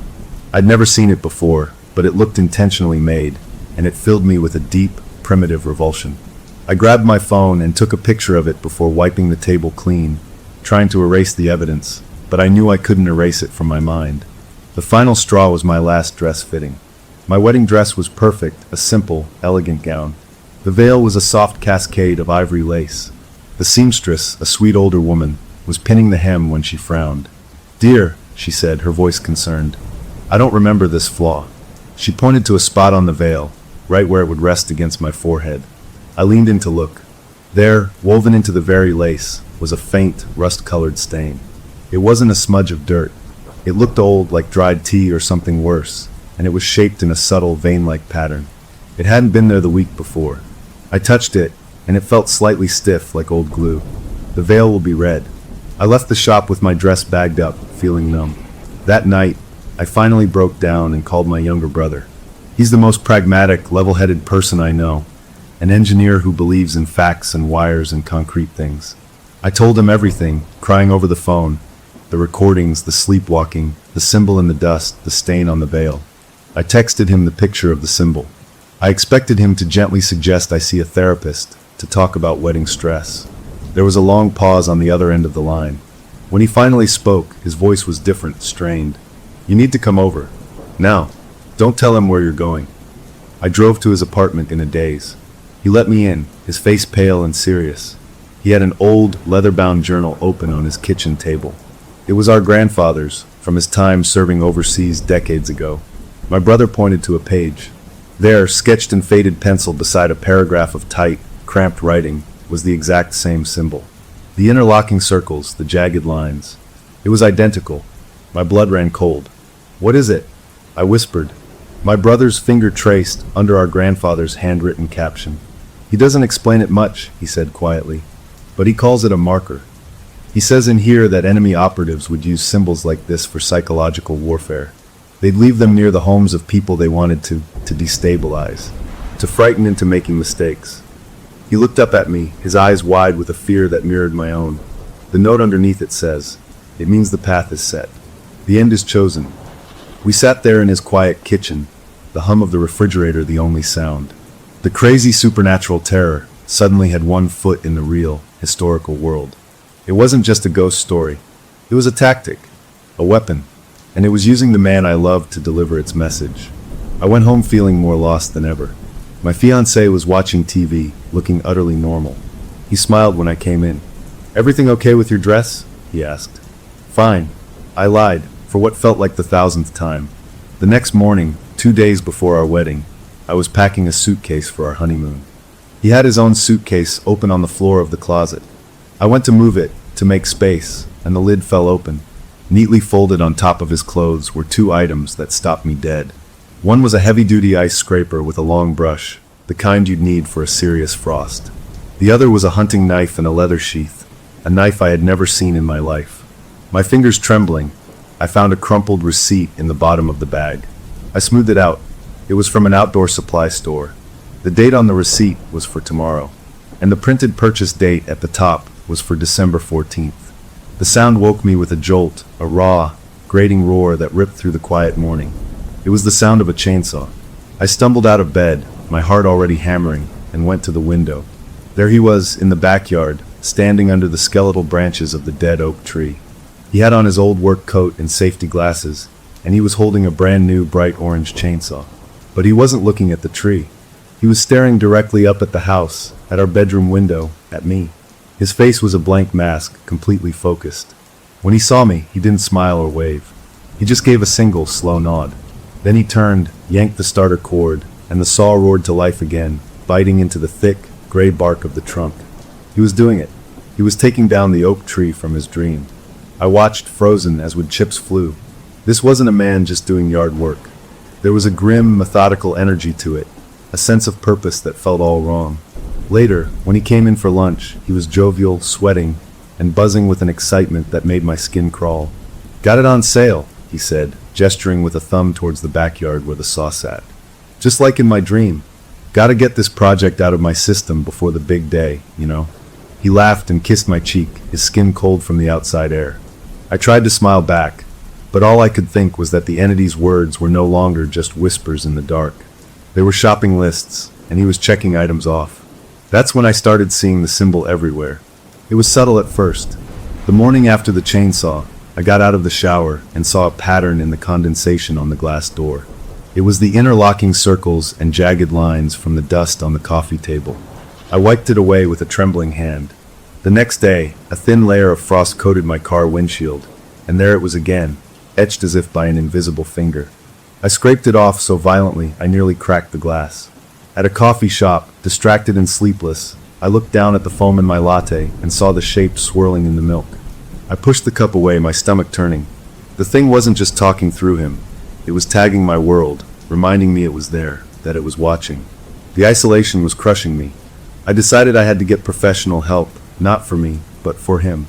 I convinced him it was just for a checkup, that his new sleep-talking habit was worrying me. He agreed amiably, which somehow felt more frightening than if he'd refused. We sat in the clean, bright office of a sleep specialist. He was charming and articulate, describing his vivid dreams about trees and roads and tools with such calm detail it sounded completely rational. The doctor, a kind-faced man with glasses, listened and took notes. "It sounds like hypnagogic utterances, possibly linked to stress from the upcoming wedding," the doctor said, offering a reassuring smile. "Very common. I wouldn't be overly concerned." We thanked him and left. In the parking lot, walking to the car, my fiancé suddenly stopped. He turned to me, his expression still pleasant, but his eyes looked thoughtful, distant. He spoke in his own voice, but the words were all wrong. "He doesn't understand," he said very clearly. "The tree is in my roots now." Then he blinked, shook his head slightly like clearing a fog, and smiled his normal smile. "Lunch?" he asked. I just stared, my mouth dry. The thing inside him had spoken to me in broad daylight, without the cover of sleep, and then slipped away again. My trust in him, in the man I knew, was crumbling. When he hugged me now, I had to fight not to flinch, wondering what was moving behind his eyes, what script was being written in a place I couldn't reach. I broke. I went to my brother's apartment again, a place that was starting to feel like the only sane ground in a tilting world. I told him about the daytime speaking, the symbol, the chainsaw. I showed him the picture on my phone of the frost on my car. He listened, his face growing graver. He pulled out our grandfather's journal again, flipping past the page with the symbol to sections we hadn't read. The writing was about tactics, about fear, about breaking a person's will without ever touching them. "There's a mention here," my brother said, his finger tracing a line. Granddad wrote about how they'd sometimes have to sever a mark if one of their own got tagged. It's vague. It talks about a willing choice from the marked person, a fight from the inside, and something about a sacrifice, something belonging to them, offered by blood. It sounded like medieval superstition mixed with war stories. But it was a thread, the only one we had. "We need to understand what we're dealing with," my brother said. "We need to know if this is just in his head, or if there's something else." He proposed a plan. He would follow my fiancée, just casual surveillance, to see if he did anything else strange, out of rhythm. I hated the idea, the deceit of it, but I was desperate. So the next day, when my fiancé said he was going to the hardware store for more chainsaw oil, I texted my brother. He called me an hour later, his voice tight. He didn't go to the hardware store, he said. He drove to the public library downtown. He went into the old archives section.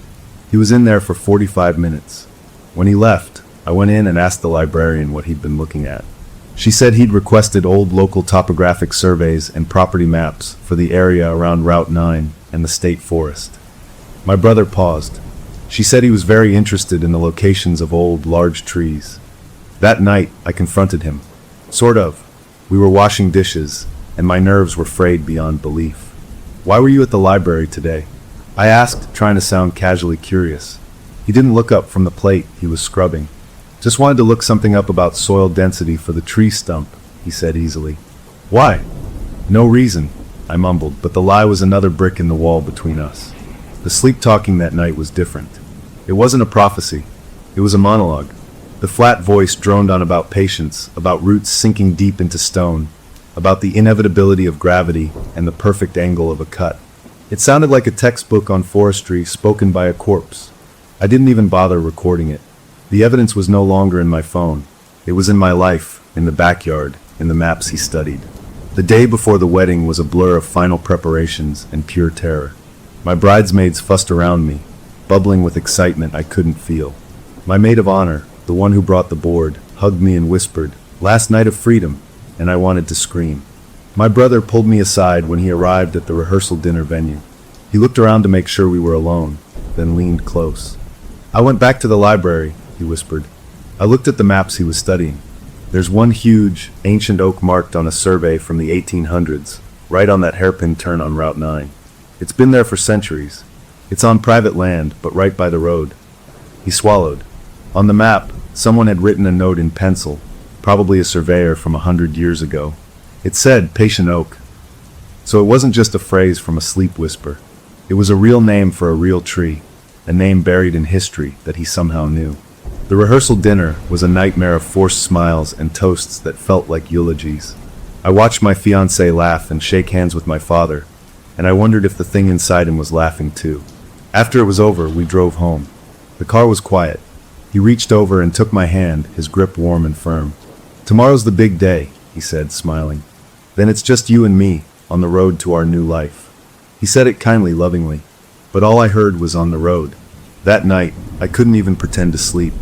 I lay awake, listening, waiting for the whisper. But it never came. Instead, something worse happened. Long after midnight, I felt him shift. He turned towards me in the dark. I could feel his eyes on me. I kept mine closed, breathing slowly, feigning sleep. Then I felt his breath on my cheek as he leaned in. His lips brushed my ear, and he whispered, so softly it was almost just a thought in the air. "You'll see it tomorrow. At the altar. A spot of red. Just a little one. The first drop." He settled back on his pillow. A minute later, he began to snore softly. I lay there, tears leaking from the corners of my eyes, staring into the blackness. The threat was no longer about a future car crash. It was about my wedding ceremony, happening in just a few hours. The entity had given me a new prediction, a closer one, and I had no idea what it meant, only that it promised something horrible. The path was set, the end was chosen, and I was walking straight toward it in a white dress, completely alone. The morning of my wedding dawned bright and clear, a stupidly beautiful winter day that felt like a personal insult. I woke up alone. He'd insisted on the old tradition of not seeing the bride before the ceremony, staying at a hotel with his friends. The first thing I did, before coffee, before anything, was to check my veil. I'd hidden it in the back of my closet, inside a plastic garment bag. With trembling hands, I unzipped it. The rust-colored stain from the fitting had spread. It wasn't just a spot anymore. It had grown into a web of dark, vein-like patterns spreading from the center, like a leaf skeleton pressed into the ivory lace, or like cracks in dried mud. It looked ancient and deliberate. A sob hitched in my throat. The veil will be red. I couldn't wear this. It was a banner announcing the horror. In a frenzy, I filled the bathroom sink with cold water and a splash of bleach, submerging the lace. I watched, praying for the stain to fade. Instead, the water around it tinged a faint, rusty brown, and the stain itself darkened to a burnt crimson, becoming more vivid against the now brighter white of the untouched lace. It had set. It was part of the fabric. Defeated, I hung it to dry, the grotesque pattern glaring at me. My bridesmaids arrived in a cloud of perfume and happy chatter, and I had to become an actress. I smiled, I nodded, I drank the champagne they offered, feeling it burn a hollow path down to my frozen core. When it was time to get dressed, I put on the gown, which felt like a costume for a play I never auditioned for. I stared at the veil. My maid of honor, her face full of concern, picked it up. "Oh wow, that's unique lace work," she said, her voice faltering as she peered at the stain. "Is that supposed to be there?" "Yes," I lied, my voice brittle. "It's an heirloom pattern." I couldn't tell her. I placed it on my head, the stained lace falling over my face, and the world took on a reddish, nightmarish tint. At the church, waiting in the little side room with my father, the minutes crawled by. My father, a big, gentle man, squeezed my hands. "You look beautiful," he said, his eyes misty. Then he leaned in, his voice dropping to a whisper. "Sweetheart, is everything okay with your groom?" I ran into him earlier when I arrived. He was very focused. He asked me a strange question. He wanted to know if I'd ever seen a deer up close after a car collision. Asked for details, like how far they can travel after impact. He said it so calmly, like he was asking about the weather. My father shook his head, baffled and a little disturbed. My heart turned to stone. The script was still running, even here, even now. The music started, the doors opened, and I walked. All the faces were a blur. All I could see was him, standing at the end of the aisle, handsome in his tuxedo, smiling. But his smile was wrong. It was too still, too perfect, like a picture of a smile. His eyes were on me, but they looked through me, focused on the veil, a flicker of something like satisfaction in their depths. We said our vows. My voice was a shaky whisper. His was clear and strong. Until the very end. Instead of "till death do us part," he paused. His eyelids fluttered for a second. His gaze went distant, looking at something over my shoulder. Then, in that same clear voice, he said, "Till the road ends." A murmur rippled through the guests. I saw confused, touched smiles. They thought it was a poetic, romantic twist. The officiant, an older family friend, faltered, then coughed and continued. I felt the world shrink to a tiny, cold point. The reception was a colorful, noisy dream I was trapped inside. I floated through it, a ghost in a white dress. During our first dance, his hand was firm on my back, his grip just a little too tight. I rested my head on his shoulder, looking out over the dance floor. And that's when I saw it. Across the room, near the shadowy emergency exit, a figure stood. It was tall and oddly thin, its shape blurred, like it was behind frosted glass. It wasn't a guest. It didn't move. Its head was tilted at a sharp, unnatural angle, like a branch snapped in a storm. And it had one arm raised, a long, thin finger pointing. Not at me. At him. At the man I was dancing with. I jerked my head up, my breath catching. The figure was gone. Had it ever been there? My brother found me later, pulling me into a quiet corner behind a potted plant. His face was serious. "We have a plan for tonight," he whispered urgently. "The script says your car, on Route 9 on the 14th. We're changing the variables.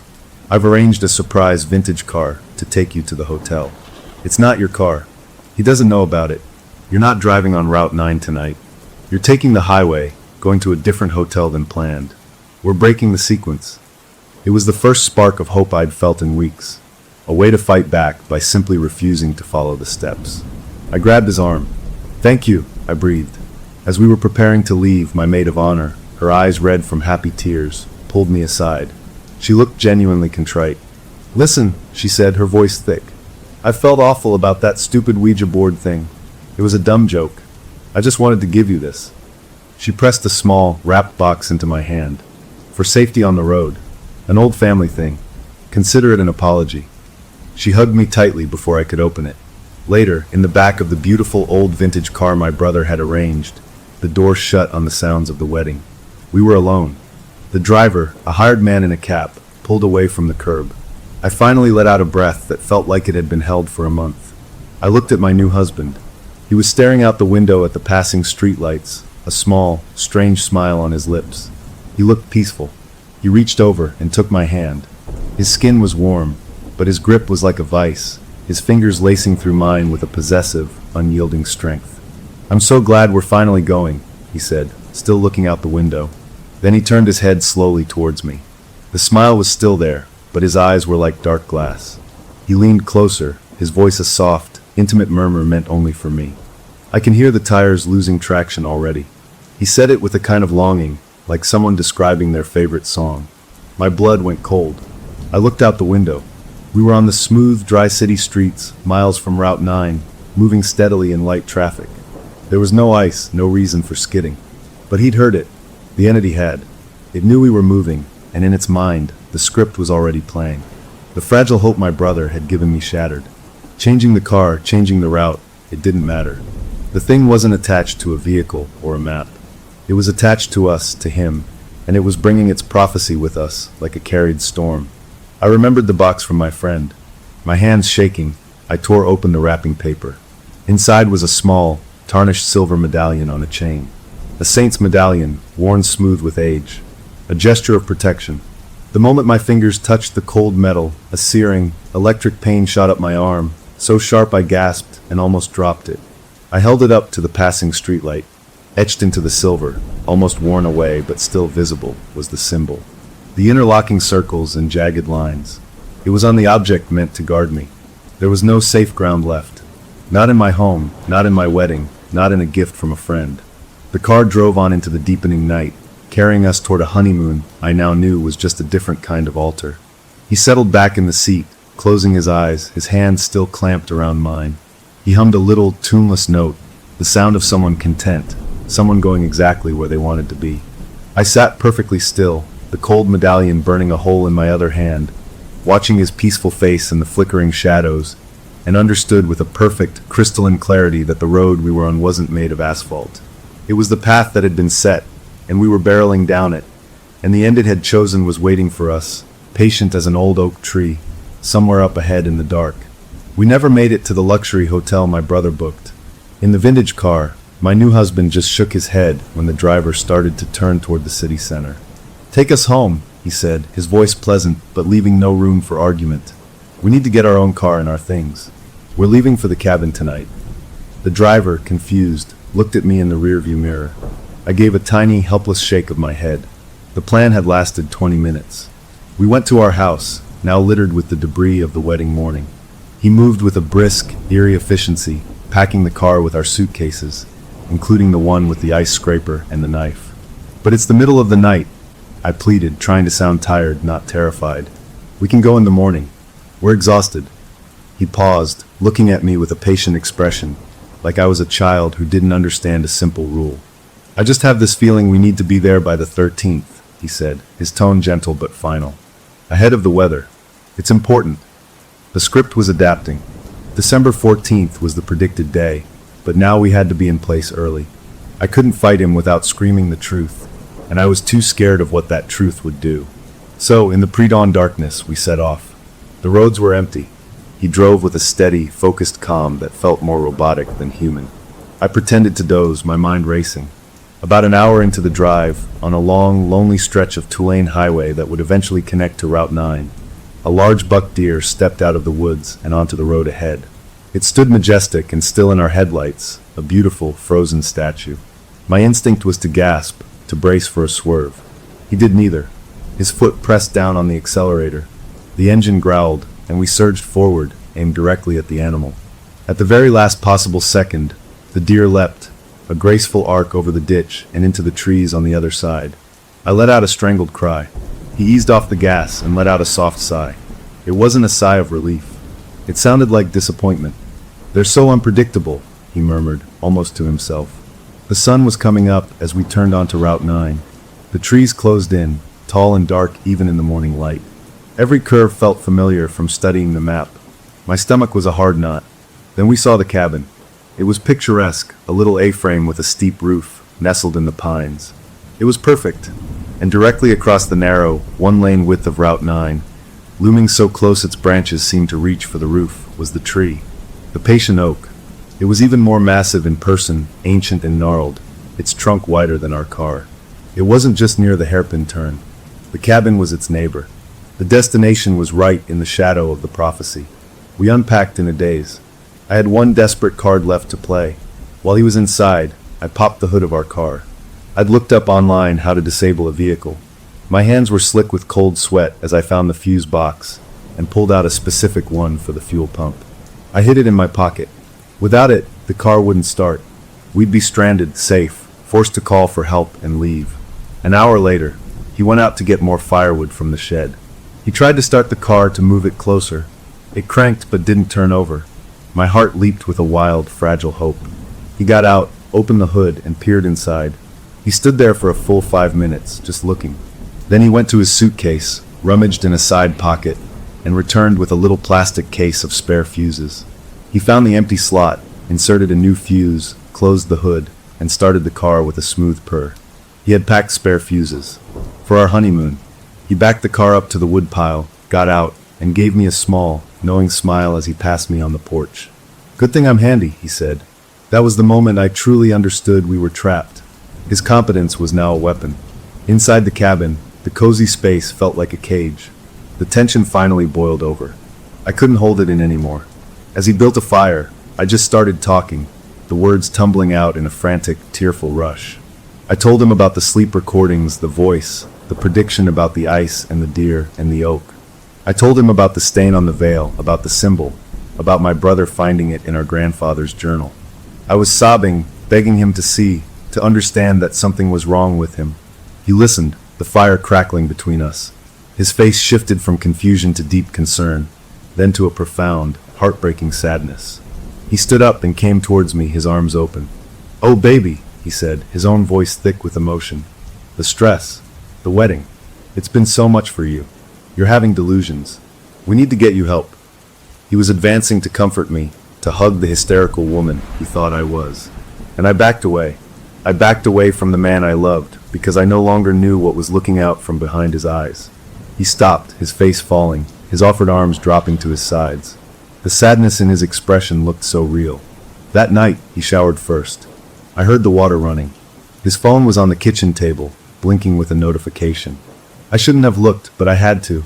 I picked it up. The screen showed a weather app, the forecast still clear. But in the top bar, a message notification glitched. It was from a sender listed as a string of numbers.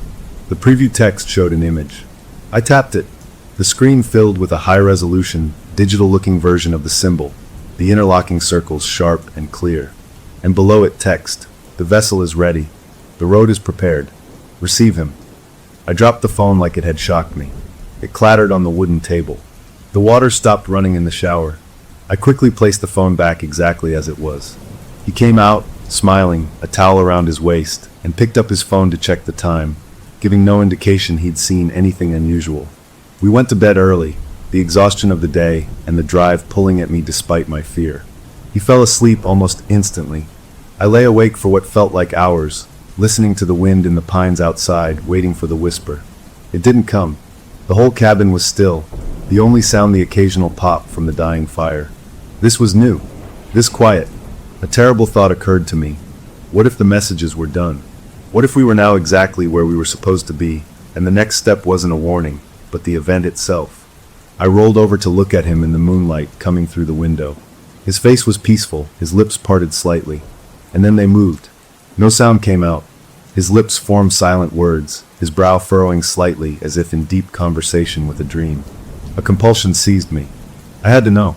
I had to hear. Slowly, carefully, I leaned in, bringing my ear within an inch of his mouth. I could feel the faint warmth of his breath.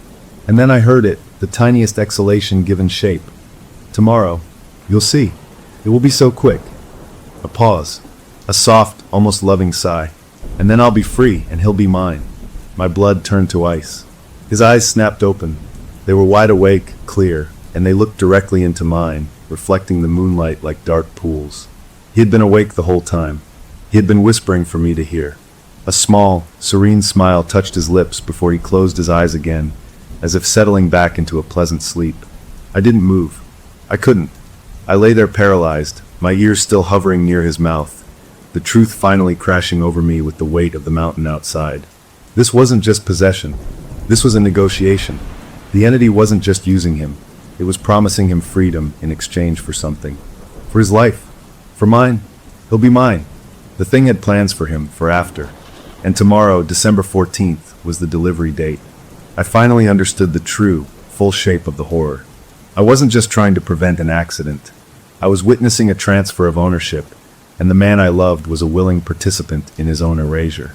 The moonlight slid across his now sleeping face, and I realized the fight was no longer about changing the future. It was about deciding who, or what, walked out of this cabin when the sun rose. The morning of December 14th arrived not with a storm, but with a brutal, beautiful clarity. The sky was a hard, cloudless blue, and the sun shone, sparkling on every surface. My desperate, foolish hope surged again. The prediction was wrong. There was no black ice. We had beaten it. I rushed to the window, ready to wake him and insist we leave immediately, that the spell was broken. The words died in my throat. Outside, the world was glazed in a thick, crystalline layer of pure white frost.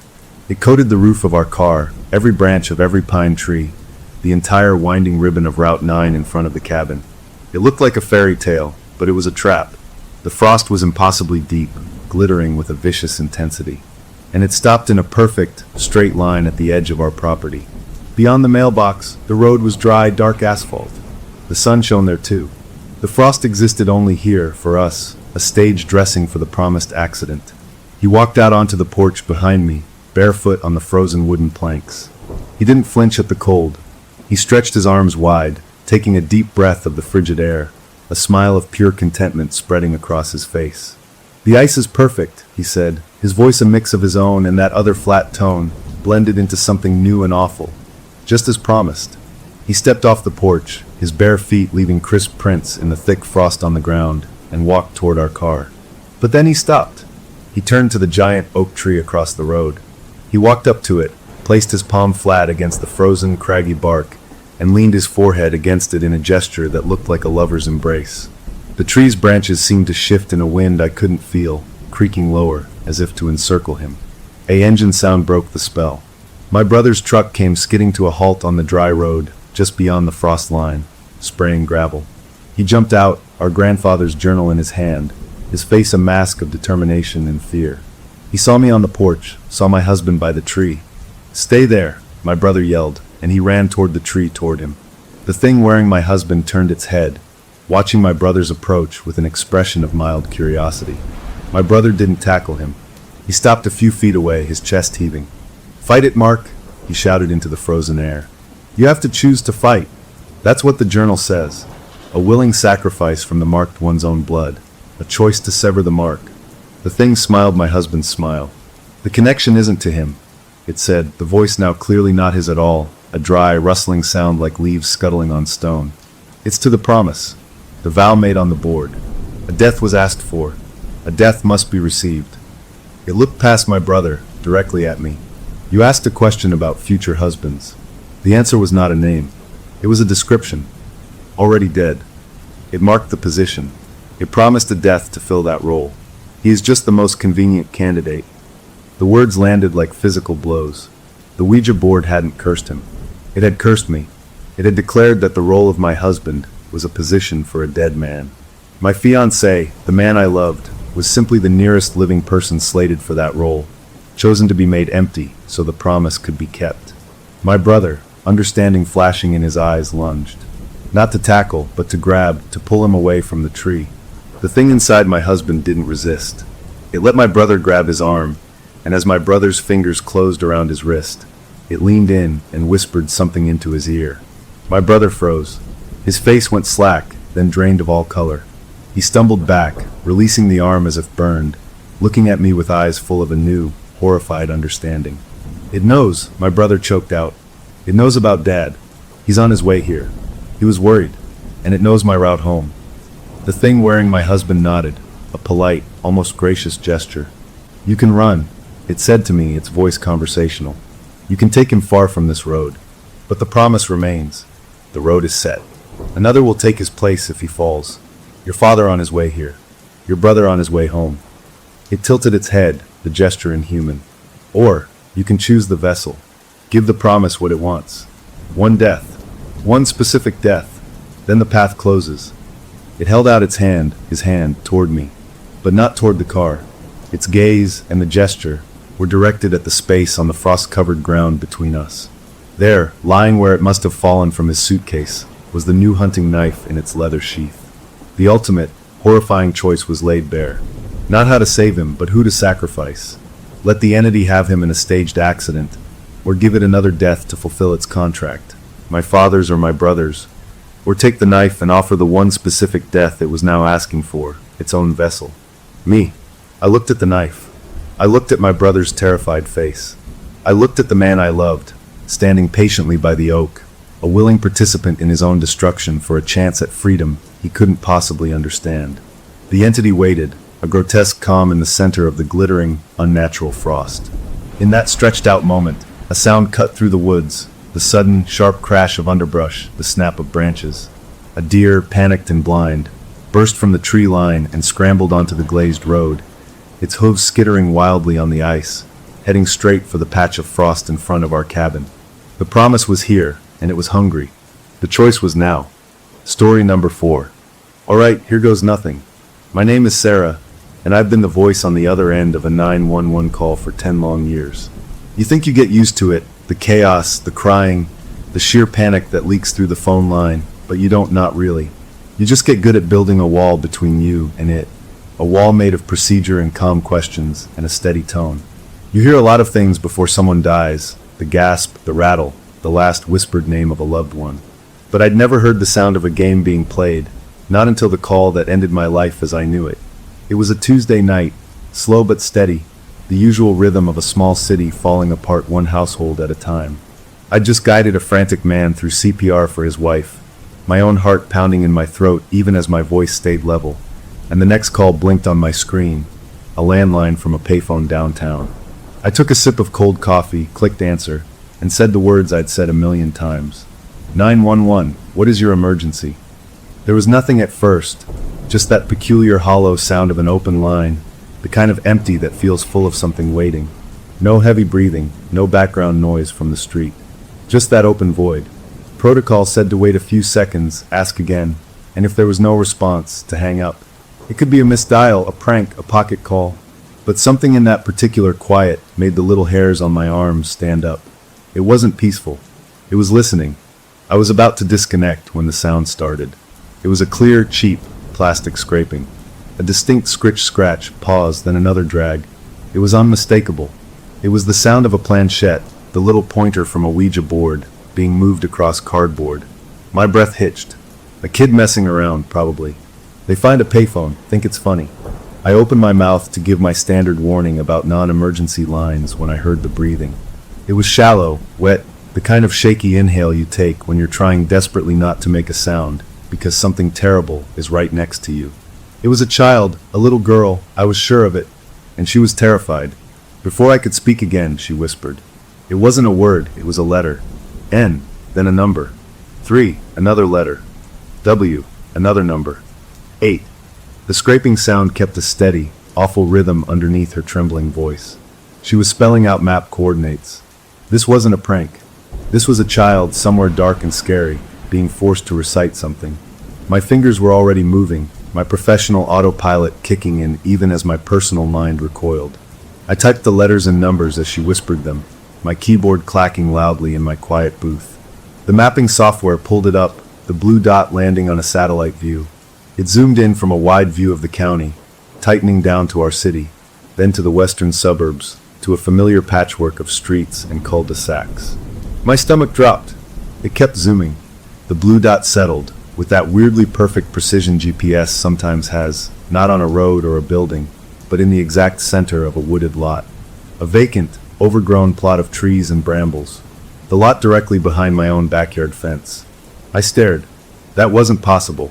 Payphones don't transmit GPS data. The system has a margin of error, sometimes a big one. This had to be a coincidence, a 1,000,000-to-1 glitch. The little girl's voice broke through my shock. "Please," she whispered, the word barely a puff of air. "He says you have to come." The scraping stopped. "Who says?" I asked, my voice tighter than I meant it to be. "Who is with you?" A new sound came then, not from her, but from the phone itself, as if it had been placed on a surface. A low, guttural rasp, not quite a voice, more like stones grinding together in a wet throat. It spoke a single sentence, and the words didn't match the movement of the sound. They were out of sync, wrong. "We are in the walls, Sarah." And the line went dead. I sat there, the dial tone buzzing in my ear like an angry insect. My own name. It knew my name. The call log on my screen showed 2 pieces of data side by side. The origin point, the payphone downtown, its address blinking innocently. And the mapped coordinates, the ones the child had whispered, the ones that pinned to my backyard. 2 locations, miles apart, connected by one impossible phone call. My hands were shaking. I should report this. I should call my supervisor, file a weird call report, maybe even dispatch a car to check that payphone. But my name. It said my name. If I reported this, it would become a thing, an incident. They'd ask questions I couldn't answer. They'd hear the recording of that voice saying my name. A cold, slick feeling of being personally targeted washed over me, erasing 10 years of professional distance in an instant. This wasn't a random emergency. This was a message. For me. I did the only thing my training would allow me to do that felt safe, that felt like I was still in control. I initiated a trace on the landline, a deeper, slower process than the instant map ping. It would take a while, but it might tell me more about that payphone's line. Then, acting purely on a dread I couldn't name, I pulled up the property records for my own home, for the vacant lot behind it. I compared the coordinates from the call to the surveyor's map on file. They weren't just close. They were a perfect match. The center of that lot, according to the city, was exactly where the blue dot had landed. The coffee in my stomach turned to acid. I looked at the clock. My shift ended in 20 minutes. My spouse was away on a business trip. The house would be empty, dark, and quiet. And something had just called me from a payphone downtown to tell me it was in the walls of the place I was about to go home to. The weight of the decision pressed down on me. Do I go home? Do I call the police to meet me there? What would I even say? "Hi, I got a creepy call from a kid and a monster, and I think it's at my house." They'd think I was cracking from job stress. Maybe I was. The trace on the payphone line finished its cycle, and a result popped up. It was a standard municipal line, last serviced 2 years ago.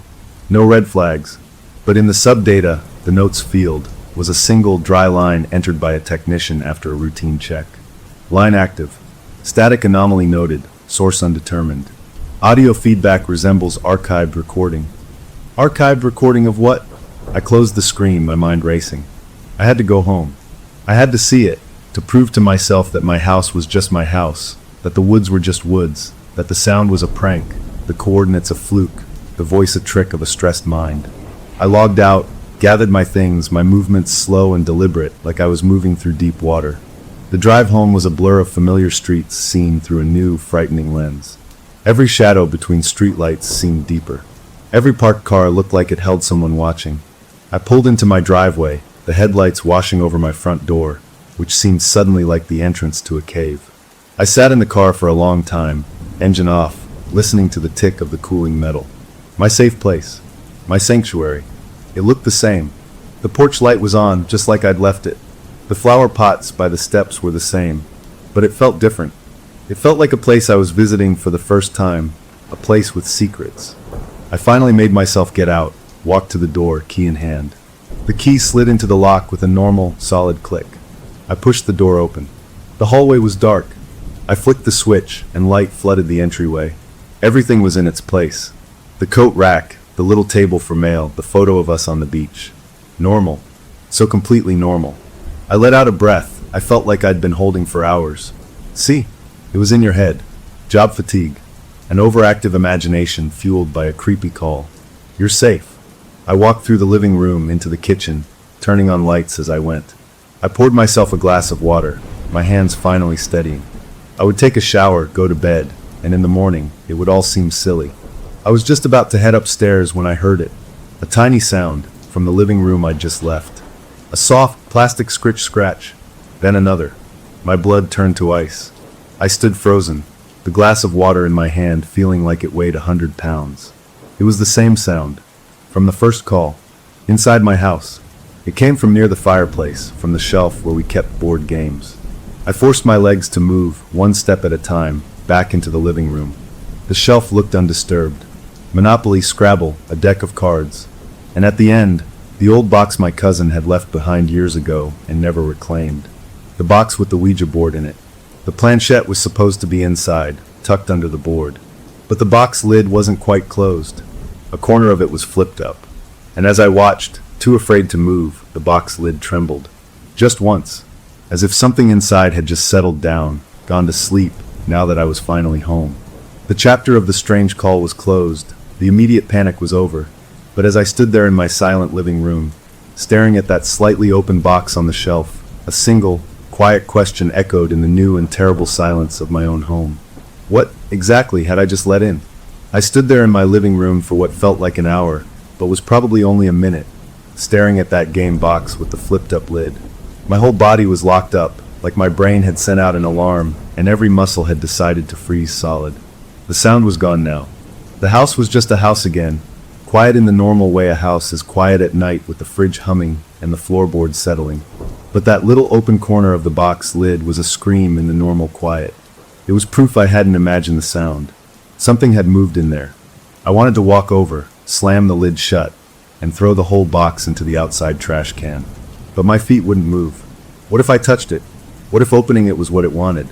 A crazy thought, but after that phone call, every thought felt a little crazy. I backed away slowly, never taking my eyes off the shelf, until I was in the kitchen doorway. I needed a system. I needed procedure. That was my armor.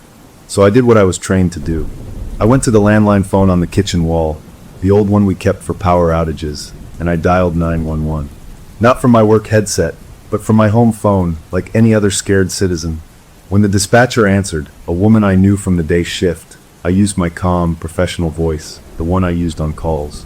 "Hi, this is an off-duty operator at my home address," I said, giving my street name and number. "I'm requesting a patrol car for a suspicious circumstances check. I heard what sounded like an intruder in my home. I'm alone and I've secured myself in the kitchen, but I'd like an officer to clear the residence." It was a lie, but it was a good lie, the kind that gets a fast response. I didn't mention the phone call from the payphone. I didn't mention the whispering child or the voice that knew my name. I definitely didn't mention a talking board game. Those things would get me a wellness check, not a badge. I needed cops with flashlights and guns checking closets, not someone asking me how much sleep I'd been getting. The dispatcher confirmed my address and said a car was on the way. I hung up and waited, leaning against the kitchen counter, listening to every tiny sound the house made. The tick of the clock, the groan of a pipe, each one made me jump. I felt like a stranger in my own home, a burglar waiting to be caught.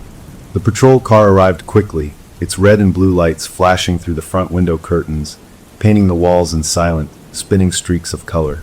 I met the two officers at the door, their faces professional and alert. I recognized one of them, an older guy who'd brought in coffee for the dispatch center once.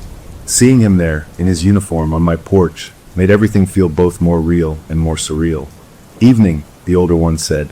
"You reported a possible intruder?" I nodded, wrapping my arms around myself. I heard a noise from the living room, a distinct scraping sound. "I've been away, and my partner is out of town. I need to be sure I'm alone in here." It was mostly the truth. They nodded, their hands resting near their belts. "You stay right here by the door, ma'am. We'll take a look." And then they moved past me into my home. It was the weirdest feeling, watching two armed strangers walk through my spaces with a purpose I had given them. I heard their footsteps, their low voices calling clear. As they moved from the living room to the dining room, down the hallway, I heard the creak of closet doors opening, the shuffle as they looked under beds. I was glued to my spot by the front door, listening to the police radio on the younger officer's shoulder crackle with dispatches from other parts of the city. A normal world carrying on while mine felt like it was tilting. The older officer came back to the front first. Living room and main floor are clear. Nothing out of place. You said a scraping sound? Yeah, I said, my voice barely above a whisper. From near the fireplace shelf. He walked back over to it, shined his light along the books and games. My heart was hammering against my ribs. He looked right at the Ouija board box. He reached out. I almost yelled for him to stop. He didn't open it. He just used the barrel of his flashlight to gently push the flipped-up corner of the lid back down. It closed with a soft thump. Box was open a bit, he said, turning back to me. Maybe a mouse or something got in there and was scratching around. We get calls like that sometimes. A mouse. Of course. A simple, normal explanation. The younger officer came down the stairs. Upstairs is clear too. All locked up tight. Nice place you got. He smiled, trying to be reassuring. The older officer joined him. We checked the basement door, it's locked. All your windows are secure. We didn't find any sign of entry or anyone hiding. You're all alone in here. He said the last part kindly, but the words, all alone, landed in my gut like a stone. That was the problem. I was supposed to be all alone. Thank you, I managed to say. I'm sorry to bother you. It was probably just the house settling and my nerves. No bother at all, the older one said. Better safe than sorry. You have a good night. Call us if you hear anything else. They tipped their hats and walked out, their car door shutting with solid thunks before the engine started, and they pulled away, the flashing lights disappearing down the street. I closed and locked the front door, then leaned my forehead against the cool wood. See, the professionals had cleared my house. They'd found nothing. The open box was a mouse, or the lid was just warped. The sound was an old house groaning. The phone call was a sick, coordinated prank by someone who knew where I lived. It was all over. I was safe. I made myself walk back into the living room. The shelf looked perfectly normal. The game box lid was flat and closed. I walked through the entire house again, turning on every single light, flooding every corner with brightness. I looked in every closet, behind every shower curtain, under every bed. Nothing. The house was empty. Just me. The tension in my shoulders began, slowly, to unravel. The officers were right. It was my nerves, my job stress, a perfect storm of weird events that my tired brain had stitched together into a nightmare. I needed sleep. I went upstairs to my bedroom, changed into pajamas, and got into bed. I left the hallway light on, and my bedroom door open a crack, something I hadn't done since I was a kid. The familiar comfort of my own bed, my own pillow, started to pull me down towards sleep. My mind began to drift, the sharp edges of the night softening. Then my cell phone, charging on the nightstand, buzzed. Not a call, a notification. I fumbled for it, the screen blinding in the dark room. It was an alert from my home security system. We had basic sensors on the doors and windows, mostly to scare off burglars. The alert read, front door open. My blood went cold. I was upstairs. The front door was locked. I just checked it. I sat bolt upright, listening. No sound of the door opening. No footsteps. I pulled up the live feed from the security camera that pointed at the front porch. The video loaded. It showed my closed, locked front door from outside. Nothing. The log said the door had been opened 10 seconds ago, but the camera showed it closed. A system glitch. It had to be. My phone buzzed again. Another alert. Back door open. Then a third. Basement door open. They came in a rapid cluster, one after another, as if someone was walking through my house, opening every single door. My heart was a frantic drum in my chest. I was out of bed now, standing in the middle of my room, clutching the phone. This wasn't nerves. This was the system. My system. Being triggered.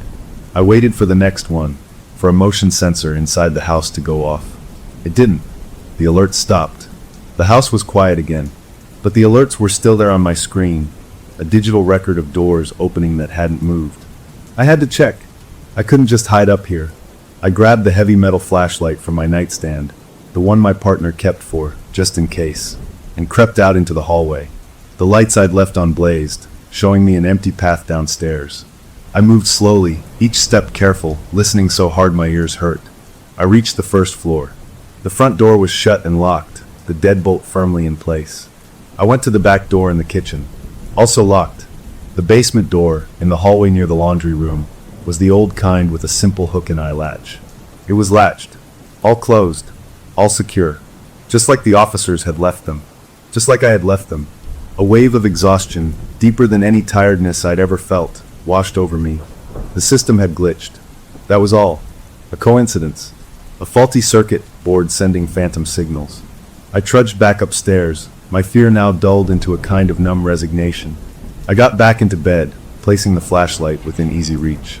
I closed my eyes, telling myself to sleep, that everything was okay, that the world was normal, and I was just a tired person with an overactive imagination.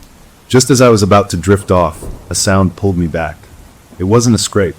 It wasn't a door opening. It was a voice. It came from the baby monitor on my dresser, the one we'd used years ago and never quite got around to throwing out. It was turned off, but from its little speaker came a clear, crisp, digital whisper. It was the little girl from the payphone call, and she said only 3 words, her voice perfectly clear and close, as if she was standing right next to my bed. "We're inside now." Then the monitor's power light, which had been dark, flickered once and went out. I didn't move. I didn't breathe.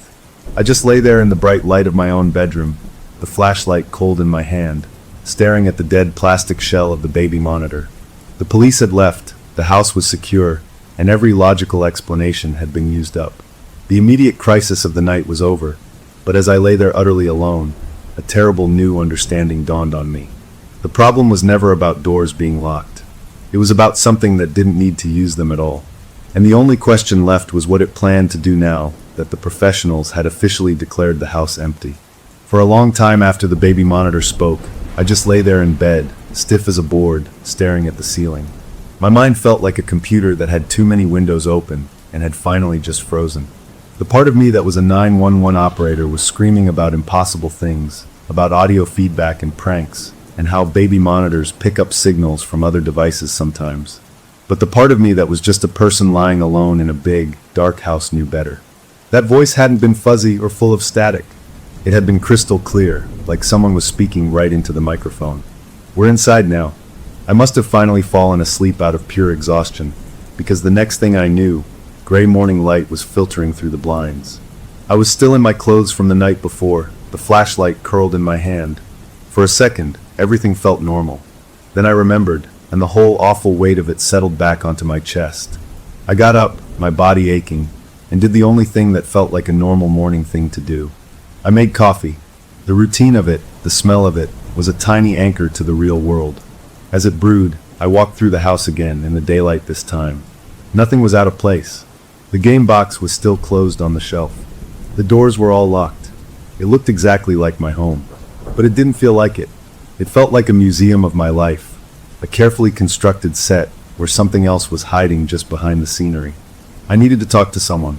I couldn't call my partner.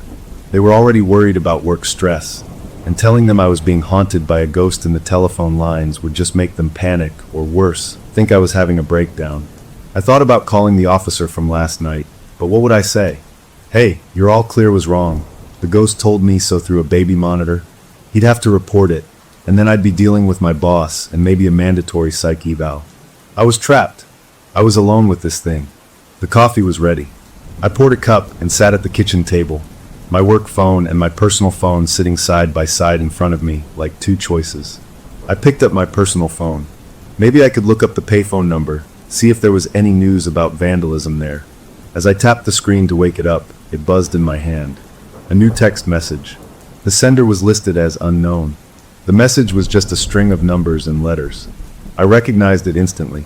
It was the same GPS coordinate from the first call, the one for the woods behind my house.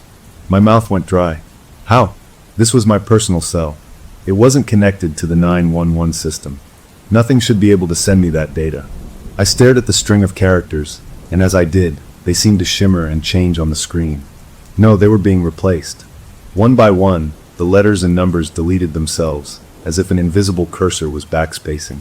Then new words typed themselves out, letter by letter, right in front of my eyes. Wrong walls. That's all it said. Wrong walls. What did that mean? The walls of my house? The phone felt hot and dangerous in my hand. I dropped it onto the table like it was a spider. It landed face up, and the screen went dark. A second later, the old landline phone on the kitchen wall began to ring. The sound was so shockingly loud in the morning calm that I jumped, spilling hot coffee across the table. The ring was the old-fashioned mechanical kind, a jangling metal bell that seemed to vibrate the whole kitchen. It shouldn't have been able to ring. We kept it plugged in for emergencies, but the ringer was turned off. We hadn't heard that phone ring in years. I didn't move. I just watched it, my heart trying to punch its way out of my chest. It rang a second time, a long, shrill demand. Answering it felt like the worst idea in the world. But not answering it felt like letting it win, like letting it scare me without even showing its face. On the third ring, I stood up. My legs were shaky. I walked over to the wall, my hand hovering over the receiver. The voice in my head that was all training said, "Do not engage with a hostile caller. Hang up immediately." But this wasn't a normal caller. This was something that knew my name, knew my address, and was texting my personal phone. I had to know. I picked up the receiver. I didn't say hello. I just held it to my ear. What I heard wasn't a voice. It was noise. A chaotic, overlapping swirl of sound. I heard keyboard clicks, fast and frantic. I heard the beep of a radio being keyed. I heard other voices, muffled, talking about a car accident and a possible heart attack. I heard my own voice, distant but clear, saying, "Trace the call now." It was the sound of my 911 call center. It was a perfect, clear recording of the exact moment I took that first call about the whispering girl. The sounds played on a loop, a snapshot of my own professional hell. Then, cutting through the recorded chaos, as clean and sharp as a razor, came the little girl's whisper again, but different this time. There was no static, no trembling fear. It was calm and close, like she was right there in the kitchen with me, her lips almost touching the phone. "Wrong walls," she whispered, and the line went dead. I stood there, the dial tone buzzing in my ear again. My whole body was trembling. It wasn't just listening. It was recording. It had been in the system with me, a silent observer at my shoulder, capturing everything. And it was playing it back to me now, from inside my own home. I slammed the receiver down. I had to do something active, something that proved I still had control. I grabbed my cell phone and called the landline company. I got a customer service robot, and I punched buttons until I got a real person. I tried to sound normal. "Hi, I'm just checking the activity on my home landline for the last 24 hours. Have there been any incoming calls?" The woman on the other end was cheerful. She put me on hold, then came back. "I've checked your account, ma'am. Your line has had no incoming or outgoing calls for the last 3 weeks. The last activity was a call you made to the weather service. Is there a problem?" "No," I said, my voice tight. "No problem. Thank you." I hung up. According to the phone company, the call I had just answered had never happened. The system had no record of it. I felt like I was going to be sick. I needed air. Real air, outside, away from these walls. I walked to my back door, unlocked it, and stepped out onto the deck. The morning was cool and fresh. I took deep breaths, looking out at the fenced yard, and beyond the fence, to the thick tangle of trees and underbrush that was the vacant lot. The place the coordinates pointed to. From here, it just looked like woods. Normal, messy, suburban woods. Birds were chirping. It looked peaceful. Then my eye caught something. Down near the base of the wooden fence, in the corner where the deck stairs met the grass, the dirt was disturbed. It wasn't a big thing. It looked like an animal might have been digging there. A raccoon, maybe. But something made me walk down the steps and across the damp grass to look. It wasn't a digging hole. The dirt was pushed around in a pattern of little circles and lines, pressed into the soft earth. It looked almost like writing, but not any letters I knew. And in the very center of the disturbed patch, pressed deep into the mud, was a perfect, small imprint. It was the shape of a triangle with a circle in the middle of it, the exact shape of the planchette from the Ouija board. It was like someone had taken it and pushed it into the dirt, right up against my house, from the other side of the fence. I backed away, my hand over my mouth. It was a message. A physical message. Wrong walls. It wasn't about the walls in my house. It was about the fence. The property line. It was telling me the woods were the wrong place to look. It was already on my side. It was here. A loud crackle made me jump a foot in the air. It came from inside the house. I ran back inside, leaving the door open behind me. The sound was coming from the living room. It was the police scanner app on my work phone, which was still on the kitchen table. It had turned itself on. The app was programmed to scan the local police bands, and it was locked onto a frequency. A dispatcher's voice was coming through, calm and professional. Unit 47, respond to 1247 Maple for the report of the unconscious subject. That was my street, but my house number was 1251. My neighbor. The scanner crackled again. Unit 47, be advised, caller states the subject is a female, late 30s, lying in the front yard. Caller did not approach. My blood went cold. I ran to my front window and peered out through the blinds, careful not to be seen. I saw nothing. No one in any yard. The street was empty. Then, a patrol car came around the corner, moving slowly without its lights on. It rolled to a stop in front of my neighbor's house, 2 doors down. 2 officers got out. They walked up the front lawn, looked around, shrugged at each other, then got back in their car and drove off. A false alarm. A prank call. Just like the one I had made last night. The scanner app went quiet. Then a new transmission, but this one wasn't from a dispatcher. It was a different officer's voice, tinny and faint, like it was a radio transmission from inside a car. I heard him say, "Weird night. First that operator's house, now this." She seemed pretty spooked. The other voice in the car answered, "Yeah, probably just the job getting to her. You know how it is. Still, that baby monitor thing she mentioned was odd." I stopped breathing. I hadn't mentioned the baby monitor to the officers. I hadn't told anyone. I stood there, frozen, as the app played back what sounded like the 2 officers talking in their car after they left my house last night. A private conversation I was never meant to hear. The entity wasn't just in my phone or my landline. It was in the police radio waves. It was everywhere. The app shut off. The house was still. I walked over and picked up my work phone. The screen was normal. The scanner app was closed. I had left my personal phone outside on the deck. I went to get it, my mind reeling. As I bent to pick it up, I saw the screen was lit. A new notification from my home security app. Not for an open door this time. For motion. Inside the house. The notification said, "Motion detected, living room, 9:14 a.m." I had been in the kitchen. The living room was empty. I looked at the live feed from the living room camera, a small one we had to watch the dog when we were out.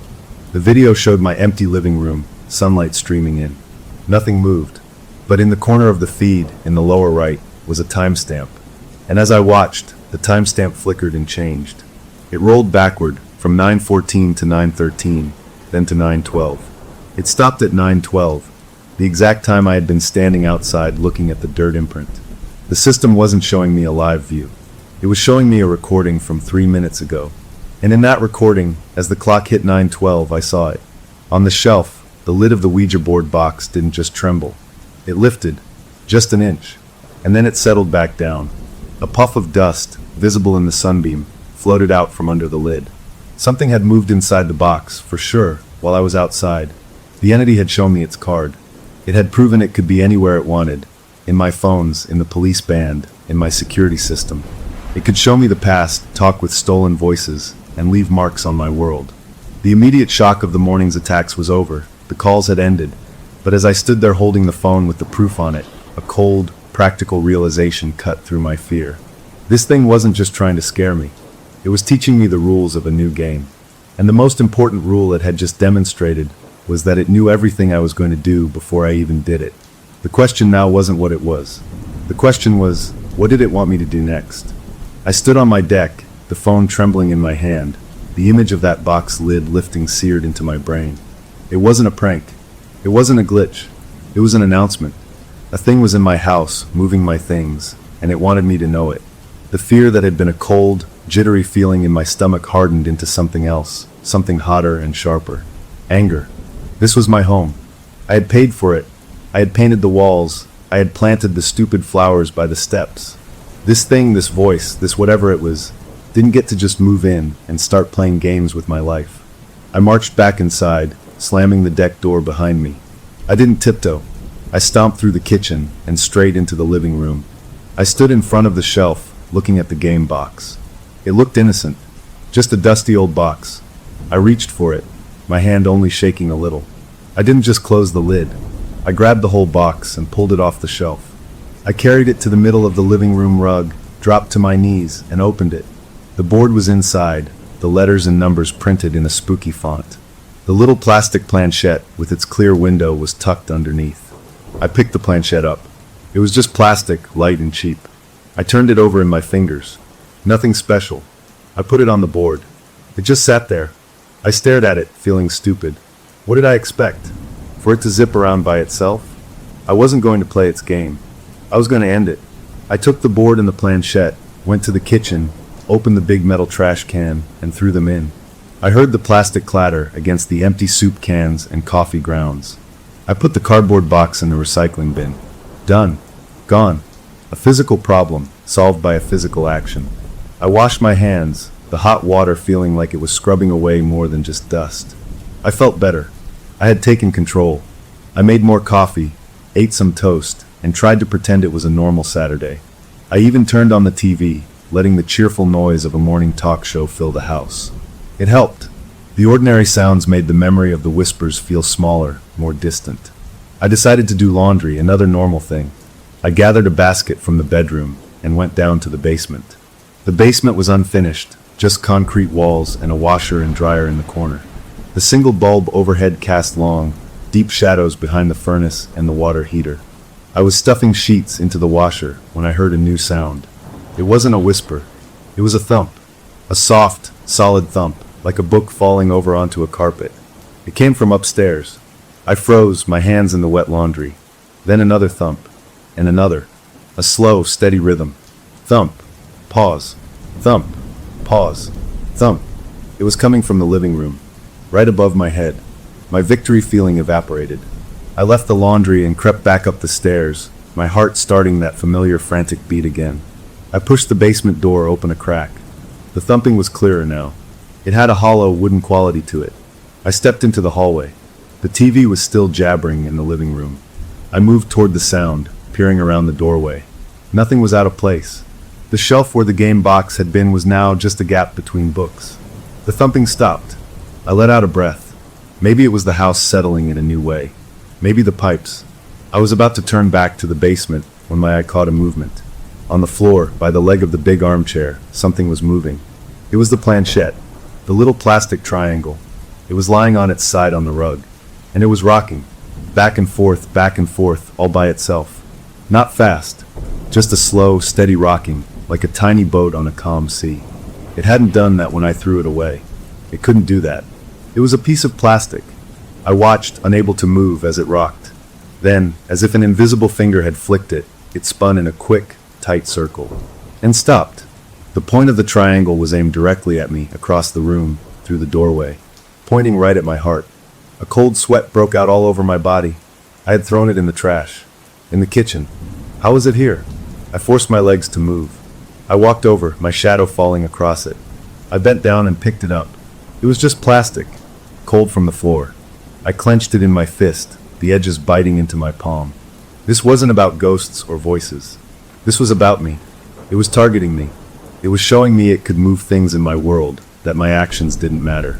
I needed a different kind of help. Not the police. Not a priest. I needed someone who understood systems, who understood how data and signals could be messed with. I thought of a guy from work, a tech specialist who fixed our computer problems. He was a friend, sort of. We got lunch sometimes. He was smart, and he believed in logic. I went to my laptop on the kitchen table. I didn't call him. I emailed him. That felt safer, more distant. I lied. I wrote that I thought my home network was being used for something weird, maybe a botnet or something, because my devices were acting up, phantom texts, security camera glitches. I asked if he could take a quick, unofficial look from his end, see if my home IP address was pinging any strange servers. I hit send. It felt good to involve another person, even under a lie. It made me feel less alone. While I waited for a reply, I did something else. I got a screwdriver from the tool drawer. I went to the wall plate for the old landline phone. I unscrewed it, pulled it from the wall, and disconnected the old, coiled cable from the jack. I took the whole phone off the wall and put it in the closet. No more surprise calls from that thing. Then I went to the baby monitor. I took out the batteries. I unplugged its base. I put it in the closet too. I was cutting the lines of communication. Let it try to talk to me now. My personal phone buzzed. An email reply. It was from the tech guy. He wrote, "Hey, that's weird." I ran a couple traces. Your home IP is definitely active in some strange places. But here's the really odd part. It's showing up pinging against our internal firewall at the 911 center. Not trying to break in, just knocking. It's like your house is trying to identify itself as one of our own dispatch terminals. That shouldn't be possible. You got any work equipment at home? I stared at the email. My house was trying to log into my workplace.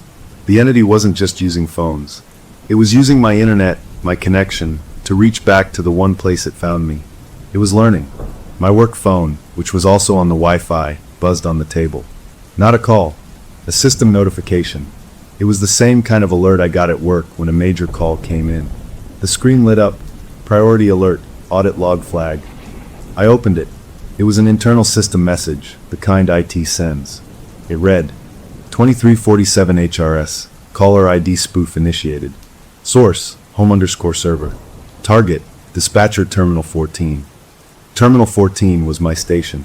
The call that started all of this, the one from the payphone with the whispering girl. The audit log was saying it hadn't come from a payphone at all. According to this message, it had been faked, and the fake call had originated from a server called home_server. My home network. The entity had sent the first call to me. It had created the emergency that started it all from inside my own house. The room seemed to tilt. It had never been about a child in the woods. That was just the story it used to get my attention. This was about a connection. It had reached out from my house to my job to hook me, and now it was reeling me in. A new sound started. It was a low, mechanical hum and a rhythmic thump whir. I knew that sound. It was the printer in the home office, the cheap one we use for coupons and boarding passes. It hadn't been turned on in months. It was printing something. I walked slowly to the small office room. The printer was spitting out a single sheet of paper. I waited until it finished, until the machine went quiet. I pulled the paper out. It wasn't gibberish. It wasn't a creepy message. It was a perfectly formatted 911 call for service report. It had the right headers, the right case number format, everything. The incident location was my home address. The caller was listed as J. Board. The narrative section contained only the GPS coordinates from the first call. It was a flawless replica of the paperwork I filled out every day. It was documenting its own crime, proving it could even do my job. I crumpled the paper in my fist. I was shaking, but not with fear anymore, with a kind of wild, furious determination. It wanted to play with systems? With my systems? Fine. I grabbed my laptop. I logged into my home router, the brain of my home network. I navigated to the connected devices list. I saw my phone, my laptop, my tablet, and I saw a fourth device. It was listed as unknown device with a string of numbers and letters for an ID. Its connection status was active. I clicked on it. The data usage graph for this unknown device was insane. It showed terabytes of information uploaded and downloaded in the last 24 hours. A home network doesn't use that much data in a year. The destination addresses were a jumble of foreign server codes, but the final routing path, the last hop before the data went nowhere, was an IP address I recognized. It was the main server hub for the city's emergency services. My house was having a conversation with my workplace, and it was a very, very loud one. I selected the unknown device. I clicked block. A confirmation box popped up. Block this device from your network? I clicked yes. The device disappeared from the list. I had kicked it off my Wi-Fi. I had cut its main line. I sat back, breathing hard. It was a small win, but it was mine. I had used my knowledge against it. For a few minutes, nothing happened. The house was still. The normal sounds of the furnace kicking on, the clock ticking. They were just sounds again. Maybe that was it. Maybe it needed the connection, and I had severed it. The feeling was like putting pressure on a bleeding wound. The immediate crisis was over. I had removed the physical game piece, disconnected the landline, and now I had blocked the entity from my network. I had fought back with every tool I had. I felt a grim sense of closure. I had reclaimed my territory, inch by inch. Then my laptop, which was sitting right in front of me, chimed. A calendar notification popped up in the corner of the screen. It was for an event titled Scheduled System Test. The location was listed simply as home. The time was sunrise tomorrow. I did not create this event. I had just won a battle, pushing the invader back to the edges. But as I stared at that calendar alert, a chilling new understanding dawned. It hadn't been defeated. It had just been setting up, and it had just sent me an invitation for the main event. The calendar alert sat on my screen, blinking innocently. Scheduled system test. Sunrise tomorrow. Home. It felt like a taunt. I had blocked it from the Wi-Fi, thrown away its toy, unplugged its phones. And it had just shrugged and sent me a meeting reminder. Like my rebellion was just part of the schedule. The anger came back, but it was a tired anger now, mixed with a deep, cold dread. Sunrise. That gave me a timeline. A deadline. I couldn't just sit and wait for it. I had to use the night. I started by doing the obvious thing. I deleted the calendar event. It vanished. 2 minutes later, a new notification chimed. The event was back. I deleted it again. It came back again.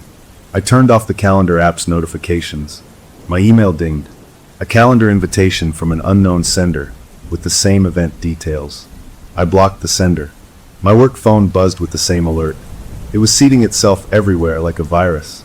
I couldn't delete it faster than it could copy itself. Fine. Let it have its stupid appointment. I had more practical problems. My partner was due to come home from their business trip tomorrow afternoon. I could not let them walk into this. I called them. They answered, sounding tired from their flight. "Hey you," they said. "Everything okay?" I made my voice light normal. It was the hardest acting job of my life. "Hey. Yeah, listen, something weird happened. A pipe in the basement wall sprang a tiny leak. Nothing major, but the water damage guys need to come in tomorrow morning to assess it. And they said the place is going to be a mess with fans and dehumidifiers all day. It's going to be really loud and chaotic." I paused, my throat tight. "I think you should extend your hotel stay one more night. Let me deal with this mess. Come home the day after, when it's cleaned up." There was a pause on the other end. "A leak? Are you sure you're okay? You sound stressed." "I'm just annoyed," I said, forcing a laugh. "And I don't want you to come home to a disaster zone. Please, just one more night. I've got it handled." I could hear their reluctance, but they finally agreed. "Okay, if you're sure. Call me if you need anything." "I will. Love you." I hung up, a lump in my throat. I had just lied to the person I loved most to keep them safe from something I couldn't even explain. The isolation wrapped around me like a blanket made of lead. I was truly alone with this now. The tech guy from work emailed me again. "Hey, that home_server thing is getting weirder. It's not just pinging us. It's querying the archived call database. It's specifically pulling records of calls tagged with your operator ID. It's studying your past shifts. You sure you don't have a work laptop at home running some old software?" I wrote back a quick "Nope, no idea, thanks," and signed off. It was studying me, listening to my old calls, learning how I worked, what I said, how I sounded. The thought made my skin crawl. It was building a profile. Night fell. I didn't sleep. I moved through the house like a soldier preparing for a siege. I checked every window lock twice. I piled furniture in front of the basement door and the deck door. Not enough to block them completely, but enough to make a racket if something tried to push through. I put my biggest kitchen knife on the coffee table. It looked pathetic, but it made me feel a tiny bit less helpless. I sat in the living room in the dark, my back to a wall, facing the room and the hallway. I had my personal phone, my work phone, and the heavy flashlight. I waited. The hours dragged by. The house was quiet, but it was the active, listening quiet of a trap waiting to be sprung. Every creak was a footstep. Every rustle of the trees outside was someone in the yard. Around 3 a.m., my personal phone lit up. Not a notification. The screen just turned on by itself. It showed the home security app, but the live feed was glitched, a swirling, gray static. Then, a single line of text typed itself across the static, in the plain font of a system log. Initializing proximity protocol. The screen went black. A minute later, from the direction of the kitchen, I heard a new sound. A low, electrical pop, followed by a hum. The hum of the refrigerator died. Then the faint digital glow of the microwave clock vanished. The lights in the hall, which I'd left on, went out. The power was off. Not a flicker. A complete, utter shutdown. The streetlight outside still shone, so it was just my house. I sat in the pitch dark, my breath coming fast. This was it. The system test was starting early. It wasn't waiting for sunrise. I fumbled for the flashlight and clicked it on. The beam cut through the dark, startlingly bright. I swept it around the room. Nothing had changed. I got up, my legs stiff, and shuffled to the front window. My neighbors' houses had lights on. Just me. Just my house. I went to the circuit breaker box in the hallway. I opened the metal door. All the switches were still in the on position. I flipped the main breaker off, then back on. Nothing. No power. Something had told the electricity to stop, and it had listened. I went back to my spot on the floor, the beam of the flashlight pointing at the ceiling to scatter light. I felt like a cave woman, huddled around my little circle of light in a world that had gone dead. Then, a pinpoint of green light appeared in the darkness. It was across the room, on the shelf where the game box had been. It was the power light on the old and used stereo receiver. It glowed a single, unblinking green eye. The receiver wasn't plugged in. I had unplugged it myself months ago to use the outlet for a lamp. But its light was on. It drew power from nothing. As I watched, the volume knob on the receiver began to turn. Slowly, all by itself. From 0 up to 1, 2, 3. The speaker cones made a soft popping sound as they activated. And then sound came out. Not music. It was the sound of a phone ringing. The electronic, digital ringtone of a modern cell phone. It played once perfectly. Then the sound of the call connecting. And I heard my own voice from a call I had taken weeks ago, talking to an elderly man about his chest pains. My professional, calm voice filled the dark living room from speakers that had no right to be working. "Sir, I need you to stay on the line with me. Help is on the way." The recording played for 10 seconds, then cut off. The volume knob turned again, up to 5, then 6. The next clip was my voice from a different call, a domestic dispute. "Ma'am, are you safe? Can you get to a room with a lock?" Clip after clip played, the greatest hits album of my career trauma. My voice, always calm, always in control, now sounding hollow and strange, echoing in my dark house. It was showing me it had all of me. My past, my work, my voice. The knob turned all the way up to 10. The speakers buzzed with strain. The next clip wasn't my voice. It was the guttural, wrong voice from the first call. It boomed through the living room, so loud it vibrated in my chest. "We are in the walls." And then, the receiver's power light went out. The sound died, but the last word seemed to hang in the air, clinging to the dark. I was shaking, my hands pressed over my ears. It wasn't just in the walls. It was in the wires, in the current, in the bones of the house itself. My work phone, which had been sitting dark on the floor beside me, suddenly glowed. The screen showed a simple text interface, like an old computer terminal. White letters on a black background. A cursor blinked, and then letter by letter, a message typed itself out, as if someone was typing it very slowly from the other side. "YOUTURNEDOFFTHEWRONGSERVER." It was talking about me blocking the device on my Wi-Fi. That was just a toy. The real server was the house, the structure, the electrical grid in the walls. I had no way to block that. The text cleared. A new message appeared. TESTINGEMERGNCYBROADCASTSYSTEM. My work phone buzzed violently in my hand. Not a text. It was initiating a call, but not an incoming call. It was dialing out. The screen showed it was calling 911. I tried to cancel it, my fingers jabbing at the screen. It didn't respond. The call connected. I heard the ring on the other end. 1, 2. My own dispatch center was answering a call from my own work phone, inside my own dark house. A colleague's voice, tired but alert, came on. 911, what is your emergency? I opened my mouth to scream that it was a mistake, to cancel the call, but no sound came out. Before I could make a sound, a voice came out of my phone's speaker. It wasn't my voice. It was a perfect digital copy of my voice, my professional operator voice, calm and clear. "This is a priority test of the emergency broadcast system," the fake me said. "Please disregard. This is only a test." And the call ended. I stared at the phone in pure horror. It had just impersonated me. To my own workplace. It had access to my phone's systems, my voice print, everything. It could call anyone, say anything, and it would sound exactly like me. The phone screen went back to the black terminal. A final message typed out. TESTCOMPLETE SYSTEMOPERATIONAL SUNRISECONFIRMED. And then the power came back on. The hallway lights blazed. The refrigerator kicked on with a loud hum. The microwave clock flashed 12 o'clock. The sudden return of normalcy was almost more frightening than the dark. It was showing me it could flip the world on and off like a light switch. The immediate, terrifying demonstration was over. The lights were on, the phones were quiet, the awful broadcast had ended. I sat there in the electric light, surrounded by my normal furniture, and I felt more disconnected from reality than ever. I had weathered the night's test. I had survived its show of power. But as the first pale hint of dawn began to bleed into the sky outside the window, I understood the closure of this chapter was a lie. The test wasn't for the system. It was for me. It was to prove to me, beyond any doubt, that it was in complete control. And the real event, whatever sunrise meant, was still to come. The only question left was whether I was the operator in this scenario, or just another part of the system being tested. The sun came up, a slow, gray light that did nothing to warm the cold feeling in my bones.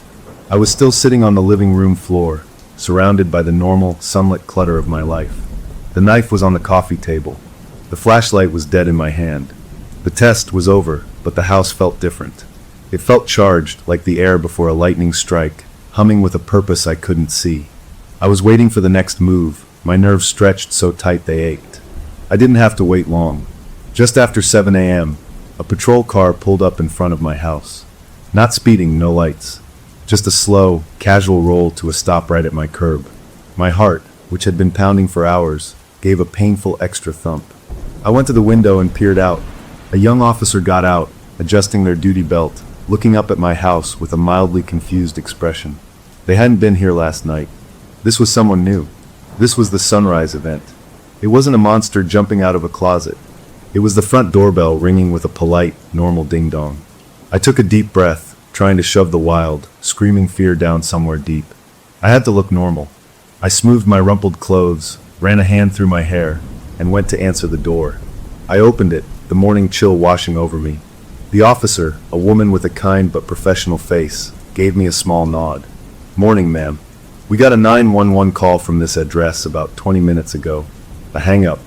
The system auto-dispatched me for a welfare check. "Everything all right in there?" A call. From my house.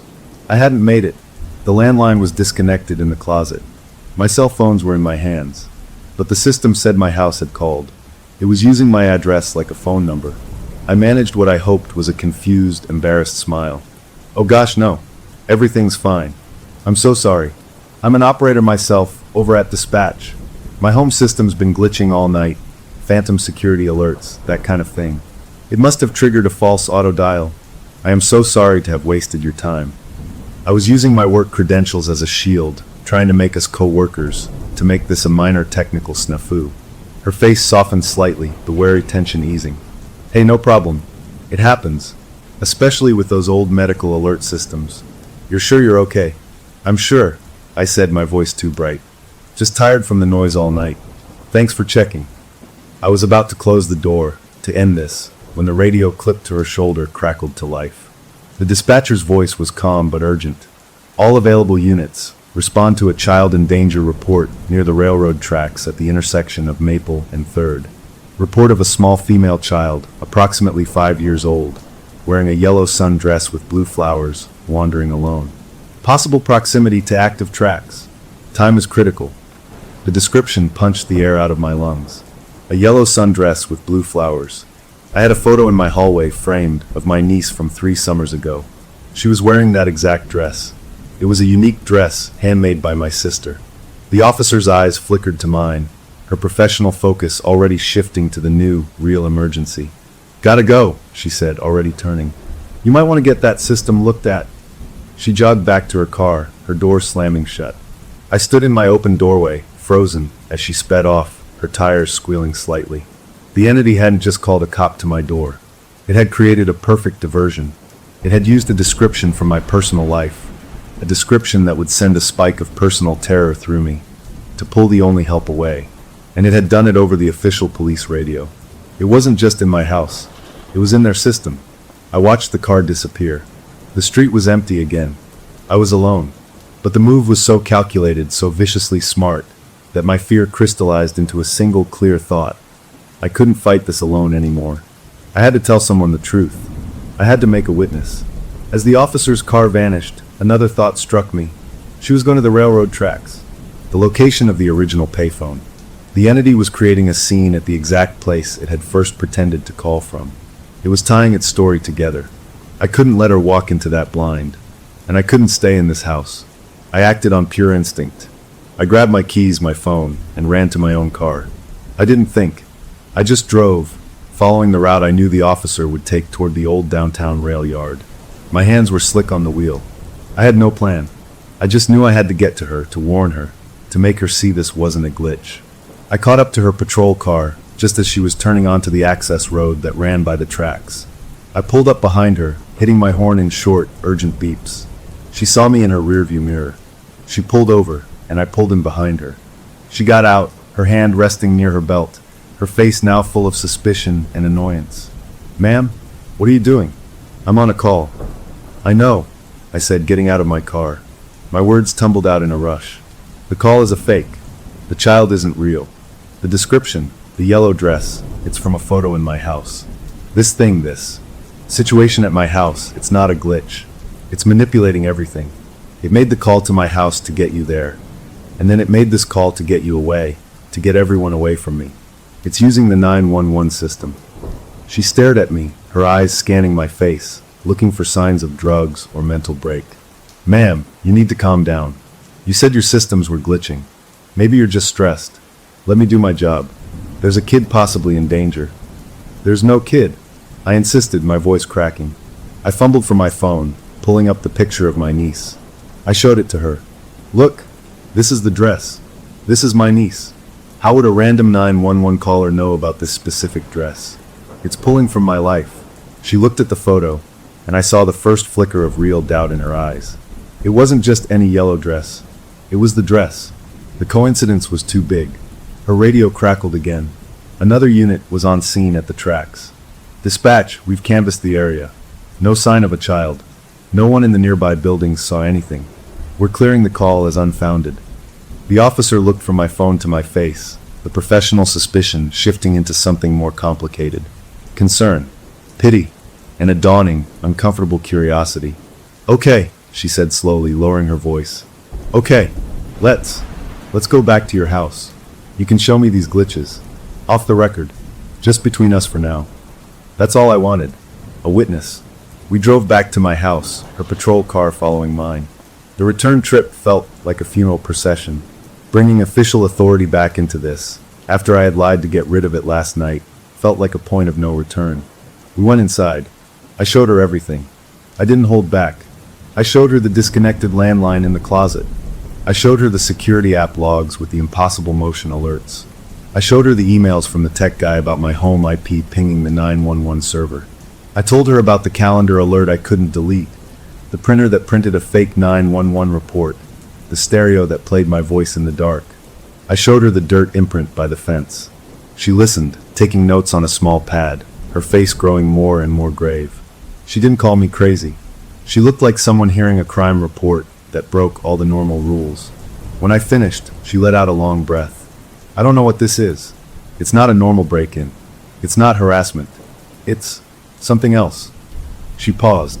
"You said you threw the game board away?" I nodded, leading her to the kitchen trash can. I lifted the bag. The soup cans and coffee grounds were there. The board and the planchette were not. The bag was empty of anything but normal trash. "I put it right here," I whispered. She didn't say anything. She walked slowly back into the living room, her eyes searching. She looked at the shelf, the floor, under the furniture. Then she looked toward the hallway that led to the basement door. "You said it mentioned walls." She walked over to the basement door, which I had blocked with a small bookcase. "Has anyone checked the crawl space? Not just the basement, the low space under the house itself." My stomach dropped. No, the officers last night hadn't. I hadn't. "Who looks there?" "We should check," she said. It wasn't an order. It was a suggestion, but her voice had that cop tone that meant it was happening. Together, we moved the bookcase. She opened the basement door and led the way down, her heavy flashlight brighter than mine. The basement felt colder than usual. In the far corner, near the foundation wall, was a small, dusty door about 3 feet high, the access to the crawl space. It was held shut by a simple, rusty latch. She looked at me. "You have gloves?" I fetched some work gloves from a toolbox.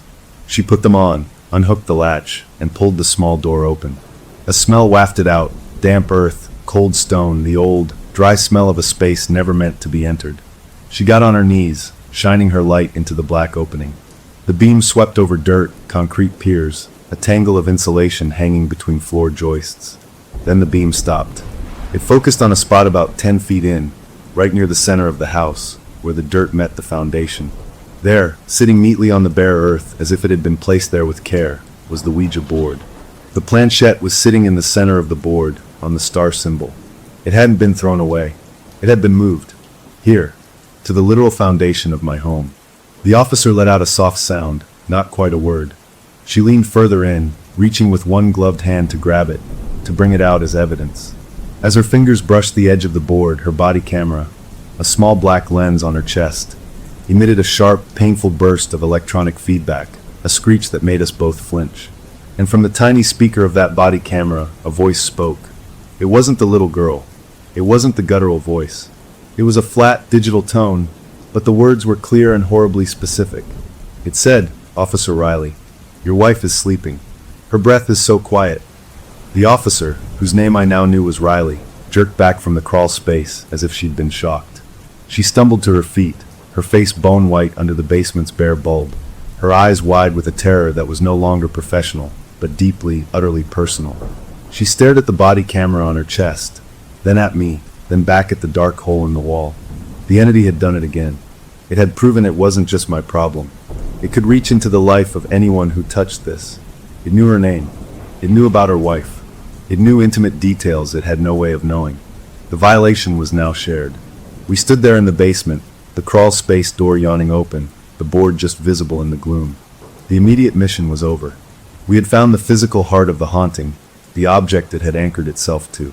Officer Riley was now a believer, a fellow victim caught in the net. But as she looked at me, her hand instinctively covering the body camera on her chest, the shared horror in her eyes reflected my own. We had closure on the mystery of the missing board. We had proof, but the hook it had set was now in both of us. It knew her. It had our attention, and the unspoken question hanging in the dusty air between us was terrifyingly simple. What does it want with her? Officer Riley stared at the body camera on her chest as if it had grown teeth. The color hadn't returned to her face.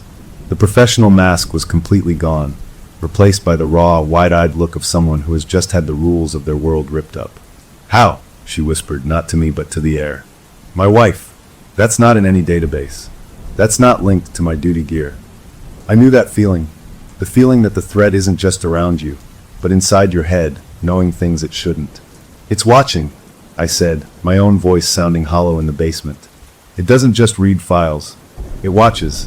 It listens." She looked from the camera to the open crawl space, to the board sitting on the dirt. A new kind of tension straightened her spine. The fear was still there, but her training was reasserting itself, channeling the panic into procedure. "Okay," she said, her voice tighter now. "Okay, this is now evidence. Of something." She took a deep breath, her eyes going hard. "I need to call this in." My stomach clenched. "What will you say?" She shook her head, already pulling her shoulder radio mic toward her lips. She didn't key it. She thought for a second. "I'll say I found suspicious items during a follow-up welfare check. I won't mention the voice. Not yet. They'd think we're both having a shared psychotic break. But this," she pointed at the crawl space, "this is a physical thing. I can bring that in." She keyed her radio. "Dispatch, this is Unit 12. I'm at that previous welfare check address for a follow-up. I've located some unusual items on the property. I'm going to need to bag them and bring them in for safekeeping. No other units needed. The scene is secure." The dispatcher acknowledged. Officer Riley looked at me. "Do you have a large plastic bag? Like a trash bag?" I nodded, numb, and went upstairs to get one. When I came back down, she had already put her gloves back on. She moved with a deliberate, careful slowness, like a bomb tech. She didn't reach into the crawl space with her body turned. She knelt to the side, stretched her arm in, and carefully picked up the Ouija board by its very edges. She lifted it out. The planchette stayed put in the center, not sliding off. It was like it was glued there. She placed the whole thing into the open black trash bag I held. As the board left the dirt, I saw something I'd missed before. In the spot where it had been sitting, the dirt wasn't flat. It was pressed in a pattern of tiny, precise circles, overlapping each other, like dozens of little coils or tiny footprints all compressed together. It wasn't a pattern made by any animal I knew. She saw it too. Her jaw tightened, but she said nothing. She just sealed the bag with a twist tie, the plastic crinkling loudly in the quiet basement. The board was now official, in a way. It was in police custody, sort of. It felt both like a victory and a terrible mistake. "You can't stay here," she said, turning to me. "Not with this activity. You need to come to the station with me. We'll file a proper report, get you somewhere safe." Leaving the house. It sounded like heaven, to be in a bright, noisy police station, surrounded by people under fluorescent lights. But a deep, gut instinct told me it was wrong. This thing was tied to the house, yes, but it was also tied to me. It had followed me into the 911 system, into my phone, into my personal history. Leaving might make it angry. Or worse, it might just follow me, and then it would be in the police station. "I can't," I said. "If I leave, it might escalate, or it might just come with me. It's in my data, my work profile. It might be safer if I stay here, where I can see what it's doing." She studied my face, seeing the exhaustion and the stubborn fear. She didn't argue. She understood being trapped by a situation. "Then at least let me stay with you. Wait for a detective. You shouldn't be alone." "You have a wife," I said softly. "It knows about your wife. You should go home. Check on her." The mention of her wife made her flinch. I saw the war in her eyes. Duty to a citizen versus the primal urge to protect her own family from the unknown thing that had just whispered her name. The entity had calculated this perfectly. It had driven a wedge between us before we could even become allies. Her radio crackled again. Dispatch, telling her to wrap up and return to service when ready. The normal world was pulling her back. She made a decision. "I'm taking this to the station," she said, hefting the bag. "I'll log it into evidence myself. I'll talk to my sergeant, feel him out, see how much of this I can tell without getting us both committed. Then I'm going home. You have my card. Call me anytime if anything else happens. And I mean anything." It was a compromise. She would be a lifeline, but not a shield. I walked her to the front door. The morning was bright and sunny now, a cruel contrast to the gloom in my house and in my head. She paused on the porch, the black bag looking absurd and sinister in her hand. "My grandma had one of these," she said, her voice low. "She told me you don't invite just one thing when you use it. You open a door, and everything on the other side hears the hinge squeak." She looked at me, her eyes serious. "Whatever squeaked the hinge here, it's not just playing games. It's learning. And I think it just learned about me." With that, she walked to her patrol car, placed the bag carefully in her trunk, and drove away. I watched until the car was completely out of sight. I was alone again, but it was a different kind of alone. Before, I was the only victim. Now I had made someone else a target. The guilt was a sour taste in my mouth. I went back inside, locking the door.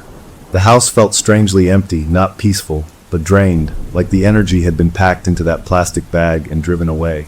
I spent the day in a haze of nervous fatigue. I tried to clean up, to impose order. I reconnected the landline phone to its jack, feeling foolish but needing every line of communication open in case Officer Riley called. I ate something. I watched the clock. I expected something to happen, a new noise, a new message. Nothing did. The quiet felt like a held breath. As evening approached, I got a text. It was from my partner. "All okay with the pipe, guys? House still a mess." I wrote back, my fingers clumsy. "All done. Just airing it out. See you tomorrow. Can't wait." Every lie felt like another brick in a wall between us. Just after dark, my personal phone rang. It was Officer Riley. Her voice was tense, but controlled. "Hey, just checking in. I logged the item. It's in the evidence room. My sergeant thinks I'm chasing ghosts, but he humored me. I'm home now. Everything is quiet here." I could hear the unspoken question in her voice. Was it just my problem? Had bringing the board to the station done anything? "Quiet here too," I said. Maybe containing the object helped." "Maybe," she said, but she didn't sound convinced. "Just keep your phone close." We hung up. The night deepened. I tried to sleep on the couch, but every little sound jerked me awake. Around 11 p.m., I gave up. I got my laptop and decided to do the one thing that always made me feel in control at work: review logs. I remotely logged into the 911 system's non-secure guest portal, the one for viewing basic call timelines. I couldn't listen to recordings, but I could see call logs and dispatcher notes. I pulled up the log for the first call, the one from the payphone. I'd looked at it a dozen times before. This time, I noticed a tiny new icon next to the call entry. It was a little paper clip indicating an attached file. That wasn't there before. Attachments aren't part of standard call logs. With a sinking feeling, I clicked it. It opened a video player. The video was black and white, slightly grainy. It showed a room I knew, the evidence room at the police station.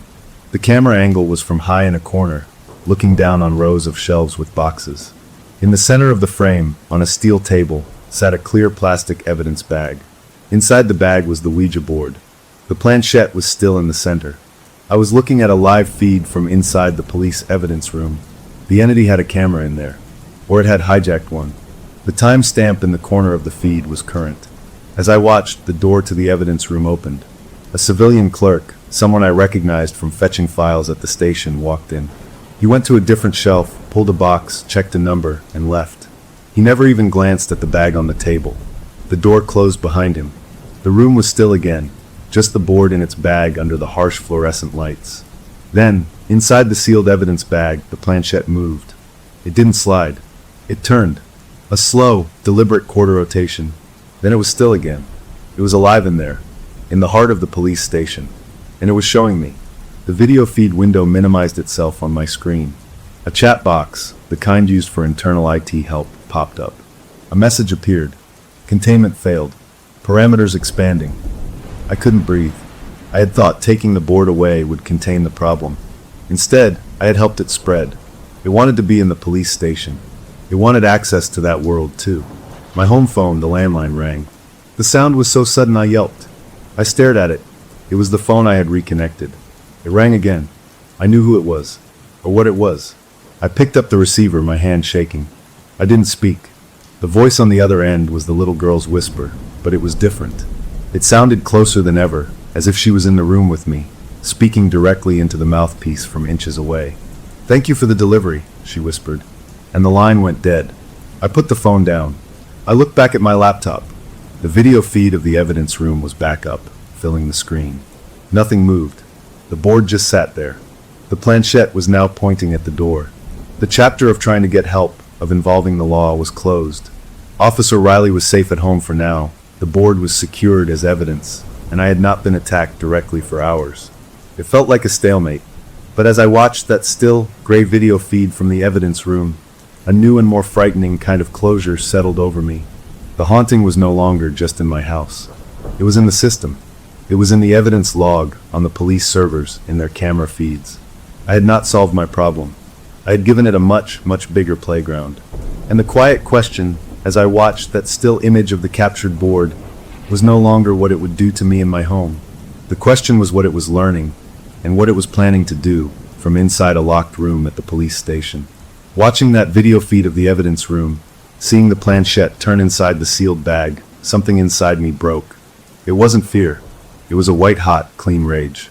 This thing had taken my home, terrorized me, invaded my work, and now it was sending me a thank you note for delivering it to a new toy box.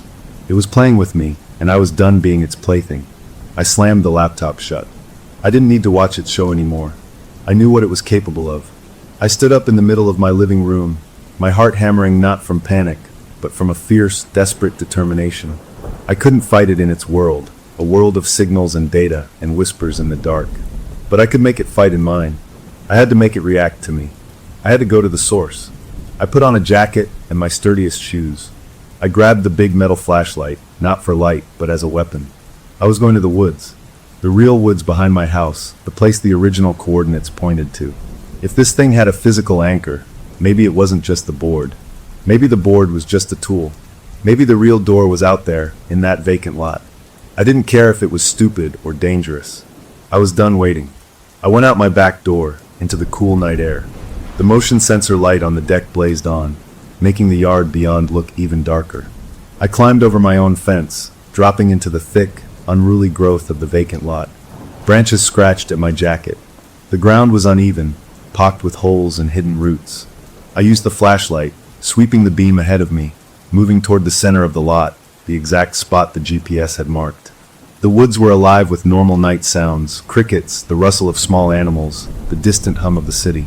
It felt real and solid, a relief after the digital haunting of my house. I pushed through a final wall of brambles and found myself in a small, clear area. In the center was the rotting stump of a huge old tree. This was the spot. I stood there, breathing hard, shining the light around. Nothing. Just dirt, leaves, the stump. No magic circle, no hidden door. Just a place. I felt suddenly foolish. standing in the woods in the middle of the night. Maybe I was crazy. Maybe it was all in my head. As if in answer, my personal phone buzzed in my pocket. I pulled it out. The screen showed a new text from my partner. But the words were all wrong. "Sarah, why did you send those pictures, you monster? She's just a child. I'm calling the police." My blood ran cold.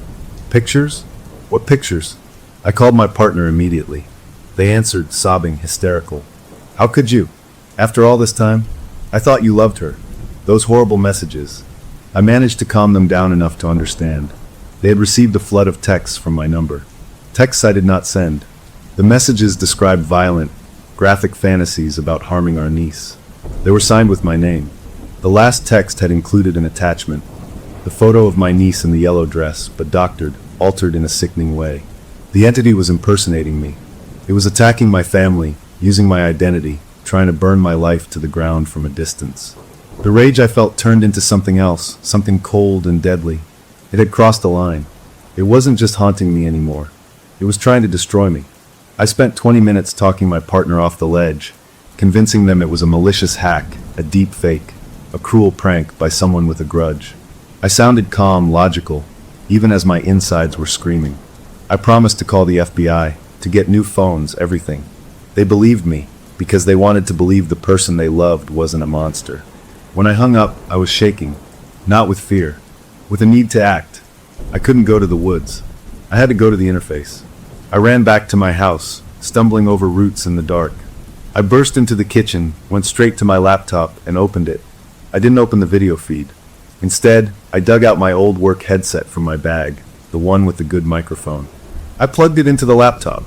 I opened a blank audio recording program. I put the headphones on. I sat in the dark kitchen, the red recording light glowing on the screen. And then I screamed into the microphone. I let out all the fury, the fear, the frustration, the betrayal. "What do you want?" I yelled, my voice raw and cracking in the empty house. "What is it you want from me?" The sound echoed in my own ears through the headphones. For a few seconds, there was nothing, just the faint digital hiss of an open mic. Then, the video feed window on my laptop, which I hadn't opened, popped up by itself. It still showed the evidence room. The planchette in the bag began to move. It slid, smoothly and easily, as if on ice, to the letter G. Then to O.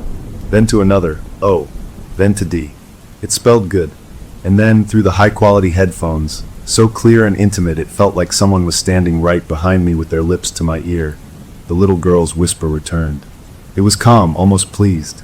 "You're finally on the right frequency." My breath caught. It wanted me to engage. It wanted a two-way conversation. Not through phones or texts, but through this direct line, this headset connected to my laptop. I was looking at the laptop screen, at the live feed. I saw the tiny green light next to the laptop's built-in webcam turn on. It wasn't just listening through the headset. It was watching me, through the camera. I was on video call with a haunted evidence room. The immediate, frantic crisis with my partner was over, calmed for now. The entity had shown its ultimate card. It could be me to anyone, but in doing so, it had forced me to open this direct line. The standoff was set. I was in my kitchen, it was in the police station, and we were connected. I knew what I had to do. I had to talk to it. I had to ask a question. I made my voice as flat and steady as I could, the voice I used on the worst 911 calls. "Who are you?" On the laptop screen, the planchette moved again, swiftly, decisively. It went to Y, then O, then U, then R. It stopped on R, your. It just hung there, pointing at the word. My mind raced. "Your what?" "Your servant, your mistake, your house." Then from the headphones, I heard a new sound. It was a layered sound. I heard the clear plastic scritch-scratch of the planchette moving on the board, live from the evidence room. And at the exact same time, I heard a different, louder sound from within my own house. The sound of my front door downstairs, the deadbolt turning by itself with a solid clunk, and then the door creaking slowly open. The entity had spelled its answer. Your. And now it was demonstrating it. It wasn't just in the evidence room. It was here.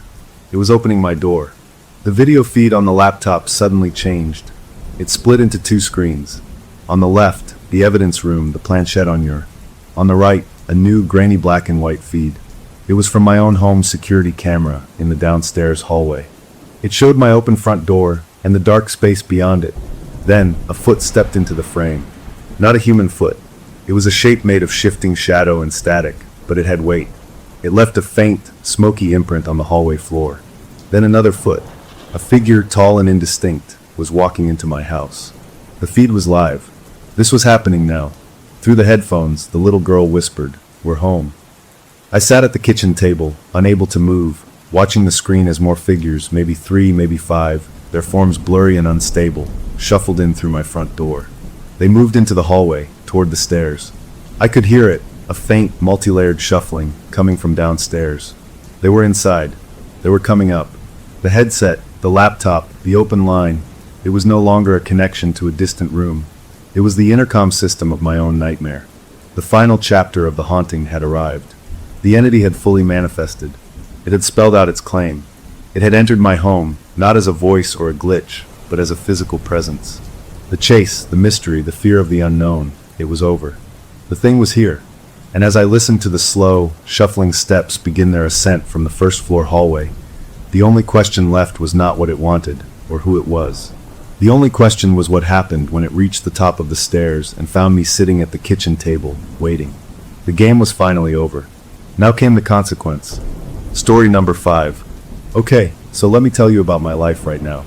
My name is Alex, and up until last week, I thought the hardest part of my day was getting my grandmother to remember to eat her lunch. She moved in with me and my spouse after her dementia got to be too much for her to live alone. Most days are quiet, just a sad kind of quiet where a wonderful person is slowly fading away. We have a routine. I make her tea, we watch old game shows, and sometimes she tells me a story about growing up that's as clear as if it happened yesterday, though by dinner she won't remember telling it. My spouse is a rock, always practical, always finding a logical reason for everything, which usually helps because this disease makes you feel like you're losing your own mind sometimes. We live in a simple, one-story ranch house we bought 3 years ago.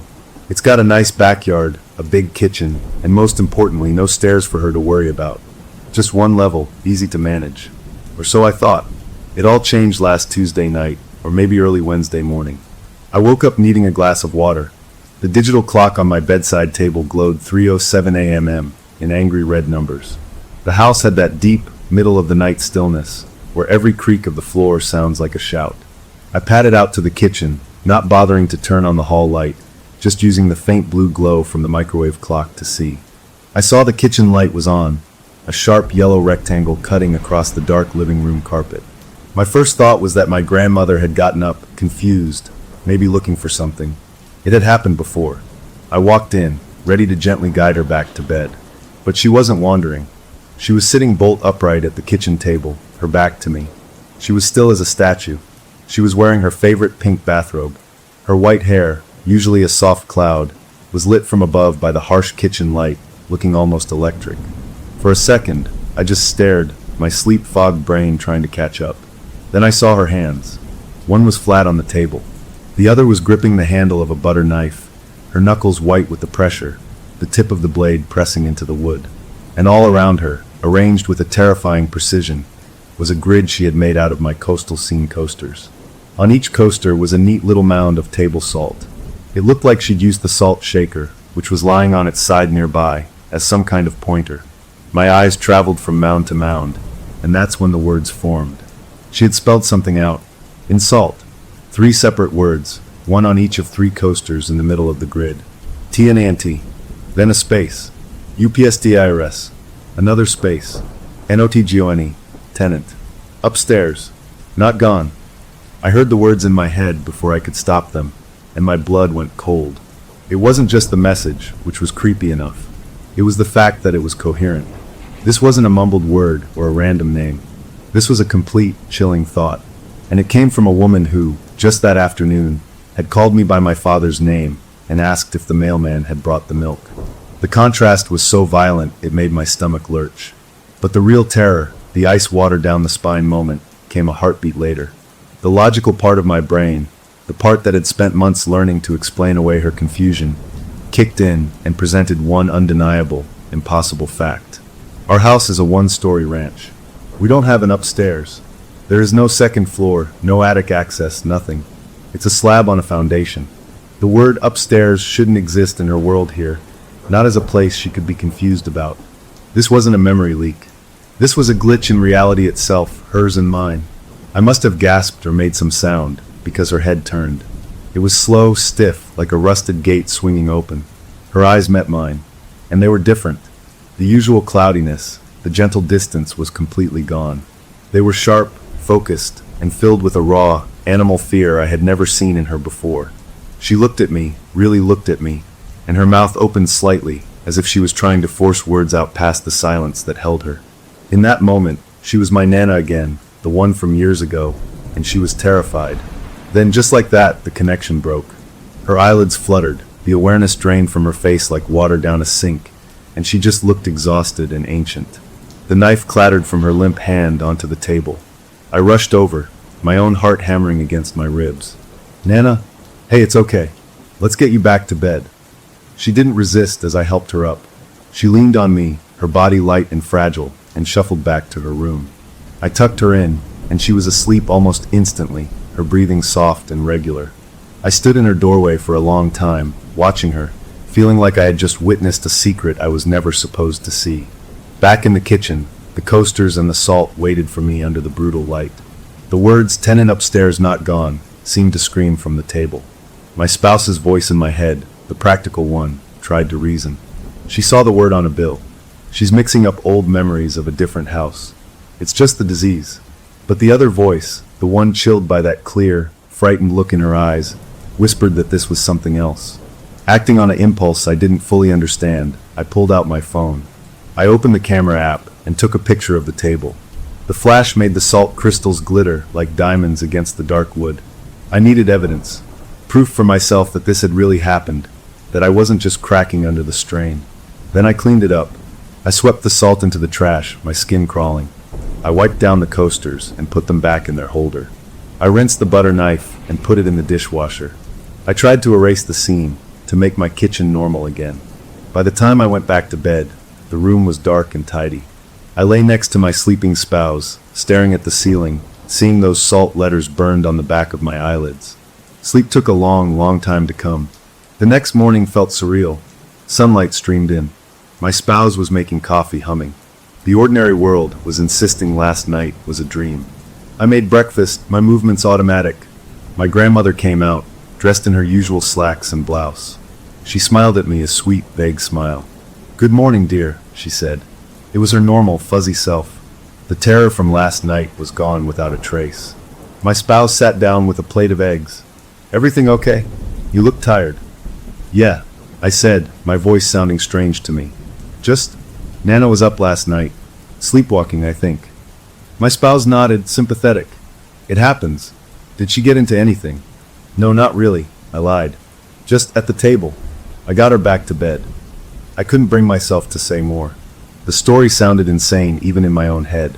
My spouse, ever the pragmatist, offered the perfect, rational explanation. "You know, we got that property tax statement yesterday. The word tenant was right there on the first page in big letters. She must have seen it when I had the mail on the counter. Her brain is just piecing fragments together, like a collage made by a tornado." I grasped at that explanation like a life preserver. "Yeah," I said, forcing a smile. "Yeah, that must be it. Just fragments." It made sense. It was logical. It allowed me to eat my toast and drink my coffee and believe, for a few precious minutes, that the world was still the same, predictable place it was yesterday. But then I saw it. As I was clearing the table, wiping down the spot where the salt grid had been, something caught my eye.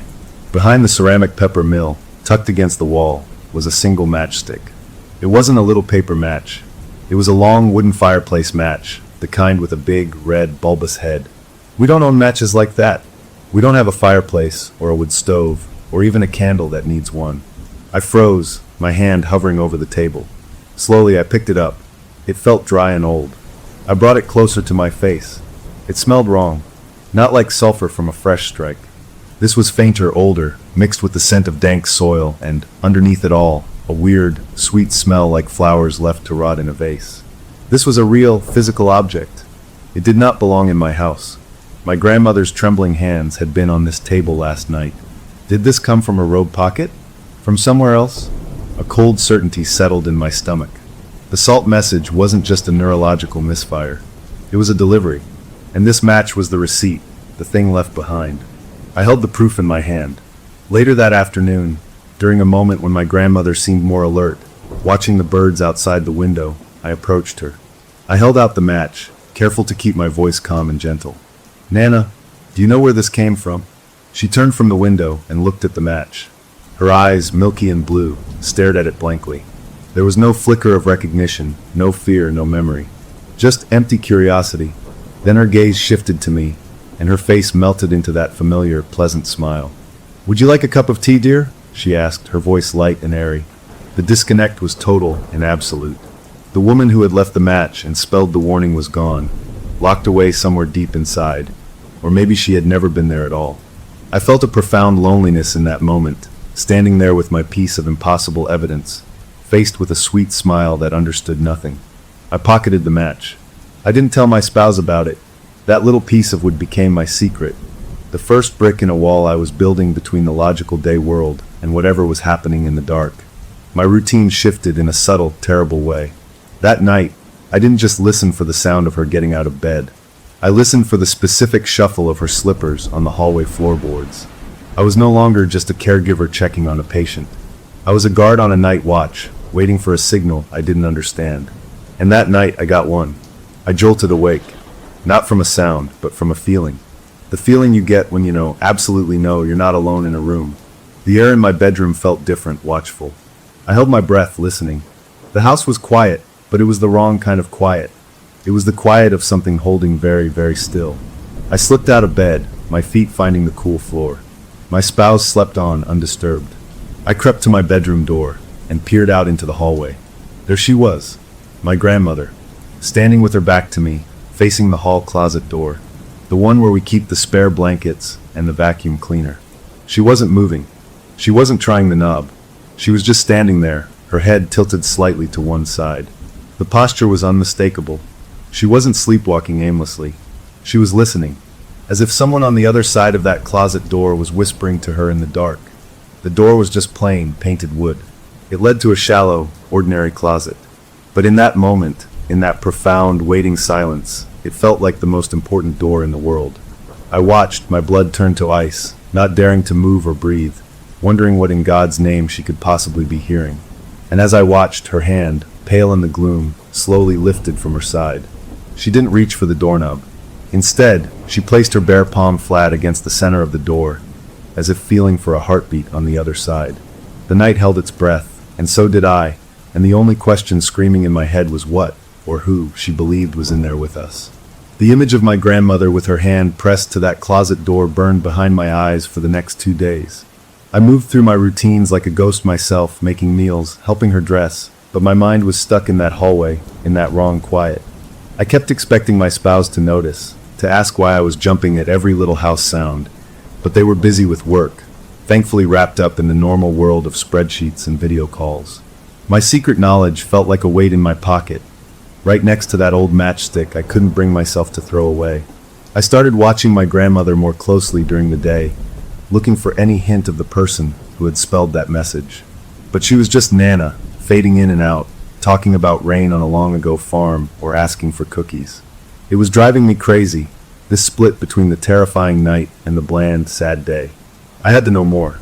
I had to understand what she was listening for. So on the third night, I decided I wouldn't sleep. I propped myself up in bed with a book, a dim reading light on, and I waited. The house ticked and settled around me. The distant hum of the refrigerator cycled on and off. My spouse breathed softly beside me. And then just after 2 in the morning, I heard it. The soft, shuffling scrape of her slippers on the hallway floorboards. My heart started pounding a hard, frantic rhythm against my ribs. I put the book down and slid out of bed, moving to the doorway. There she was again, a pale figure in the dark hall. But this time, she wasn't at the closet.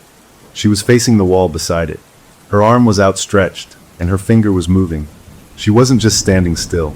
She was drawing something on the wall, her fingertip making slow, deliberate circles on the paint. And she was crying. Not loud sobs, but a quiet, hopeless weeping that was worse than any scream. I crept closer, my own breath shallow.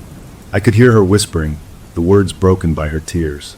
"He's in the crawl space," she murmured, her voice the thin, papery one of her very old age, not the clear terror from the kitchen table. "He never left. He's angry. He's so angry we changed the curtains. My blood ran cold.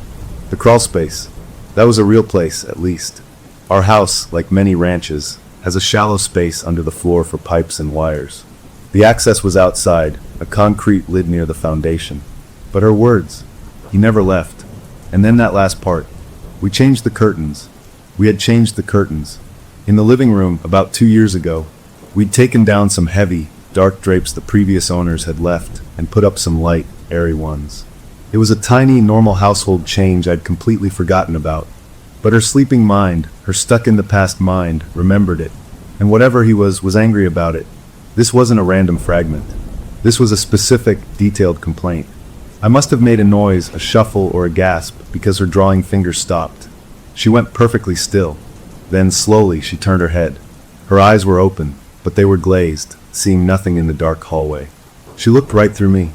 A faint, confused frown wrinkled her forehead, and then she simply turned and shuffled back to her bedroom.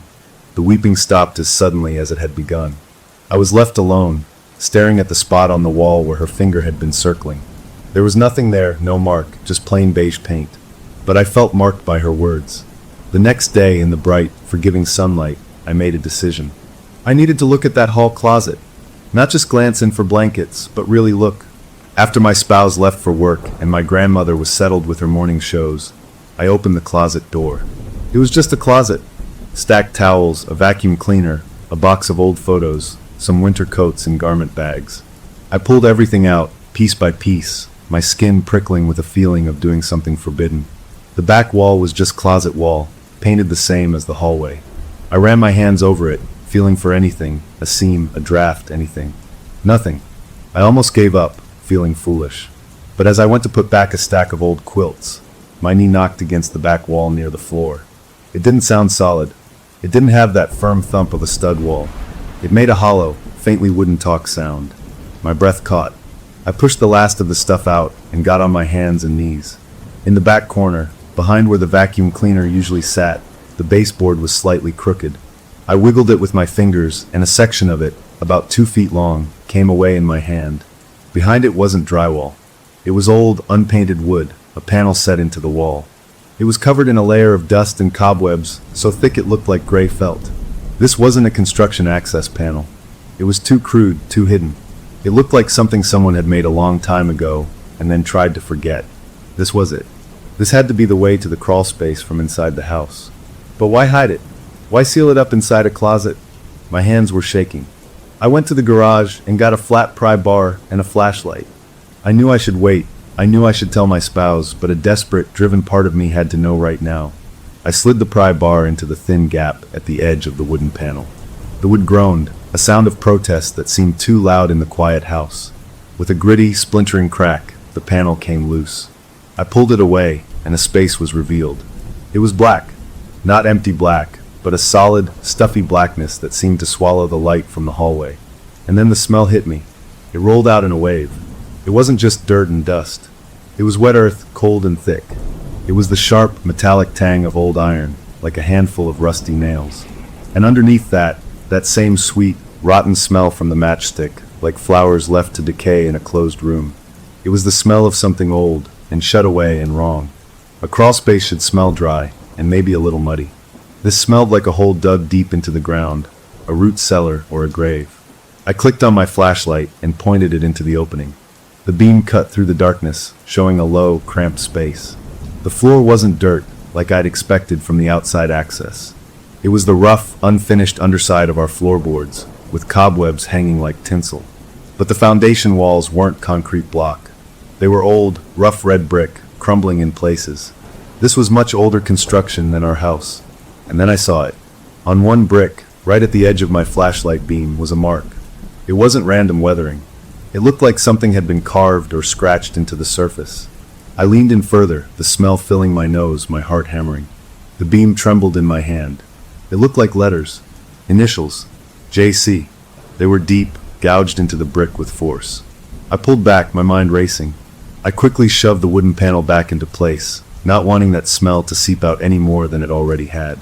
I shoved the baseboard back in front of it, haphazardly, and frantically started putting the quilts and the vacuum back, trying to hide what I'd done. My spouse couldn't know. Not yet. They'd want to call someone a contractor, or worse, they'd think I was losing it, tearing apart closets in the middle of the day. I needed to think. I needed to understand what JC meant. Later that afternoon, I was pushing my grandmother in her wheelchair through the house for a little change of scenery. We came down the hall, past the closet. I was trying to act normal, making silly comments about the pictures on the wall. But as we passed the closet door, she suddenly stiffened. Her hand shot out, her bony finger pointing directly at the door. Her face, which had been calm, contorted with something like panic. "No," she stammered, her voice urgent and clear.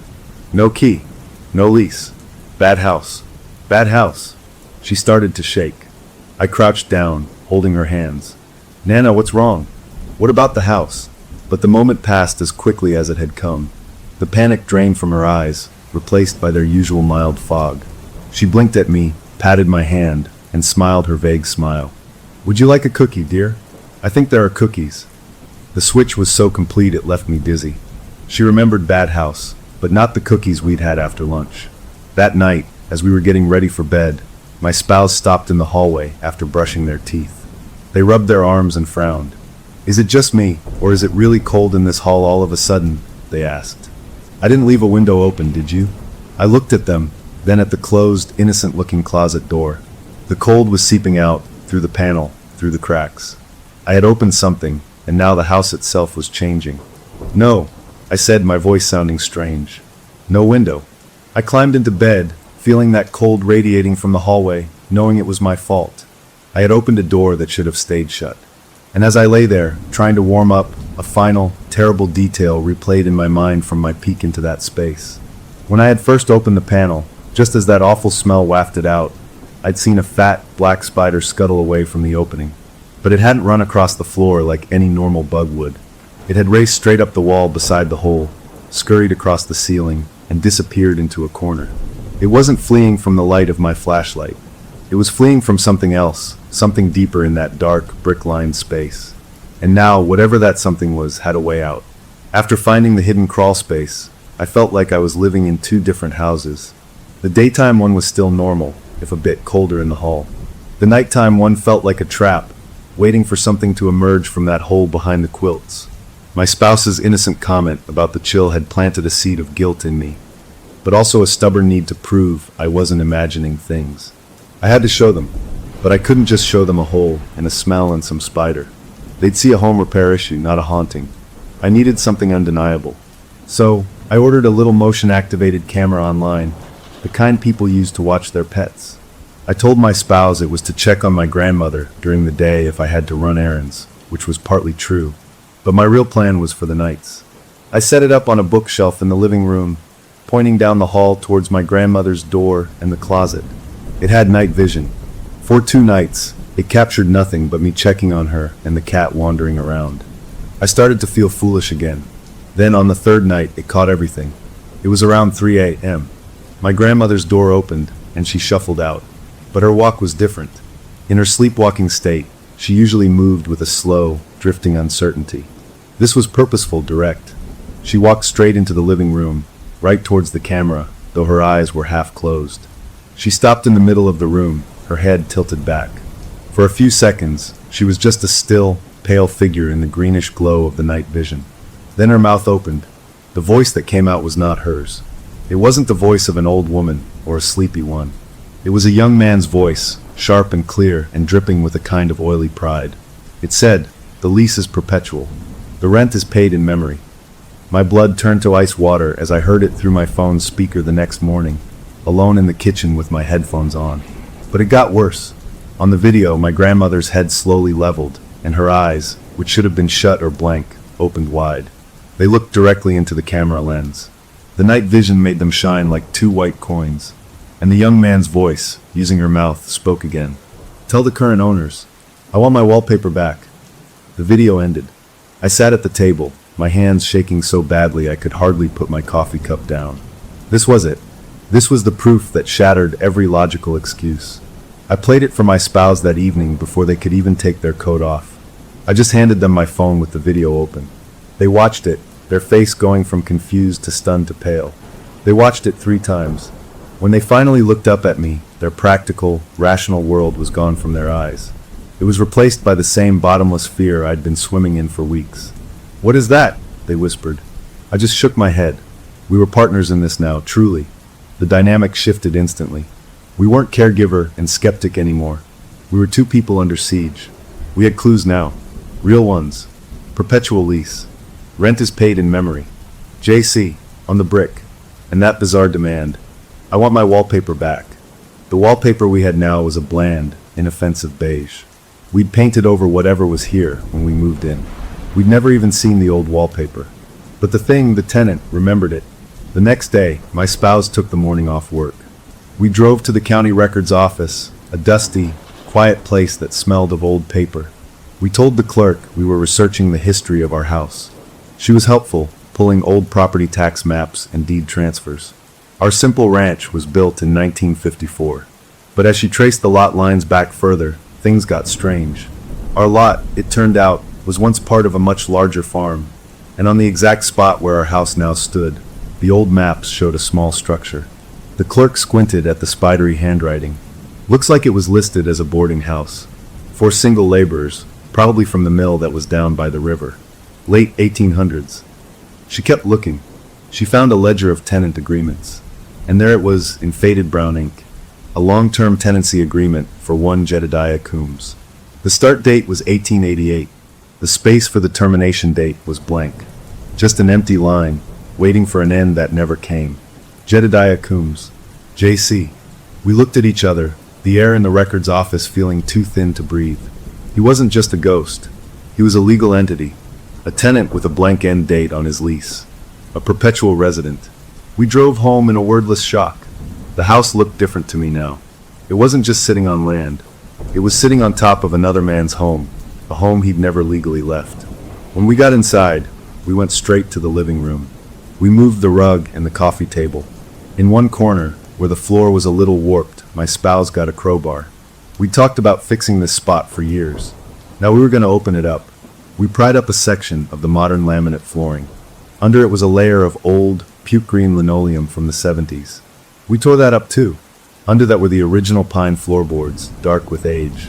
And there, in the gap between two boards, we saw a flash of color. We carefully pulled up one board, then another. There it was. The wallpaper. It was hideous.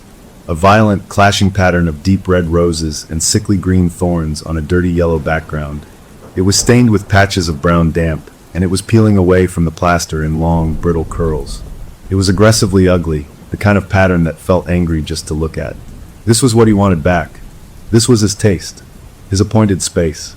My spouse reached out and touched a dark, rust-colored stain near the floor. They pulled their fingers back quickly. "Do you think that's just mold?" they asked, their voice low. I didn't answer. I didn't think it was mold. That night, I felt a new kind of dread. It wasn't just fear of the unknown anymore. It was fear of something with rules, with preferences, with a documented history. We sat in the living room with the lights on bright, the hole in the floor gaping like an open wound, showing that awful wallpaper. My grandmother was dozing in her chair. I looked at her peaceful, sleeping face, and I thought about the video. The rent is paid in memory. It clicked together with a horrible, logical snap. Her fading mind, her stolen memories, her confusion. That wasn't just the dementia. That was the currency. That was the rent. Jedediah Coombs was evicting her from her own brain to make more room for himself. He was the ultimate squatter. I couldn't stand it. I got up and knelt beside her chair. I spoke to her sleeping form, my voice barely a whisper. "What do you want?" I asked.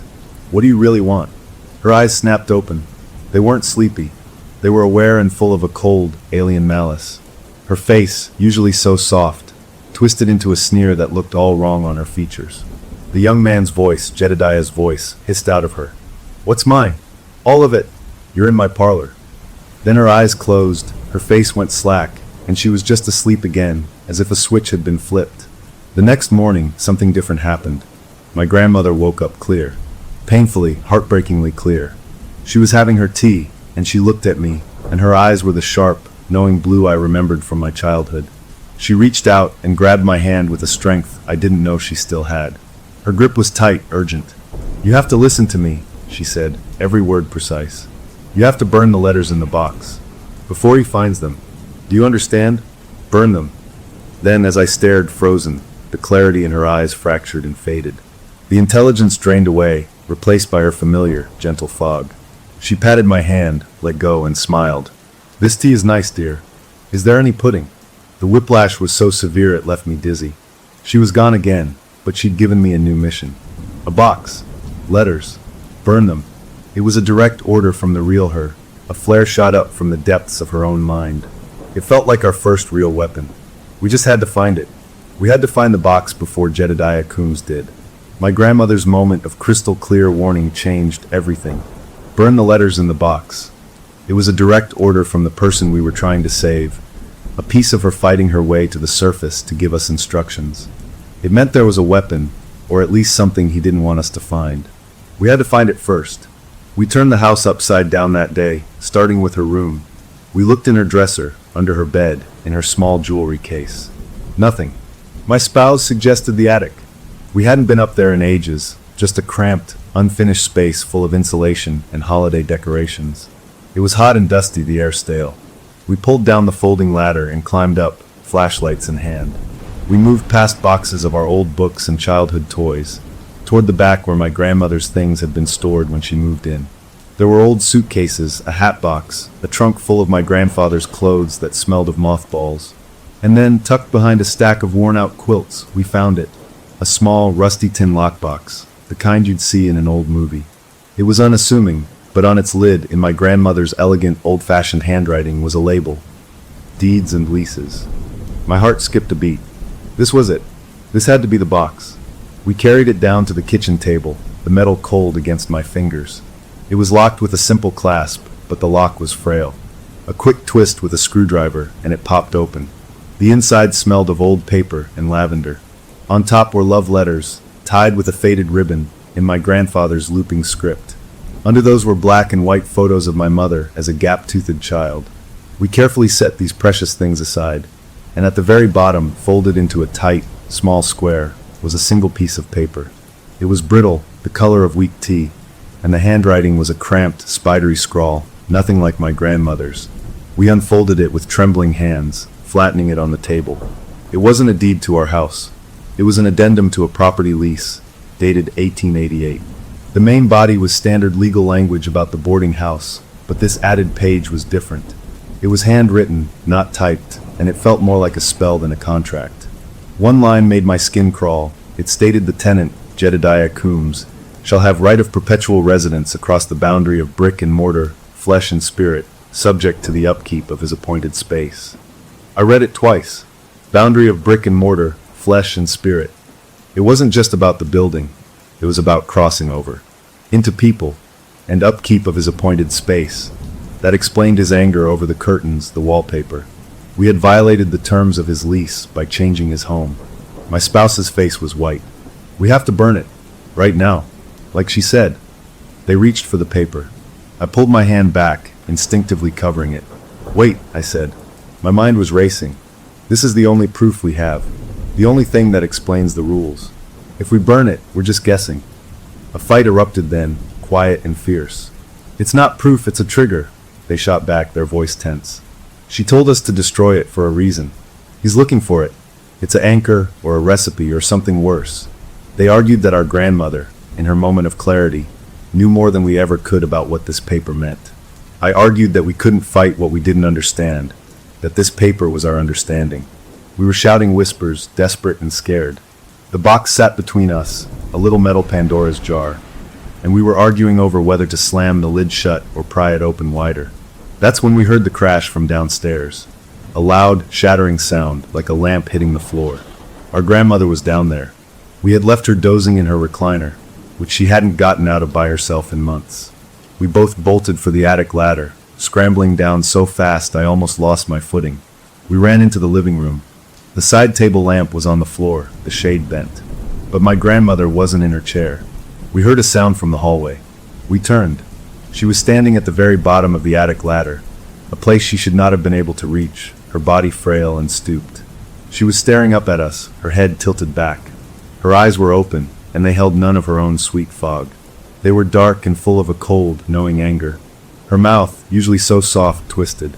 and Jedediah Coombs's voice, sharp and venomous, snarled up at us from her throat. "Thieves!" Then her eyes rolled back, her knees buckled, and she collapsed in a heap on the hallway floor. We rushed to her, our fight forgotten. She was breathing, but she was out cold, a dead weight. We carried her to the couch, checked her pulse, covered her with a blanket. She was alive, but she looked smaller, more hollowed out than ever before.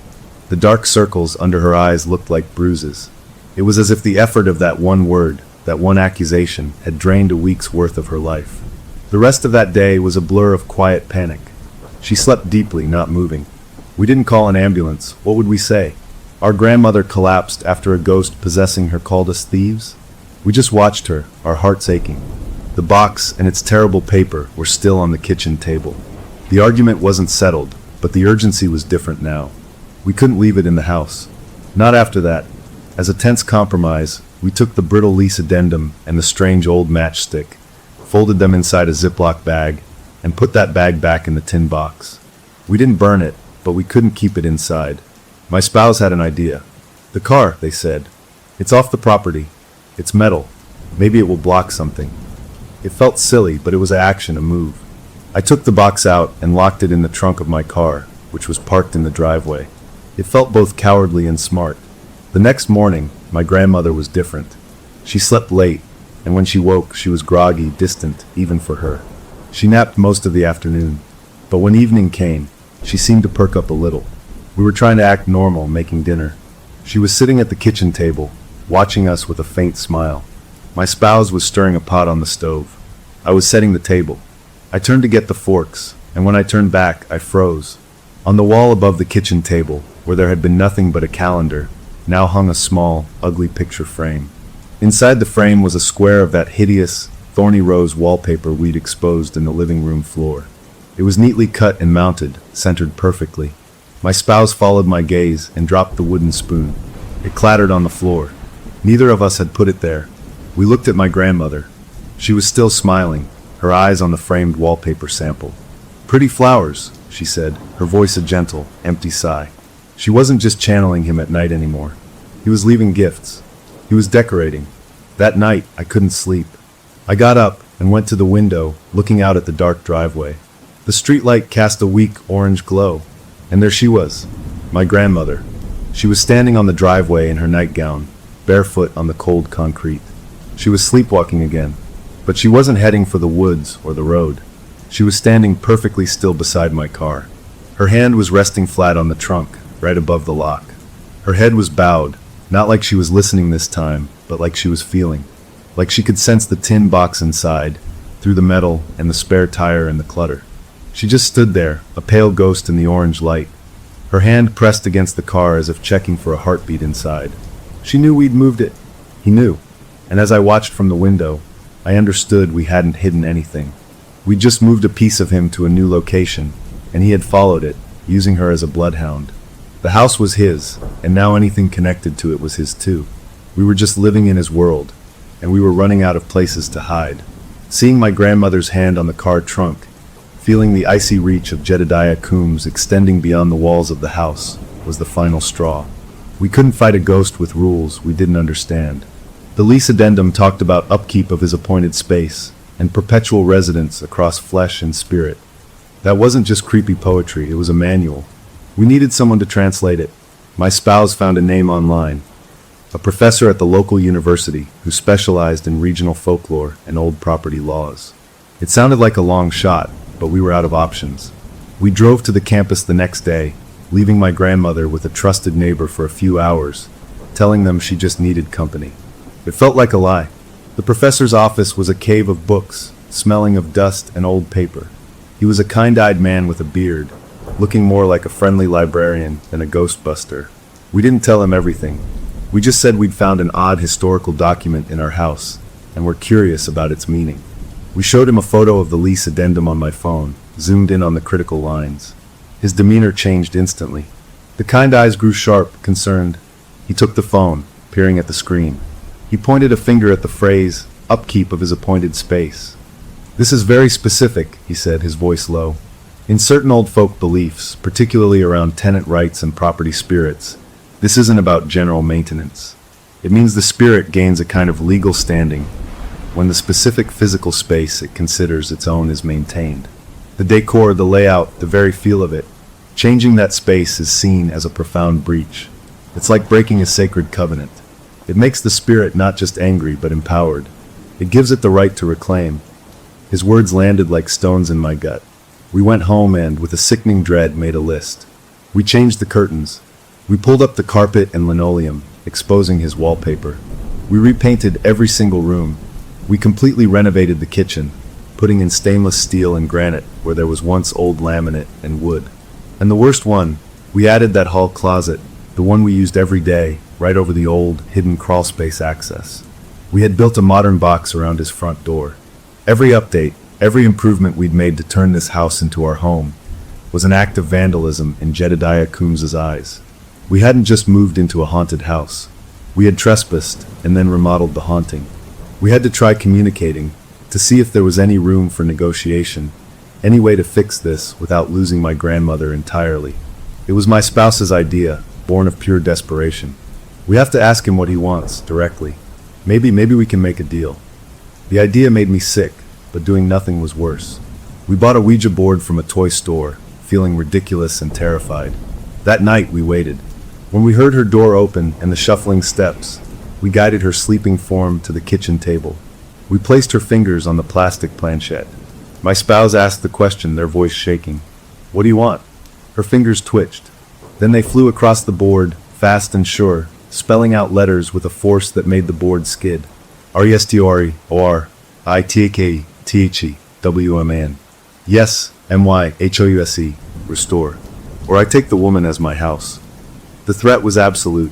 He wasn't just asking for his wallpaper back. He was demanding we turn back time on the entire house. And if we didn't, he would fully possess my grandmother, not just visit at night. She wouldn't just be a vessel. She would become his new, permanent address. The professor's advice and this terrible ultimatum collided in my head. The only way to appease him, to maybe loosen his grip, was to give him what he wanted. We had to restore his space. The thought was horrifying. It meant stripping our home, the place we'd built together, back to a mockery of a 19th century boarding house parlor. It meant inviting his taste into every room, living in his shrine. My spouse revolted. No, absolutely not. That's surrender. That's letting him win. We take Nana and we go. We sell the house, we move across the country. But I had read the lease 100 times. Perpetual residence across flesh and spirit. I was terrified it wasn't just tied to the land, but to her, to our bloodline. What if we moved and he followed, because he was now attached to her, not just the bricks? We couldn't outrun a ghost that lived in her mind. We argued in frantic, hushed tones, the divide between us growing. They wanted to fight. I was starting to think we had to negotiate with the terrorist in our walls. As a desperate, miserable compromise, we agreed on a test. We wouldn't sell the house. We wouldn't fully restore it, but we would try one small thing, to see if it changed anything. At a thrift store, we found a pair of old, dusty drapes. They were a ugly, brownish-red velvet, moth-eaten at the hems. They looked about 100 years old. They vaguely matched the era. We took them home and, with a feeling of deep wrongness, took down our clean, light blue curtains in the living room and hung these dusty relics. They smelled of attics and decay. They blocked the light, making the room gloomy. That night, we waited, holding our breath. The hours ticked by. No shuffling steps. No cries. No sound from her room at all. The ordinary house sound seemed louder in the absence of his activity. It was more frightening than the sleepwalking. It meant he noticed. It meant he approved. And his approval felt like a trap snapping shut. Encouraged and sickened by the quiet night, we decided on a bigger test. We couldn't undo the whole house, but we could give him back a piece of his wallpaper. We had taken a photo of the hideous rose pattern from under the floorboards. We found an online service that could recreate vintage wallpaper. A few days later, a roll arrived. It was a perfect, fresh copy of that awful, clashing pattern. My spouse helped me, their face set in a grim mask of disapproval, but they helped. We moved the couch, cleared a whole wall. We stripped off our modern beige paint, sanded the plaster, and pasted up the new old wallpaper. It was laborious, miserable work. Each strip felt like we were walling ourselves in. The pattern was aggressive, the reds too bloody, the greens too sickly. As we smoothed the last strip into place, the room transformed. It was no longer our living room. It was his parlor. We stood back, exhausted, covered in paste. My grandmother had been sitting in her recliner in the corner the whole time, dozing. As we put down our brushes, she stirred. Her eyes opened. They were not sleepy or foggy. They were instantly alert, sharp, and they focused on the wallpapered wall with an intense, hungry interest. Her head turned slowly, and her gaze landed on us. A smile spread across her face, but it wasn't her smile. It was too wide, too satisfied, too knowing. And when she spoke, the young man's voice that came out was smooth, almost pleasant, dripping with a vile contentment. "Better," he said, the single word hanging in the paste-scented air. Then her eyes closed, and she went back to dozing, as if nothing had happened. We stood there, surrounded by the garish roses and thorns, our own home now feeling like a stranger's, and the word "better" echoed in the space between us. We had given him a gift, and he had accepted it. We had proven the professor's theory right. And in doing so, we had taken the first concrete, undeniable step into his world. We had started decorating for him. And the worst part was the small, treacherous thought that wormed its way into my exhausted mind. If a little bit made him happy and kept her quiet, what would a lot do? Could we buy her peace, one ugly strip of wallpaper at a time? The look on my spouse's face told me they were having no such thought. They just saw the surrender, and they saw me, standing in the middle of it, complicit. The wall between us wasn't just made of ugly paper. It was made of a fundamental, terrifying disagreement on how to survive. The word "better" hung in that wallpapered room like a poisonous gas. It was a victory for Jedediah Coombs, and a defeat for us, and it split our strategy right down the middle. My spouse saw only capitulation. They became a soldier preparing for war. They spent evenings online, researching old folk protections, ordering bags of sea salt and iron railroad nails. They lined every windowsill and doorway with thin white lines of salt, which I had to carefully step over. They hammered the cold iron nails into the door frames, leaving small, bruised holes in the wood. It felt desperate and ancient, a stark contrast to my own terrible, secret thoughts about negotiation.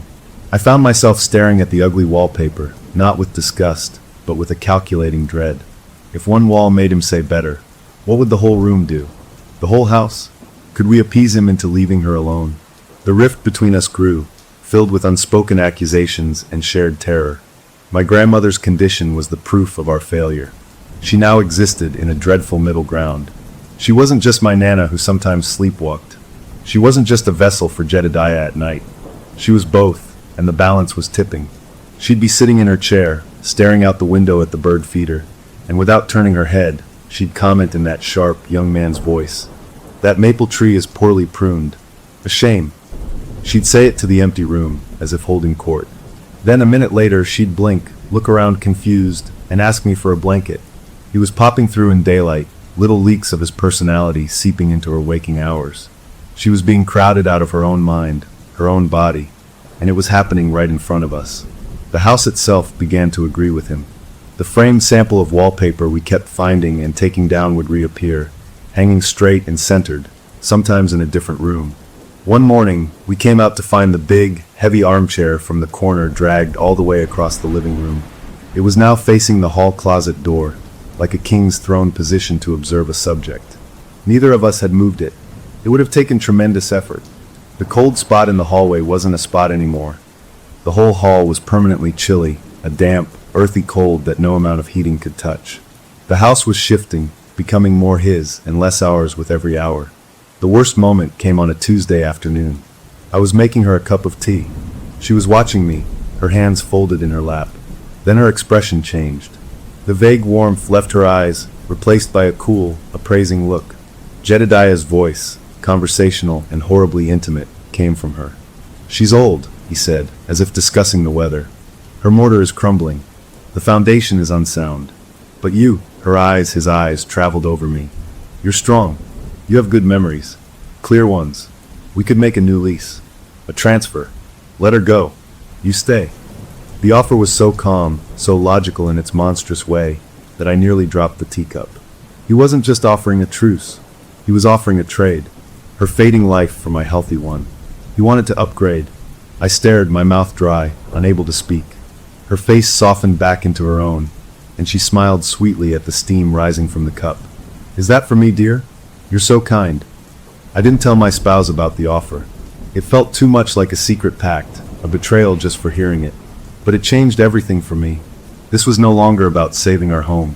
It was a bidding war for a soul, and he had just placed a bid on mine. My spouse, unaware, escalated their campaign. They began reading psalms out loud in the living room, their voice firm.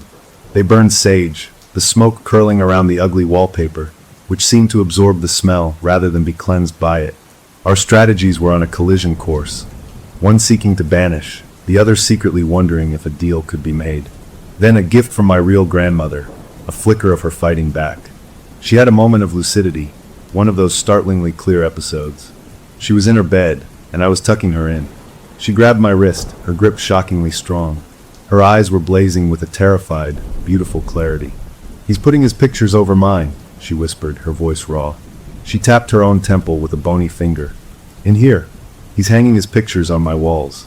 Soon there won't be any room for me." A tear tracked through the wrinkles on her cheek.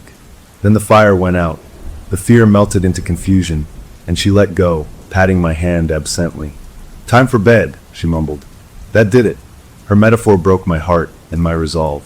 He wasn't just visiting, he was moving his furniture into her memories, evicting her from the inside out.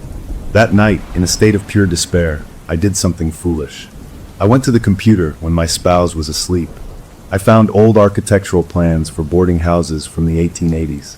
I started sketching, trying to piece together what our house, built on the same foundation, might have looked like inside when Jedediah Coombs lived there. Where was his chair? His bed? What kind of rug did he have? I was making a blueprint for surrender. I was planning his homecoming. I must have fallen asleep at the desk, because I woke to the feeling of someone watching me. My spouse was standing in the doorway of the study, dressed for work, their face pale. They were looking past me at the sketches on the computer screen, crude layouts of our rooms filled with period furniture, notes like wood stove and oil lamp here. The look on their face wasn't anger. It was worse. It was the utter collapse of trust, a pure, unadulterated betrayal. "You're actually planning it," they said, their voice flat and dead. "You're picking out curtains for him." They didn't wait for an answer.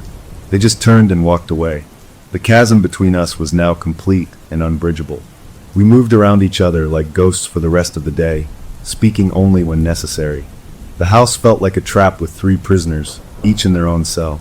That night, I lay awake, staring at the ceiling, the weight of my secret plans and my spouse's disgust like a physical pressure on my chest. And then I heard a new sound. Not a shuffle, not a voice. A creak, a long, slow wooden groan. It came from the hallway. I got up, my pulse pounding in my ears. My spouse was already awake, sitting up in bed, their eyes wide. We didn't speak. We both went to the door. The hall was dark, but the closet door, the one that hid the crawlspace access, was now standing open. Just a black rectangle in the wall. We never left it open. We kept it closed, always, a silent agreement to pretend the hole behind the quilts wasn't there. But it was open now, about a foot wide.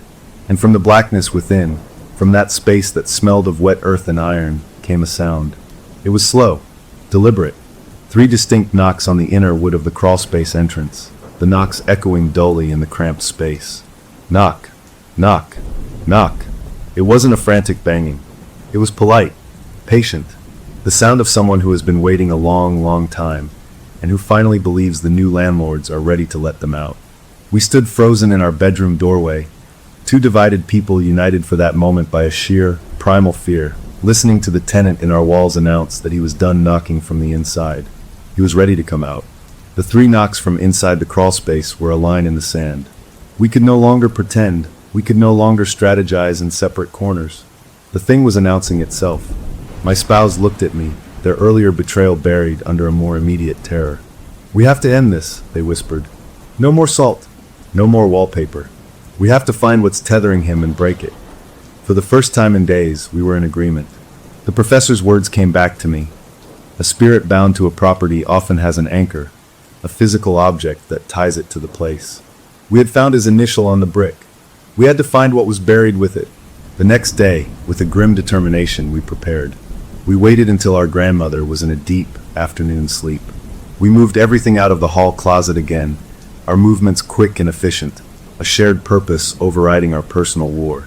The cold that seeped from the opening was worse than ever, that wet earth, rotten flower chill making our breath fog. We had a good flashlight, a hammer, a small trowel, and a bottle of holy water my spouse had gotten from a church. It felt silly and necessary all at once. I was the one who would go in. I was smaller. We pulled the wooden panel away, and the smell billowed out, thick and gagging. I took a breath, clicked on the flashlight, and crawled into the hole. The space was cramped, my back brushing against the rough floor joists above.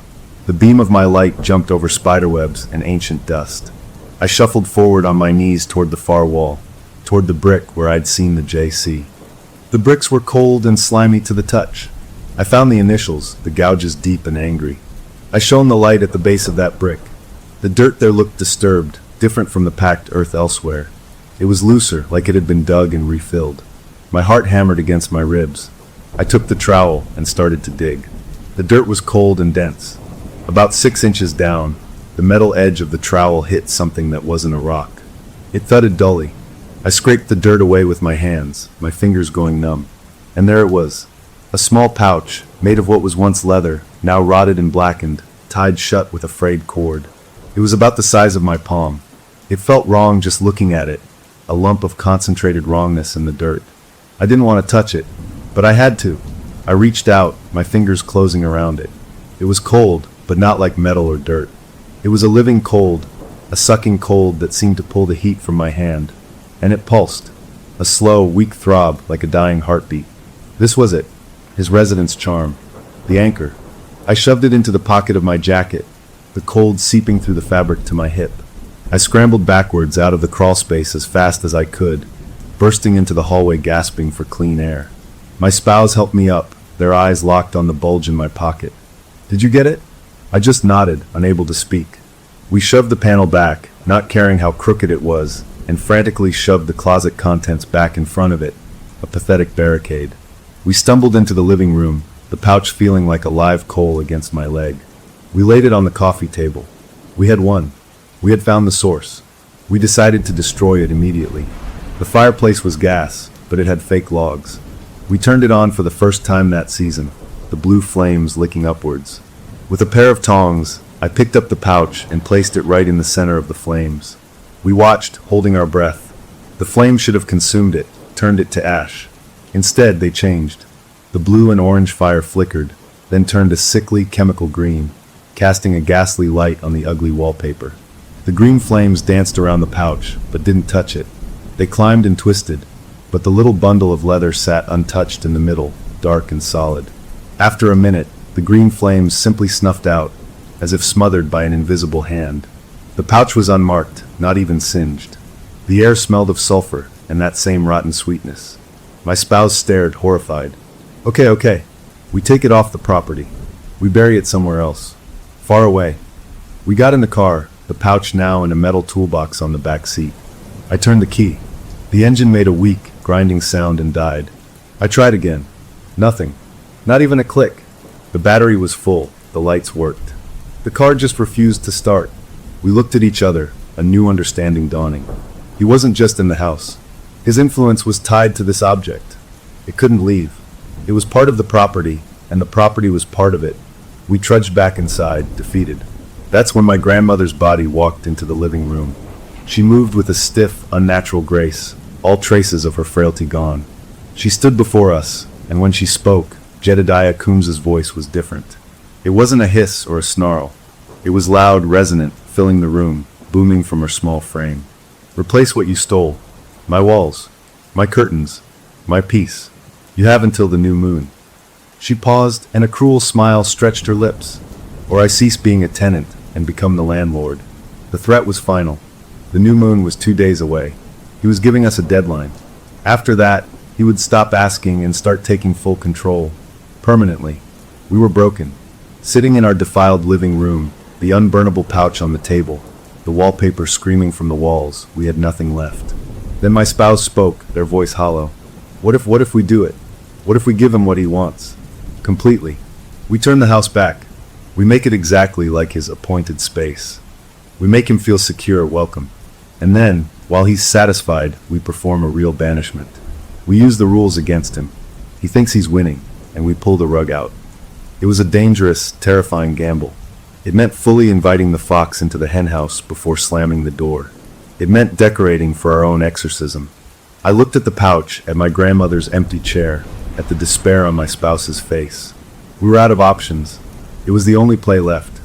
With the new moon a little over 48 hours away, we made a desperate decision. We would do it. We would perform the ultimate deception. We would restore Jedediah Coombs's parlor.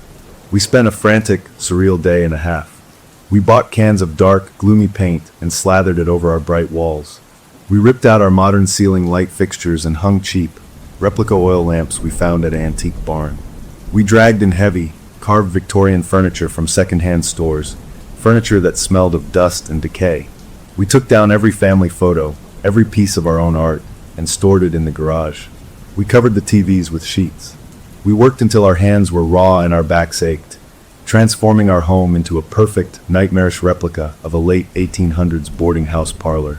It was ugly, oppressive, and felt utterly alien.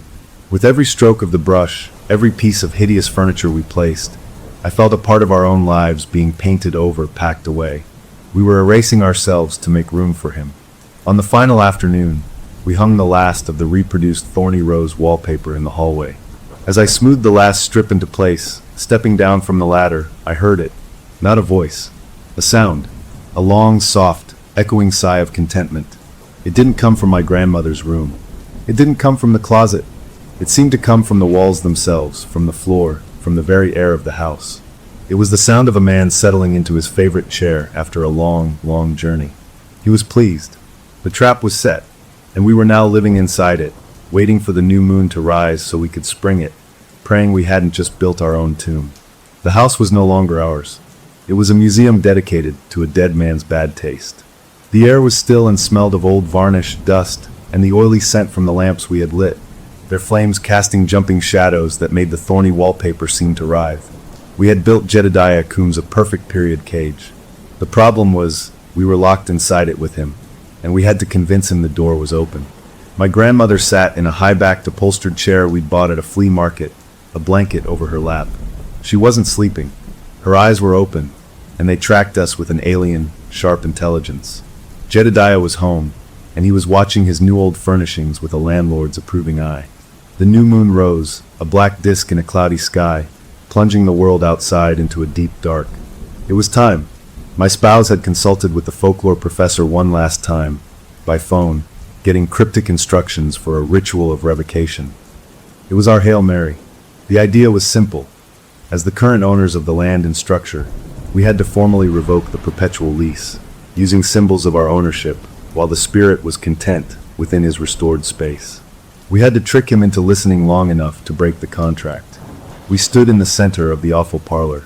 My spouse began to speak, their voice low but steady, reciting words the professor had provided, a mix of legal-sounding phrases and older, stranger ones. They held a small bowl. In it was a mixture of coarse salt, sharp iron filings, and a few drops of our own blood, pricked from our fingertips, a symbol of the current, living owners. As they spoke, they walked a slow circle around the room, sprinkling the mixture along the edges of the walls, across the thresholds of the doors. By right of modern deed and lived breath, we who hold the title sever the bond of the past. We revoke the lease. We break the hold. We demand the departure of the former resident, Jedediah Coombs. The oil lamp flames flickered, the shadows lunging and shrinking. My grandmother, or the thing using her, watched from the chair. At first, he seemed amused, a faint smile on her borrowed face. He looked like a king tolerating the muttering of foolish subjects. But as my spouse continued, sprinkling the blood and salt and iron across the entrance to the hallway, the smile began to falter. A frown creased her forehead. Her hands, which had been resting calmly, gripped the arms of the chair. My spouse's voice grew stronger. The space is no longer appointed to you. The contract is void. You are not welcome here. They completed the circle, coming to stand beside me, their face pale but determined. We stood together, facing her. The room waited. For a moment, nothing happened. Then a low sound started, a dry, rattling noise that grew into a laugh. It came from my grandmother's throat, but it was Jedediah's laugh, rasping and humorless. Her head lolled back against the chair, and she laughed and laughed. You think, he wheezed, that a few words break a contract signed in memory? You think your little salt and blood is stronger than a man's whole life poured into stone and soil. The laughter cut off abruptly. Her head snapped forward, the eyes blazing with a cold fire. I am in the mortar. I am in the beams. I am the first nail driven and the last breath of the old hearth. She stood up, the blanket falling away. Her frail body seemed to tower. And now, the voice boomed, I am in the bloodline. She is my house. Her memories are my rooms. And when she dies, I will simply need a new one. His gaze, ancient and greedy, locked directly onto me. The offer was back, but now it was a statement of fact. He would wear her out and then move on. To me. But at the word dies, something happened. A spasm went through my grandmother's body. A violent tremor, as if an internal wire had been pulled taut. Her own eyes, a fragile, watery blue, fought their way to the surface, pushing against the darkness clouding them. It was her, the real her, for one last, magnificent second. Her mouth opened, but no clever words came out, no plea. Instead, she screamed. It wasn't a scream of fear or pain. It was a raw, guttural sound of pure maternal fury, a lioness's roar trapped in a frail cage. And she didn't scream at the spirit. She turned her head, her eyes blazing with that final clarity, and she screamed that furious, wordless scream directly at the leather pouch, which sat on the ugly side table where we'd left it. She was giving us a target. Her last act was not defense, but an attack order. The sound seemed to hang in the air. Then she collapsed, folding back into the chair, unconscious, her breathing shallow and too fast. But the scream had done something. The pouch on the table shuddered. The rotted leather pulsed. And then it grew cold. A visible wave of frost crystallized on the metal toolbox next to it. The cold was so intense it hurt to look at, a deep, aching wrongness. Then, in a flash, the cold turned to a searing, dry heat that radiated from it in a wave. I stumbled back. We both stared, helpless, as the pouch moved on its own. The frayed cord tying it shut unraveled, not by burning, but by an unseen force. The flap opened. Inside, we could see the tarnished coins, the broken clay pipe, and the lock of coarse red hair. The hair, tied with its own bit of string, began to unwind. It slithered like a slow worm, freeing itself from its knot. And the coins, they began to vibrate, shivering against each other, producing a high, faint, metallic ringing, a tiny, insane chiming that filled the sudden quiet of the room. Jedediah Coombs's voice was gone from my grandmother. The oppressive presence that had filled the parlor seemed to have withdrawn, sucked back into the source. But it wasn't gone. The voice came again, but not from her. It came from the pouch. It was quieter now, not a boom, but a smooth, intimate whisper that seemed to coil directly into my ear, into my mind, bypassing my ears entirely. A stronger house, it murmured, the tone almost appreciative, a craftsman evaluating good timber. Good. We'll start the lease anew tomorrow. The whisper faded. The chiming of the coins stopped. The lock of hair lay still, now fully uncoiled. The pouch was just a dead, cold thing on the table again. But the words echoed in the center of my mind. A stronger house. He wasn't looking at the walls anymore. He was looking at me. The transfer he had offered wasn't a future possibility. It had just begun. The ritual had failed because we weren't the rightful owners of the lease. My grandmother was, and she was too occupied to revoke it. All we had done was show him a better, sturdier piece of property to covet. I looked at my spouse, who was staring at the pouch in dawning, horrified comprehension.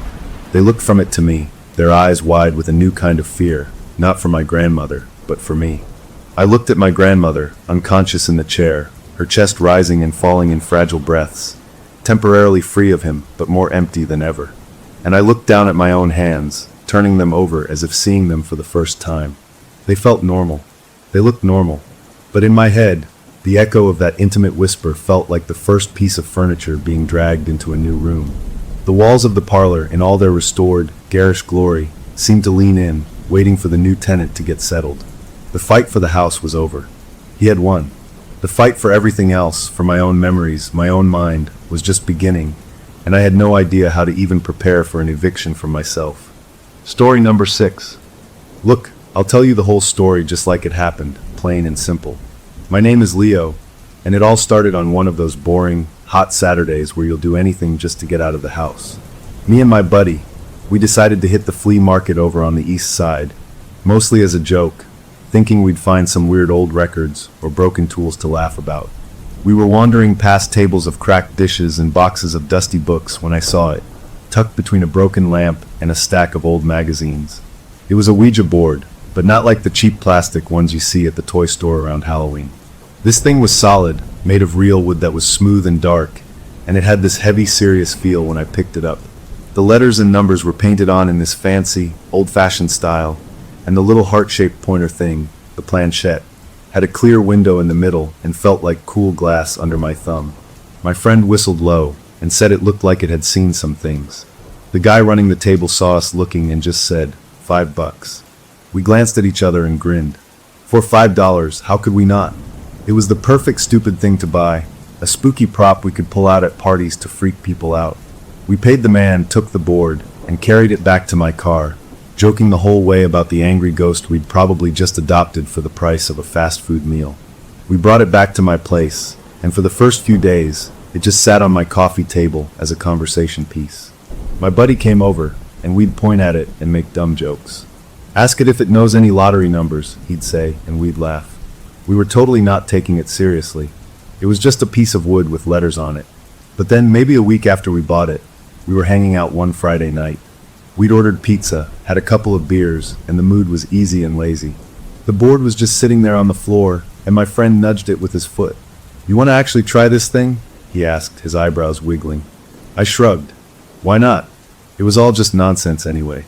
We turned off the big overhead light, left a lamp on in the corner so we could still see, and sat on the floor facing each other with the board between us.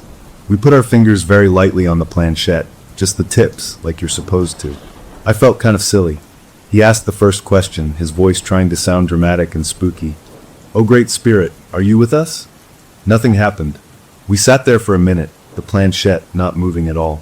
I was about to call the whole thing off when he asked another question, this time more normal. "Is there anyone there who wants to talk?" That's when it happened. I felt a tiny twitch under my fingers. At first, I thought it was him pushing it as a joke. I looked at his face, and he looked just as surprised as I felt. His eyes were wide. The planchette didn't glide smoothly. It moved in these little, sharp jerks, like it was clicking from one letter to the next. It went slowly, but with a weird kind of purpose. It spelled out TONIGHT. My heart did a funny little jump in my chest. We both pulled our hands away like the thing had gotten hot. "Did you do that?" I asked him, my voice quieter than I meant it to be. He shook his head fast. "No way, man. I thought you were doing it." We stared at each other in the dim light. The air in the room felt different all of a sudden, tighter. We tried to laugh it off, making jokes about how our subconscious minds were just playing tricks, how our muscles were twitching from holding our hands the same way for too long. But the laughter was weak and didn't last. We just sat there for a few more minutes, not saying much, before we both kind of mutually decided to put it away. I slid the board under my couch, out of sight. We turned the main light back on, and the normal brightness of the room made the whole thing feel more stupid than scary.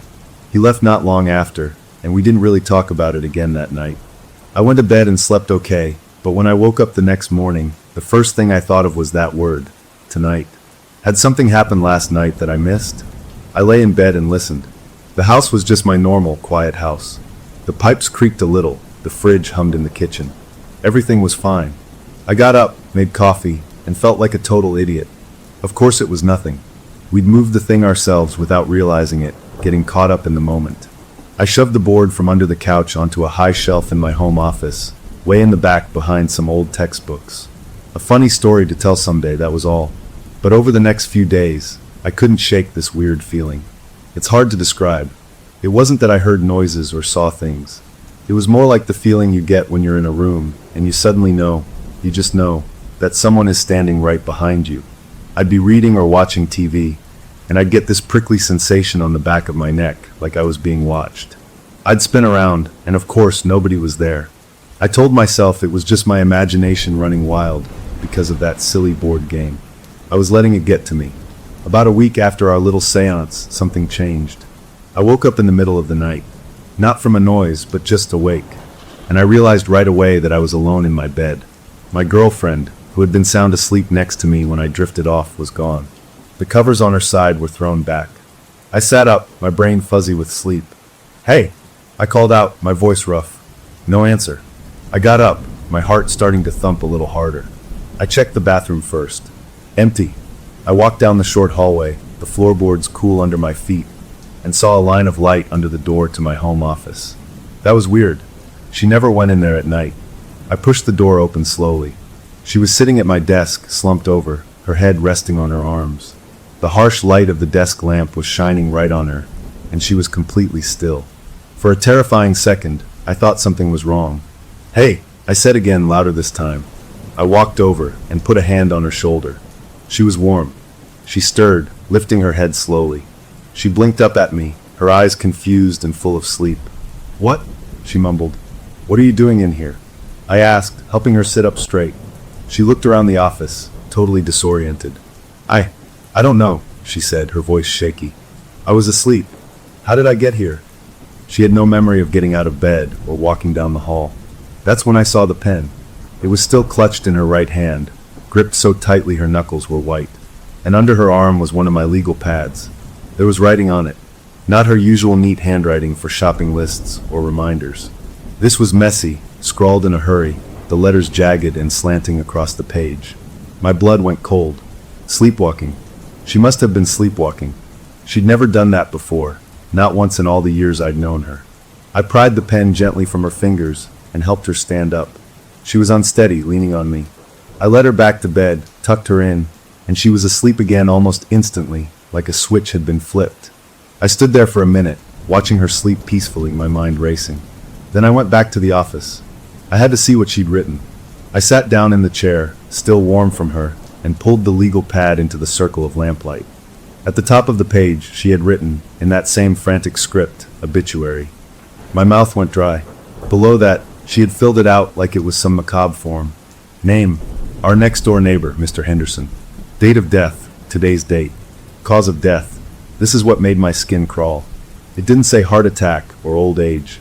It said, asphyxiation due to negligent packaging of prescription medication. It was so specific, so bizarre. Who dreams up something like that? It read like a line from a news report, not a dream. I stared at it for a long time, my mind trying to make sense of it. It had to be a crazy coincidence. She'd probably heard something about Mr. Henderson. Maybe he'd mentioned a new pill he was on, and her sleeping brain just cooked up this wild story. That had to be it. I tore the page off the pad, crumpled it into a tight ball, and threw it in the kitchen trash can, pushing it down deep under some coffee grounds and eggshells. I went back to bed but didn't sleep. I just lay there listening to her breathe and watching the clock until the sun came up. The next morning, I made a huge breakfast. Bacon, eggs, pancakes, the whole works. I was trying to act normal, to flood the house with normal smells and normal sounds. My girlfriend came into the kitchen looking tired, but herself. She didn't remember a thing about the night before, not even a fragment of a dream. I didn't bring it up. We ate, we talked about our plans for the day, and we carefully didn't talk about the board on the shelf or the weird feeling in the house. It felt like we were both pretending everything was fine, and if we pretended hard enough, it would be. Later that afternoon, we heard sirens. Not the kind that blast past, but the kind that stopped nearby. We went to the front window and looked out. An ambulance was parked a few doors down, right outside the little diner on the corner. We saw the paramedics helping someone out. It was Mr. Henderson. He was walking, but he was hunched over, coughing hard into his hand, his face red. They got him into the back of the ambulance, and it drove away, lights on but no siren. My girlfriend let out a huge breath she'd been holding. "See," she said, her voice full of shaky relief. "He's okay. He's fine. It was just as a thing." We laughed then, a real laugh, the kind that comes from nerves letting go. We'd been so silly. Of course it was nothing. We spent the rest of the day feeling lighter, like a weight had been lifted. But my friend, the one I'd bought the board with, he's a curious guy. He came over that evening, and when we told him about the obituary, and then seeing Mr. Henderson taken away, he got this look on his face. He pulled out his phone. "Let's just check the community page," he said. "Sometimes they post about local incidents." He tapped and scrolled for a minute, then went quiet. His face changed. "What?" I asked. He didn't answer, just turned the phone around so we could see the screen. It was a short post from the neighborhood watch. It said there had been a medical incident at the diner involving an elderly resident who experienced a choking hazard due to a packaging mishap with his medication. The post said he was recovering fine at the hospital. I read those words, and the room seemed to tilt. Packaging mishap. That was just a nicer way of saying negligent packaging. The words were different, but the meaning, the core fact of what happened, was exactly the same. My girlfriend made a small sound, like a gasp caught in her throat. We all looked at each other, and this time, there was no laughter, not even the nervous kind. The coincidence was too big, too precise. The board had said tonight, and nothing happened to us. But it had known. It had known something was coming for someone else. And it had made my girlfriend write down the details in her sleep. The joke was over. We weren't in control of this game anymore, and the first move had just been played. We sat there in the quiet living room, the three of us, and the only question hanging in the air was a terrifying one. What was the next move going to be? The relief we felt after seeing the old man was okay didn't last long. It was like a sugar rush, a quick high that crashed hard and left us feeling worse than before. We spent the next few days walking on eggshells in my own home. My girlfriend was jumpy, starting at every little sound the house made. My buddy called every day, his voice always with that edge of trying to sound casual and not quite making it. We tried to wrap ourselves in this blanket of normal life, pretending the board on the shelf was just a decoration, pretending the whole thing was a wild string of coincidences. We went to work, we cooked dinner, we watched dumb TV shows, but our eyes kept drifting to that shelf in my office. The air in the house didn't feel right. It wasn't quiet, it was full of this waiting tension, like the moment before a thunderstorm when everything is too still and the hair on your arm stands up. We didn't talk about the board. We didn't touch it. We just tried to ignore it, which is about as effective as trying to ignore a ticking bomb in your living room. You can watch TV, but all you're really doing is listening to the tick, tick, tick. About a week after the incident with our neighbor, my buddy came over again. We were all sitting in the living room, the TV on for noise, but none of us were really watching it. He kept glancing toward the hallway that led to the office. Finally, he just came out and said it. We can't just leave it there.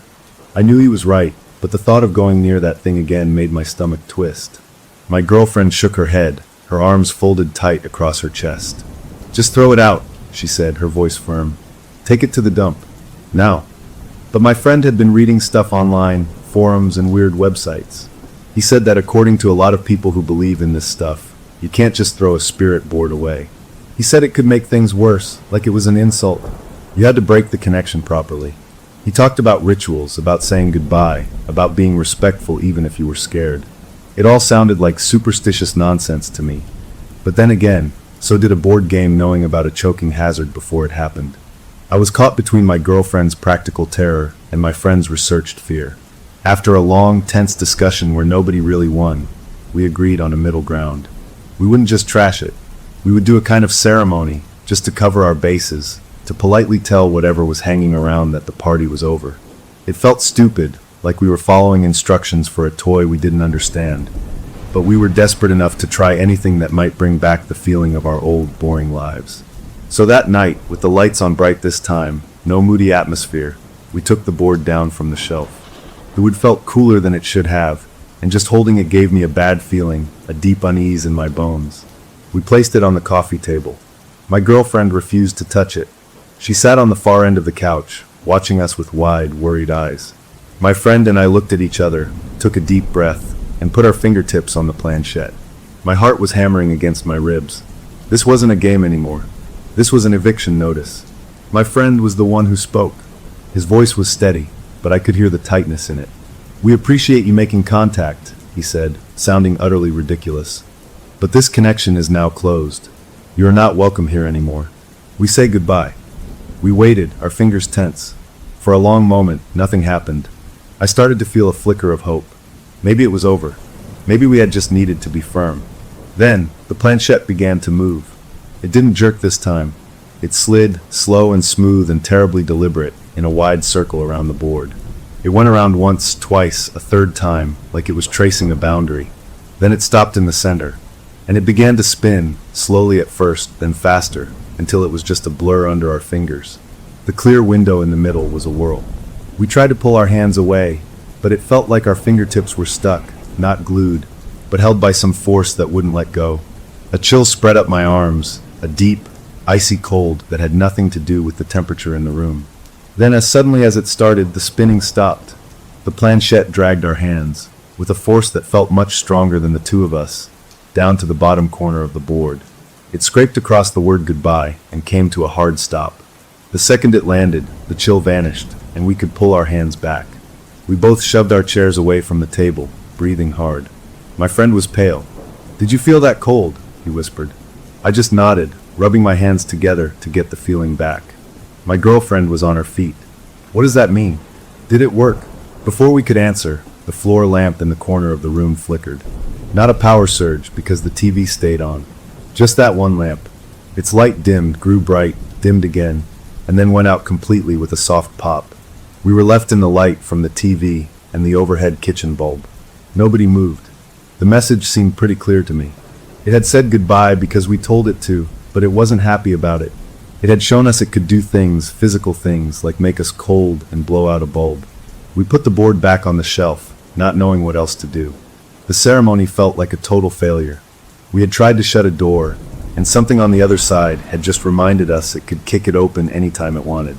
For the next few nights, things were calm. Too calm.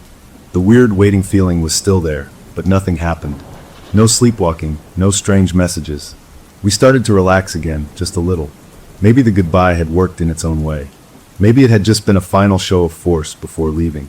I even managed to sleep through a whole night without waking up and checking to see if my girlfriend was still beside me. Then, on the fourth night, I woke up. It wasn't a noise that woke me. It was that feeling again, the feeling of being alone in the bed. I reached out my hand. Empty space. My eyes snapped open. She was gone. A wave of cold dread washed over me, worse than before. I got up and saw the familiar line of light under the office door. Anger mixed with my fear this time. I was angry at the board, angry at the situation, angry that this was happening again. I pushed the door open, ready to shake her awake. But she wasn't at the desk. The office was empty. The light was on, but the chair was pushed in. Confusion cut through my fear. Then I heard a small sound from the kitchen. A faint scratching. I walked down the hallway, my bare feet silent on the floor. I peered into the kitchen. She was there, sitting at the kitchen table, her back to me, her head bent over something. The overhead light was off, and she was working in the dim glow from the stove's digital clock. I could see her hand moving, fast and frantic, scribbling across a notepad. The sound was the pen scratching against the paper. I walked closer, my heart a drum in my ears. She was asleep. I could tell by the slow, deep rhythm of her breathing and the completely slack look on her face when I got close enough to see her profile. But her hand was a blur of activity. I didn't wake her up right away. A horrible curiosity held me frozen. I had to see what she was writing. I leaned over, just enough to see the notepad. It was another obituary. The name at the top was a woman my girlfriend worked with, someone she talked about sometimes, a nice lady in the accounting department. The cause of death was written in that same messy, urgent script. Multiple traumatic injuries sustained from a structural failure and fall of an elevator carriage. It was so specific, so mechanical. It sounded like a line from a police report or an engineering assessment. This wasn't a dream about a car crash or a sickness. This was a technical diagnosis of a disaster. I couldn't watch anymore. I gently put my hand over hers, stopping the pen. "Hey," I said softly. "Wake up." She stirred, her hand going still under mine. She blinked, looked at the notepad, looked at her hand holding the pen, and then looked up at me. The confusion and fear in her eyes were real and total. "What?" she began, her voice thick with sleep. "I was having a dream about work." Her words trailed off as she looked back down at the words she'd written. Her face went pale. She didn't scream or cry. She just stared, as if the reality of it was too big for any normal reaction. I helped her up, led her back to bed, and she followed like a robot. I took the notepad and folded it, shoving it into the pocket of my sweatpants. I didn't want her to see it again. I stayed awake until the sun came up, sitting in the living room and staring at that folded piece of paper on the coffee table. I didn't have to look it up. I already knew with a sick certainty what I would find. The next day was a Tuesday. I went through my work routine like I was in a fog. My girlfriend called in sick, too shaken to face the office, especially the possibility of seeing the woman from the notepad. I waited until my lunch break. I found a quiet spot and pulled out my phone. My fingers felt clumsy as I typed in the name of the city and news elevator accident. For a second, nothing came up. A crazy hope flared in my chest. Maybe it was wrong. Maybe this time it was just a bad dream. Then I refreshed the page. A new article popped up, just published an hour ago. The headline was simple: "One dead in freak elevator malfunction downtown." I didn't want to click it, but I had to. I opened the article. It gave the location, an office building. It said preliminary investigations pointed to a catastrophic failure of a cable mechanism. And there, near the bottom, was the name of the victim. It was her, the woman from the notepad, the woman my girlfriend worked with. The details in the article were still sketchy, but they matched. A fall. Structural failure. I put my phone down on the table and just sat there. The sounds of the restaurant around me, the clatter of dishes, the chatter of people, all of it faded into a dull buzz. This was the proof we couldn't ignore, couldn't explain away. The board, or whatever was behind it, wasn't just predicting random deaths. It was issuing memos. It knew things with a frightening, bureaucratic accuracy. It knew how people were going to die, down to the technical details, and it was using my girlfriend to write them down. We weren't just witnesses to a creepy phenomenon.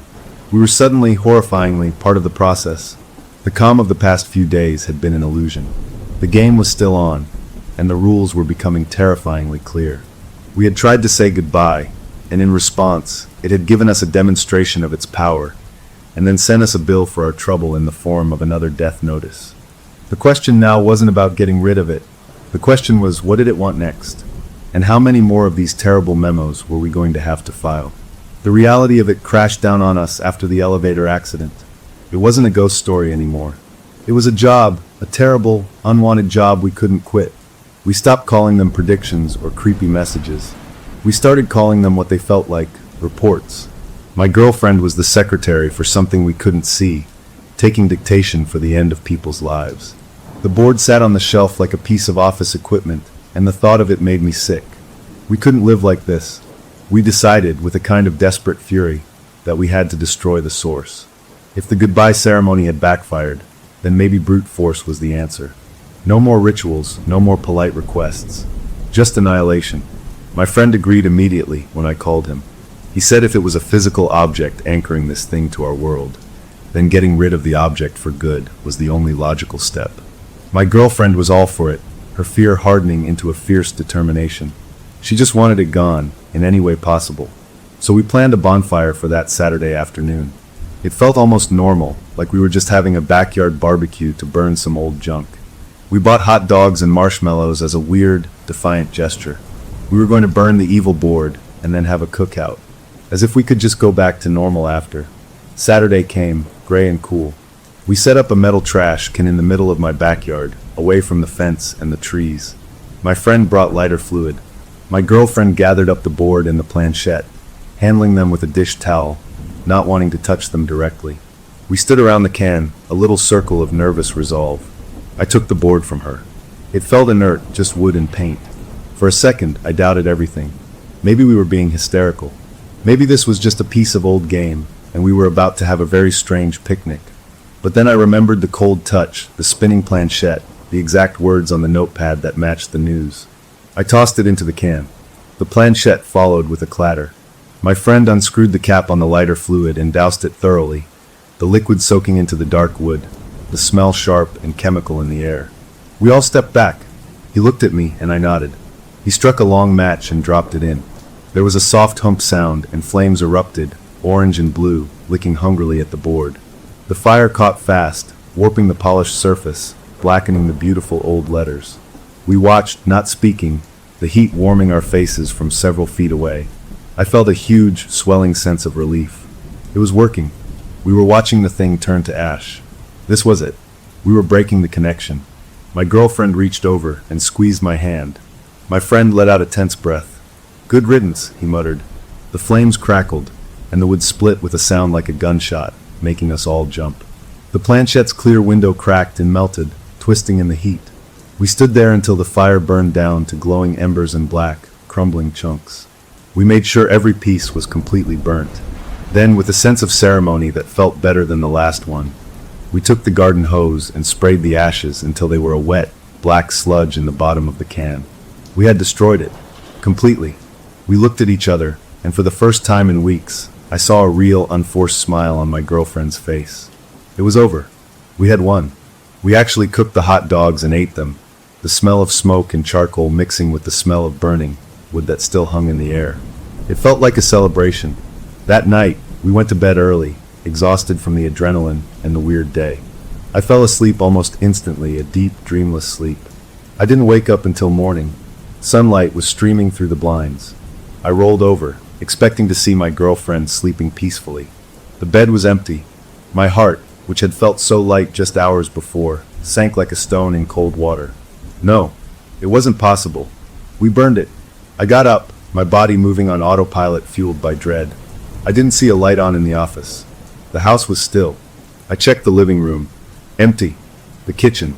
And there she was, at the kitchen table again, in the early morning gloom. Her head was down on her arms, asleep. In front of her was a notepad, and in her loose, sleeping hand was a pen. The pen wasn't moving. The report was already finished. I walked over, my legs feeling like they were made of wood. I didn't wake her. I just looked at the notepad. The heading said obituary. The name was the owner of the little bakery 3 blocks over. A friendly guy who always gave my girlfriend an extra cookie. The cause of death was written with that same awful technical precision. Fatal anaphylactic reaction triggered by a previously undiagnosed nut allergy, specifically to pistachio cross-contamination in a batch of almond biscotti. It was so detailed it was clinical. It didn't just say allergic reaction. It named the nut, the specific pastry, the mechanism of how it happened. I stood there, staring at the words, and the victory of the previous day evaporated. The board was gone, reduced to wet ash. But the connection wasn't in the board. It was in her. Whatever this thing was, it had used the board to find us, to latch on, and now it was embedded in my girlfriend, like a parasite or a virus. Burning its favorite toy hadn't killed it. It had just made it move in deeper. I gently woke her. She came to slowly, disoriented, and then she saw the notepad. Her face crumpled. She didn't cry. She just looked utterly defeated, a look of complete hopelessness that was worse than any tears. "It's in me, isn't it?" she said, her voice flat. I didn't have an answer. We both knew it was true. We spent the next few days in a kind of numb haze. We tried to go back to pretending, but the pretense was thinner than ever. We were waiting for the other shoe to drop, for the news about the baker. 2 days after the sleep writing, my girlfriend was scrolling through her phone on the couch while I tried to read a book. She went very still. Then she turned the screen toward me. It was a local news alert. The baker had died at the hospital. The article was brief, but it mentioned he had collapsed after eating a pastry from his own shop and that he had a severe nut allergy. It didn't give the details of pistachio or biscotti, but the framework was there. Another match. Another report filed correctly. The entity, as we had started to call it in our heads, was batting 1,000. We were trapped. We couldn't destroy it. We couldn't stop it from sending its memos through her. We were stuck in a nightmare with no waking up. My friend came over after we told him, and he looked as lost as we felt. His idea of research had led us to burn the board, and that had accomplished nothing. We sat around my living room, a council of war with no weapons. "We have to get you help," I said to my girlfriend. "Real help, not online forums." She agreed, her eyes hollow. We needed a doctor, someone who might understand sleep disorders, even if we couldn't tell them the whole truth. Maybe there was a medical explanation, a way to stop the sleepwalking, and if we could stop that, we could block the messages. It was a slim hope, but it was all we had. We found a sleep specialist and made an appointment. The waiting room was nice, calm, with soft colors. It felt surreal to be there for something so normal sounding when our problem was so far from normal. We went in together. The doctor was a kind-looking woman with a calm manner. We told her a heavily edited version of the truth. We said my girlfriend had started sleepwalking recently, with episodes of sleep writing that were very disturbing to her. We said she was writing strange, troubling things and had no memory of it. We did not mention the Ouija board. We did not mention that what she wrote came true. The doctor listened carefully, asked questions about stress, about her diet, about her family history. She nodded and suggested a sleep study, where my girlfriend would spend a night in a clinic hooked up to machines to monitor her brain waves and movements. It sounded scientific and safe. It felt like a real step, a sane step in an insane situation. We scheduled the study for the following week. As we left the office, I felt a tiny flicker of optimism.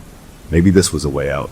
Maybe her brain was just misfiring, creating these awful scenarios, and the fact that they sometimes matched reality was just a string of unbelievable coincidences that would run out.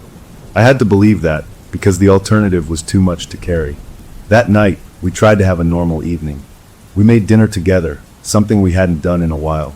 We talked about anything but the board, the writing, the doctor.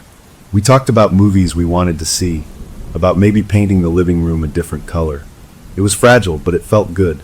When we went to bed, I held her close, feeling the steady beat of her heart against my chest. "We'll figure this out," I whispered into her hair. She just nodded, snuggling closer. I fell asleep holding her, thinking about the sleep study, about machines and doctors and rational explanations. I must have been more tired than I thought, because I slept deeply. I woke up because I felt her move, not the big movement of getting out of bed, but a small, insistent motion. Her right hand, which was draped over my side, had started to twitch. Then her index finger began to move, tracing something on the fabric of my t-shirt. Up and down, side to side. I lay perfectly still, barely breathing. I turned my head just enough to see her face in the moonlight from the window. Her eyes were closed. She was asleep. But her finger was moving with purpose, tracing shapes, tracing letters. She was writing on me. The need to record the death notice was so fundamental, so baked into whatever this connection was, that if it couldn't find paper, it would use skin, it would use fabric, it would use anything. The sleep study wouldn't fix this. A machine measuring her brain waves wouldn't see the thing dictating to her. The problem wasn't in her sleep. The problem was in her, a part of her now, and it was practicing its memos on my shirt. I lay there until her fingers stopped, until her hand went still. I didn't sleep again that night. I just watched her, and I understood with a cold, clear certainty that we were not dealing with a medical condition. We were dealing with something else entirely, and our first real attempt to find a normal solution had just shown us how deep the roots went. The doctor's appointment was just a placeholder, a thing we were doing to feel like we were trying. But the real enemy wasn't in her brainwaves. It was in the messages themselves, and it was proving it could adapt. We had tried fire, and it had laughed.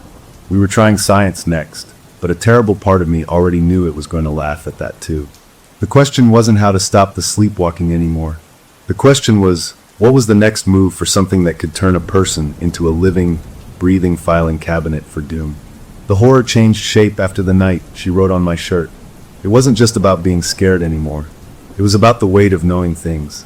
We were like cursed librarians, shelving little reports of doom for people who were still alive, still making breakfast and planning their weekends. The guilt was a constant, sour taste in my mouth. And with that guilt came a terrible, unavoidable question. If we knew, did we have to try and stop it? My girlfriend and I argued about it, our voices low and tense in our own home, which didn't feel like a home anymore. She believed, with a fierce and desperate logic, that warning people was pointless. Look what happened with the baker, she'd say. The report was right. If we tried to change it, maybe we'd just make it happen a different way, or maybe we'd draw its attention to us in a worse way. She called it tempting fate. I argued that we couldn't just sit on this knowledge. We had to try. We had to do something, anything, to fight back. Our relationship, which had always been so easy, became a war room, a place for whispered, awful strategy sessions about impending disasters we couldn't prove were coming. The next report made the argument real. It was for the teenage son of a guy I knew from the gym, a good kid. The cause was brutally specific. Traumatic amputation and fatal blood loss resulting from unauthorized operation of a power-driven wood planer on a relative's rural property. I read it and felt sick. We had a week until the date on the report. I couldn't do nothing. My girlfriend begged me not to get involved, her eyes full of a fear that was for me, for us, not for the kid. But I pictured the kid, his whole life ahead of him, and I knew I had to try. I called my gym friend. I fumbled through the worst, most awkward conversation of my life. I told him I'd had a weird dream, a really vivid nightmare, about his son and some dangerous farm equipment at his uncle's place. I told him it felt so real I had to call, that he should keep his son away from that farm for a while. I sounded like a lunatic. He was quiet for a long moment, then said, "Okay, thanks, I guess," in a voice that was clearly just humoring me. He hung up. I felt like a fool, but also a little relieved. I had tried. Maybe it would be enough. The date on the report came and went. I checked the news obsessively. Nothing. I called my friend, making up an excuse to ask how his son was doing. He said the kid was fine, was actually home sick with a bad cold, hadn't been anywhere near the farm. A wave of pure, dizzying relief washed over me. I told my girlfriend, and for the first time in weeks, we hugged each other with something like real hope. Maybe we could change it. Maybe we had just broken the chain. Our celebration lasted exactly 2 days. On the third day, a news alert popped up on my phone. There had been an accident involving a flatbed truck on the highway near our side of town. A large piece of industrial farming equipment, a wood planer being transported for repair, had come loose from its straps. It had flown off the truck and struck a teenager who was riding his bike on the shoulder of the road. The boy was in critical condition. He had lost a leg. The article named him. It was my gym friend's son. He hadn't been on the farm. He'd been on the road near his own house. The traumatic amputation, part of the report, was right. The unauthorized operation part was wrong. We had changed the how, but we hadn't changed the what. The report's core truth had found a way. It felt like the entity had corrected its own memo, adapting to the changes we made. My girlfriend didn't say, "I told you so." She just looked at me with a sadness so deep it was like a well, and I knew she was thinking the same thing I was. We were playing a game where the rules were written by the other side, and we didn't even know all of them. That failure broke something in us. We stopped talking about warning people. We shifted our strategy entirely to defense, to containment. We had to stop the sleepwalking, physically stop her from getting up. We became jailers in our own home. We gathered up every pen, pencil, marker, and crayon. We took the notepads, the printer paper, even the dusty chalk from an old coloring set. We locked it all in the trunk of my car. We bought a complicated sleeping bag that zipped up the side and agreed she would sleep in it, zipped up tight, so she couldn't get out easily. We took turns on guard duty, one of us staying awake to watch the other sleep. It was exhausting. It was madness. But it was all we had. I took the first shift. She zipped herself into the bulky bag on our bed, looking like a scared caterpillar. I sat in a chair by the door with a book and a strong coffee. The hours dragged. Every time she stirred, my whole body went tense. But she didn't get up. She slept, fitfully but inside the bag. When my eyes started to droil near dawn, I woke her for her shift. We swapped. I lay down, feeling the strange crinkle of the sleeping bag, and was asleep in seconds from pure fatigue. I don't know how long I slept. I woke up to the sound of a key turning in a lock. It was a sharp, metallic sound that sliced through my sleep. I sat up, disoriented. The sleeping bag was empty beside me. The bedroom door, which I had locked from the inside with the deadbolt, was swinging open. She stood in the doorway, backlit by the hall night light. Her eyes were closed. In her hand was the spare house key we kept hidden on top of the door frame in the hallway. She had known where it was. She had walked out, gotten it, and unlocked the door. The entity wasn't just using her body. It was using her memories, her knowledge of our own home, to get around our obstacles. It was learning. I got up and guided her, her movements slow and sleepy, back to bed. I took the key from her limp fingers. As I tucked her in, her eyes fluttered open for just a second. They weren't her eyes. They were blank, empty windows. Her lips moved, and a dry, papery whisper came out, a voice that was all wrong. "The filing deadline," it whispered, "is not flexible." Then her eyes closed, and she was just asleep again. I sat on the edge of the bed, shaking. It had spoken, not through the board, not through her writing. It had used her voice. Our containment was a joke. It could talk. We gave up on the sleeping bag after that. What was the point? We were so tired, a deep soul tiredness that made everything seem gray and slow. We moved through our days like ghosts. We still went to work, we still bought groceries, but we were just going through the motions. The fear was still there, but it was buried under a mountain of exhaustion.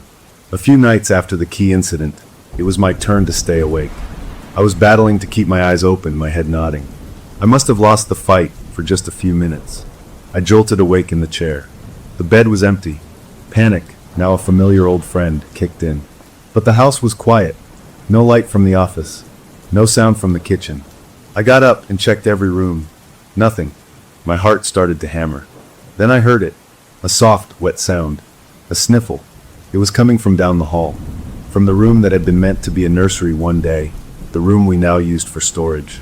I walked down the hall, my feet like ice. The door was ajar. I pushed it open. She was standing over the old, empty crib we hadn't gotten rid of. The one we'd bought in a moment of optimistic dreaming. She was just standing there, perfectly still, staring down into the empty space. Tears were streaming silently down her sleeping face, cutting glistening tracks in the moonlight from the window. In her right hand, gripped so tight her knuckles were white, was one of our permanent markers, the fat kind. I must have missed it during the purge. And on the pale yellow wall of the would-be nursery, right next to the crib, she had written a single line in big, shaky block letters, for the child. Time of death, pending. The marker had run out or snapped, leaving a final, ugly smear of black ink beneath the words. I didn't feel fear then. I felt something hotter and cleaner, a pure rage. This thing wasn't just threatening strangers anymore. It was pointing a finger at a future we hadn't even built yet, at a dream. It was marking a target on a life that didn't even exist. That crossed a line. I went to her and shook her awake, not gently. She came to, saw the wall, saw the marker in her hand, and crumpled to the floor. She didn't scream. She made a small, broken sound, like a wounded animal, and then curled in on herself. The mother in her, the part that dreamed of that room filled with laughter, had just been shown its own nightmare. We spent the rest of that night cleaning the wall, but the words had stained the paint. We could still see the ghost of them, a faint yellow-brown shadow on the yellow wall. We moved a big bookcase in front of it the next day. We didn't talk about what it meant. We didn't need to. The fight had changed. It wasn't about saving others anymore. It wasn't even about saving her from sleepwalking. It was about saving a possibility, a hope, from something that wanted to file it away before it even began. We were cornered, and when you're cornered, you find a new kind of strength. We stopped being archivists of doom. We started, quietly, desperately, to look for a weapon. The entity had made it personal. It had shown us its ultimate target, and in doing so, it had made its first mistake, because it had given us a reason to fight with nothing left to lose. The question was no longer if we would fight back. The question was, what were we willing to do to win a war against a thing that wrote the future on our walls? The words on the nursery wall changed everything. It was like the entity had finally shown us its true face, and it was uglier than we ever imagined. It wasn't just some random force keeping a cosmic ledger. It was a bully, a predator that knew exactly where to hit us to cause the most pain. The fear didn't go away, but it got pushed down by something harder, a cold, focused anger. We were done being scared. We were done being its office assistants. We had to find a way to fight, not just hide. But how do you fight something you can't touch, something that lives in the mind of the person you love? My girlfriend was shattered. She wouldn't go near that room. She looked at me sometimes with such a raw guilt, as if she believed some part of her was already capable of making that terrible decision the wall had mentioned. I held her and told her it wasn't her. It was the thing attached to her, but the words felt weak. We needed action. We started to think differently. If this thing was like a bureaucrat, it had to have rules. It needed the obituaries written to make a death official, like a judge needs a signed warrant. That was its power, but maybe also its weakness. What if we could corrupt the data? What if we could feed it wrong information and break its whole system? It was a crazy idea, born from pure desperation, but it was the first plan that felt like attacking instead of just defending. For a few days, nothing happened. No sleepwalking, no compulsions. It was like the entity was letting the thread on the wall hang in the air, letting us stew in it. Then, one ordinary Tuesday morning, the calm broke. I was making coffee. My girlfriend was sitting at the kitchen table, staring at her hands. She suddenly went very still. Her face lost all color. She looked up at me, and her eyes were wide with a terror that was completely awake, completely present. "It's here," she whispered. "The feeling, it's back, but I'm not asleep." She described it as a physical push, a pressure building behind her eyes and in her stomach, a nausea that came with a single, clear command in her head, right. She fought it. She clenched her fists and shook her head, her whole body trembling with the effort. But the pressure just grew, becoming a pounding headache, a cramping in her gut. She started to cry from the strain. "I can't. It's too strong," she gasped. I saw it in her face, the moment her will broke. Her shoulders slumped. The fight went out of her eyes, replaced by a horrible, resigned blankness. She reached for a napkin from the holder and a pen that was lying nearby. Her hand wasn't jerky like in her sleep. It moved with a dreadful, conscious slowness. She was awake, and she was being forced to obey. I watched, helpless, as her hand began to form letters. She was weeping, tears dripping onto the paper, but her hand kept moving. It wrote the heading, obituary. Then it began to write the name. My blood turned to ice. It wasn't a stranger's name. It was my full name, our home address, my date of birth. It was filling out my personal file. The date of death was left blank. And in the cause of death section, her hand wrote, in that same awful, steady script, termination of services for persistent interference with archival process. I stared at the words. It was a pink slip, a firing notice. From death. My attempts to warn people, to lock her up, to fight back, they had made me a problem employee. And the entity was putting me on notice. The moment she dotted the last period, the terrible pressure left her. The pen dropped from her fingers. She looked at what she had written, and then at me, her face a mask of pure horror. "It's for you," she said, the words barely a breath. "Because you keep trying to stop it." In that moment, a strange calm settled over me. The monster had pointed its finger. At least now I knew where to stand. I took the napkin, folded it neatly, and put it in my wallet. This was my death notice. I carried it with me. It made the whole thing real in a new way. "Okay," I said, my voice surprisingly steady. "So it wants me gone. That means we're a threat. That means we're on the right track." My idea about corrupting the data came rushing back. This was our chance. The entity had just issued a threat, which meant it was engaged with us. Maybe we could engage back on our own terms. I explained it to her.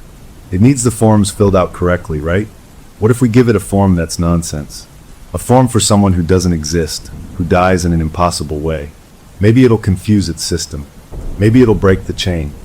She was scared, but she was also out of options. The next time she felt the pull, the compulsion to write, we would be ready. We didn't have to wait long. That evening, as we were trying to eat dinner, she put her fork down. Her face went slack. "It's starting again," she said, her voice monotone. "It wants a report. It's giving me the details." I moved quickly. I sat beside her and put a fresh sheet of paper in front of her. I put a pen in her hand. "Don't write what it's telling you," I said, looking into her glassy eyes. "Write what I tell you to write." She gave a tiny, almost imperceptible nod. I started dictating. Name, John Doe. Date of death, yesterday. Cause of death, spontaneous combustion after being struck by ball lightning during a solar eclipse. It was the most ridiculous, impossible thing I could think of. A person who didn't exist, dying yesterday in a way that defied all of science. Her hand hesitated. I could see the strain in her arm, the conflict between the compulsion in her mind and my words in her ear. "Write it," I urged. Slowly, jerkily, her hand began to move. She wrote the fake name. She wrote the wrong date. She wrote the absurd cause of death. It was like watching someone slog through thick mud, but she did it. When she finished the last word, she let out a huge, shuddering gasp. The blankness left her eyes. The compulsion was gone. She looked at the paper, then at me. "Did it work?" she asked, hope flickering in her voice for the first time in weeks. "I think so," I said. "The feeling. It's gone. It accepted it." We spent the next 2 days in a state of nervous, giddy suspension. Nothing happened. No new compulsions. No sleepwalking. She felt normal, like herself again. We dared to hope. Maybe we had broken it. Maybe jamming its system with nonsense had caused it to short-circuit. We even laughed a little, a real laugh, about the ball lightning. We started to make plans again, tiny ones, like maybe seeing a movie or having my buddy over for a normal, non-terrifying barbecue. The shadow of the nursery wall seemed to recede just a little. On the third morning, our hope died. I was in the shower when I heard her call my name. It wasn't a scream. It was a small, defeated sound. I got out and found her in the kitchen. She was standing by the counter, holding her head in her hands. "It's back," she said, not looking at me. "It's not asking for a new one. It's demanding a correction." She looked up, her face pale. "It says the John Doe file was an error. Invalid entry. It needs a valid, factual report to clear the backlog. The pressure. It's worse than before." She sat down heavily. "It's angry." My heart sank. Our trick hadn't broken the system. It had just created a paperwork error, and now the cosmic office manager was demanding we fix our mistake, with interest. We were right back where we started, but now the entity was annoyed with us. The brief period of peace was over, and it had just been a coffee break for the thing haunting us. It was back on the clock, and it expected us to be too. We had tried to fight with cleverness, and it had swatted our idea away like a fly. The fight wasn't about confusing it. The fight was about something more direct. As we sat there in the wreckage of our failed plan, a new, darker thought began to form in my mind. If the connection was in her, and we couldn't cut it out or confuse it, maybe we could. Transfer it. The wall had said the child's death was pending. Pending what? A decision? What if the entity was offering a twisted choice? What if it wanted her to choose between the future it had threatened and something else? What if the something else could be me? The thought was monstrous, a deal with the devil. But as I looked at her, at the deep bruises under her eyes from lack of sleep, at the way her hands shook, I knew I would consider anything to free her. The entity wanted a scribe. Fine. Maybe it could have a new one. The question was, how do you apply for a job from hell, and what happens if you get it? The demand for a correction hung over us like a sentence. The 2 days of peace had been a cruel joke, a taste of a life we couldn't have. Now the pressure was back on my girlfriend, worse than before, a constant, grinding headache and a nausea that wouldn't leave. She walked around the house like a ghost, pale and silent, jumping at every little sound. We were back to square one, but the board was gone, the tricks had failed, and the entity was clearly impatient. We were running out of squares on the board. That's when I told her my new idea, the terrible one about a transfer.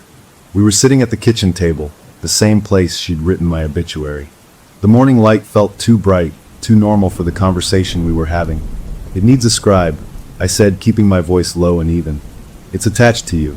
But what if attachments can be moved? What if we can convince it to take me instead? She stared at me like I'd suggested cutting off my own arm. No, she said, flat and immediate. Absolutely not. That's making a deal with it.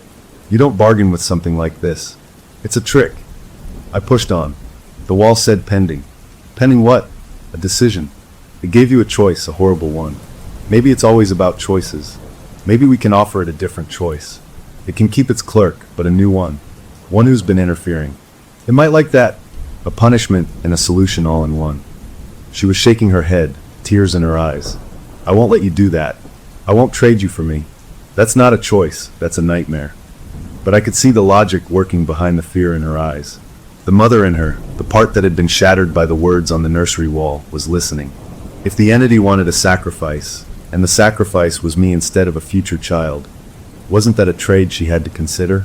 The thought was so ugly it made me feel sick, but we were past pretty solutions. We argued in whispers for hours, circling the same awful point. She called it a surrender. I called it a tactical retreat, a way to get her out of the line of fire, so we could think of a next move. In the end, what broke her wasn't my reasoning. It was the next wave of compulsion. Later that afternoon, she doubled over at the kitchen sink, gripping the counter so hard her knuckles turned white. A low moan escaped her lips. It's pushing. So hard, she gasped. It wants the correction. It's showing me. A face. I don't know who it is, but it wants the report now. She was trembling all over, sweating. She was losing the fight, and we both knew it. She looked at me, her eyes full of a pain that wasn't just physical. Okay, she whispered, the word full of defeat and a love that felt like it was being torn in two. Okay, we try it your way. We didn't know how to perform a supernatural job transfer. We weren't witches or priests. We were just two scared people. So we did what felt logical in our shattered state. We treated it like a business transaction. If this thing was a bureaucracy, we would speak its language. We got a fresh, clean sheet of paper. We wrote a contract in our own simple words.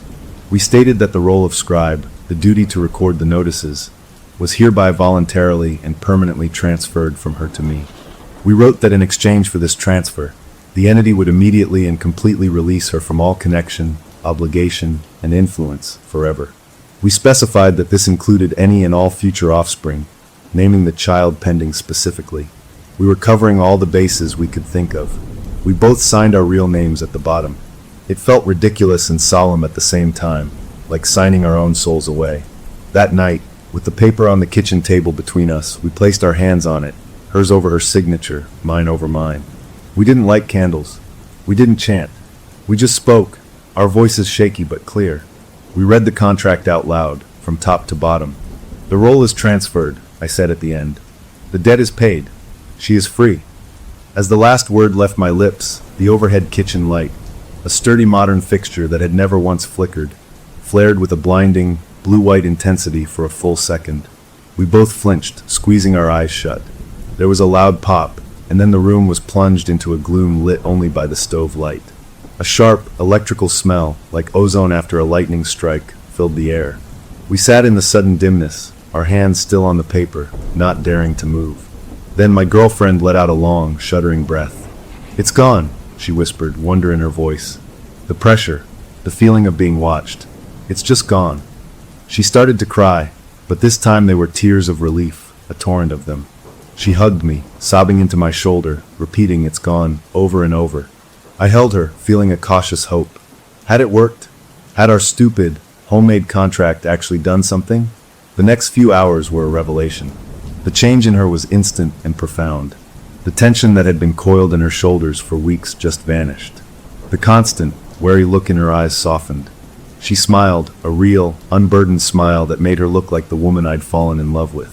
She made a pot of tea and actually drank it. sitting at the table and looking out the window at the birds, something she hadn't done in what felt like years. She was present, truly present, for the first time since the first night with the board. I watched her, and my heart swelled with a love so fierce it hurt. This was why I'd done it. To see her like this again. It was worth any price. I didn't feel any different. No strange compulsions, no whispers in my mind. Maybe the entity had just left.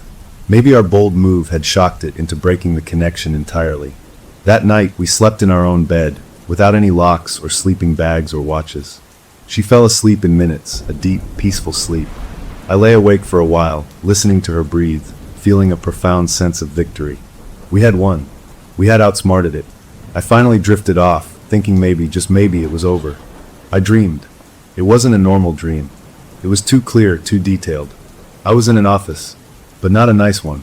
It was endless, a sea of gray cubicles stretching in every direction under a flat, sourceless gray light. The air was cool and smelled like dust and old paper.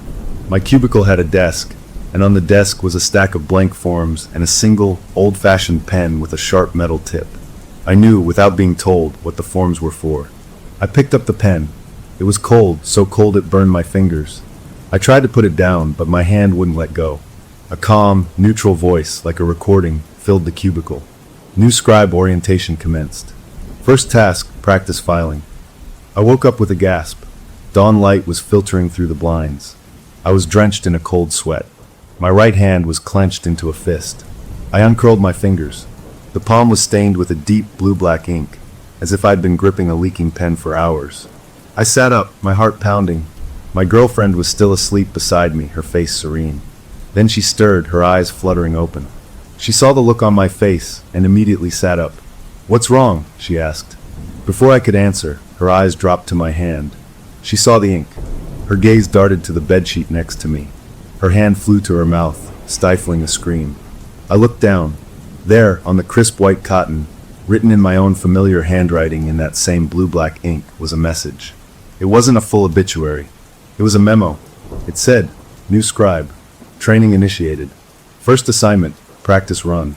Subject pending." The transfer had worked, but not in the way we'd hoped. It hadn't left. It had just switched desks. It had accepted my application. I was now the employee, and my training had already begun. The relief on her face melted into a new kind of terror, a terror for me. I looked from the ink on my hand to the words on the sheet, and the cold reality settled in my gut. The fight wasn't over. I had just volunteered for the front line. I was inside the machine now. The question was, could I break it from the inside without becoming just another part of the process? Becoming the haunted one is a lonely job. You get a promotion you never wanted, with all the responsibility and none of the support.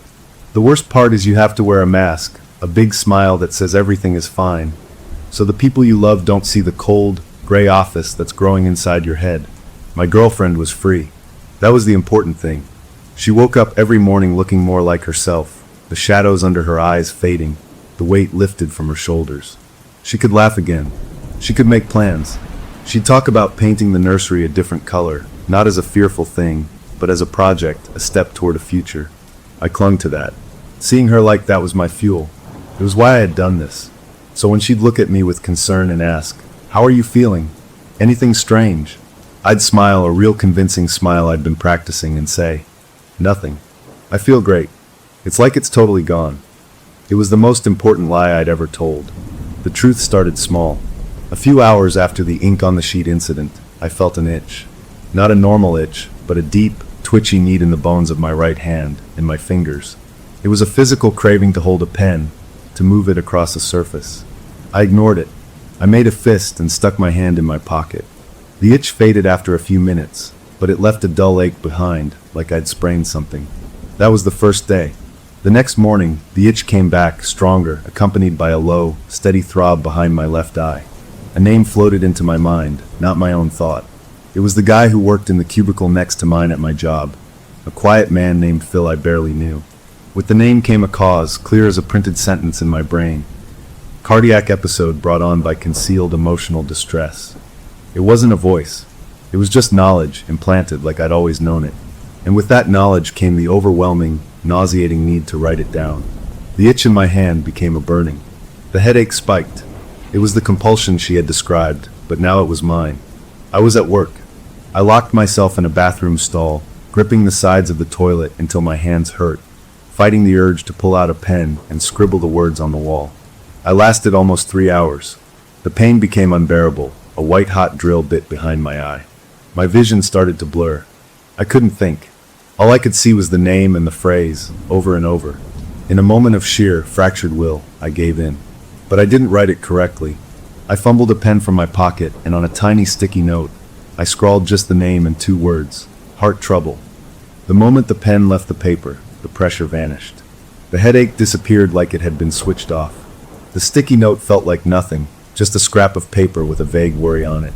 I flushed it down the toilet. Had I beaten it? Had my incorrect entry failed to file? I went home and told my girlfriend it had been a totally normal day. She was making pasta, humming to herself. The lie felt good because it protected that scene, that moment of normalcy. That night, I started researching again, but now from a new angle. I wasn't looking for how to break a connection. I was looking for how a scribe could quit. Every myth, every story about deals with death had a loophole. A riddle, a task, a substitute who outsmarts the boss. I needed to find the employee handbook for this cursed job. 2 days after my bathroom stall incident, my colleague Phil didn't come to work. His wife called the office. He'd been rushed to the hospital with a severe anxiety attack, something he'd never had before. They were running cardiac tests to be safe. My heart trouble note had been wrong, but it had brushed against the truth. I hadn't finalized a death, but I had somehow nudged fate towards sickness. I wasn't just recording reality anymore. I was influencing it, bending it slightly with my mistakes. That was a terrifying power and a terrifying clue. Maybe the system wasn't perfect. Maybe it could be hacked with errors. But the cost of those errors was still someone's suffering. The real test came a week later. The compulsion hit me like a truck while I was watching TV. It wasn't just a name and a cause. It was a full data packet, name, address, the exact time of day, and a cause so vividly specific it played like a movie in my head. A man slipping on a freshly washed kitchen floor, his head striking the corner of a marble countertop with a precise, sickening crack. The details were crystal clear. The pain that came with it was immense, an immediate, vice-like grip on my skull. I doubled over on the couch, a grunt of pain escaping me. My girlfriend jumped up. "What is it?" she asked, her voice tight with a fear she thought she'd left behind. "Migraine," I gasped through clenched teeth. "Bad one. I'm gonna lie down." I stumbled to the bedroom, locking the door behind me. The pain was blinding. I couldn't fight this one. I grabbed a pen and a notebook from the nightstand. My hand was shaking, but it moved toward the paper to write the details it had been given. But then I stopped. A new idea, born from my research and my own stubborn anger, flashed through the pain. What if I didn't write its assignment? What if I wrote my own? What if I wrote a report for the only subject I had total control over? Gritting my teeth against the agony, I forced my hand to move. I didn't write the stranger's name. I began to write my own. I put down my full name, my address. In the cause of death field, I wrote, "Scribe termination via willful noncompliance." I was filing a report on myself for insubordination. The moment I started writing my own name, something shifted. The pain didn't vanish, but it changed. The relentless, driving pressure eased. The entity's presence in my mind, which had been a roaring command, suddenly went still. It was listening, watching. When I finished the last letter, a new thought entered my head. It wasn't a command. It was a flat, administrative statement, calm and clear as a computer notification. Error. Conflict of interest detected. Subject cannot self-report for final termination. Initiating audit protocol. The words hung in my mind. Then my hand, which I thought was under my control, moved again. It wasn't obeying the original compulsion. It was writing something new on its own. The pen flew across the paper in my handwriting, but faster than I could ever write. It wasn't an obituary this time. It was a heading that made my blood run cold. Audit file, the family unit. Subjects, scribe current, scribe previous, associated offspring, potential. Status, under review. Risk assessment, pending. The pen stopped. The last of the pain drained away. I was left sitting on the edge of the bed, staring at the words. I had tried to trick it, to force its hand by targeting myself. And in response, it hadn't gotten angry. It had started an audit. It was reviewing the whole account. Me, my girlfriend, our future. We were no longer just employees or problems. We were a case file. A risk to be assessed. The fight had just moved to a whole new level. The entity wasn't playing for obedience anymore. It was evaluating the threat we posed to its orderly system. I tore the audit page from the notebook, folded it, and hid it with my own obituary napkin in my wallet. I unlocked the bedroom door. My girlfriend was right outside, her face etched with worry. "Are you okay?" she asked. I forced the smile back onto my face, the mask settling into place. "Yeah," I said, my voice a little rough. "Just a really bad headache. It's passing." She looked relieved, but a flicker of doubt remained in her eyes. She was starting to see the cracks in the mask. I had bought us a little time, maybe. The audit was a new kind of danger, but it was also a stall. It meant the entity was thinking, processing.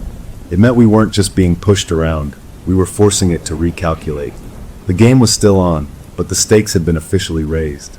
We were all under review, and I had no idea what the criteria were for passing.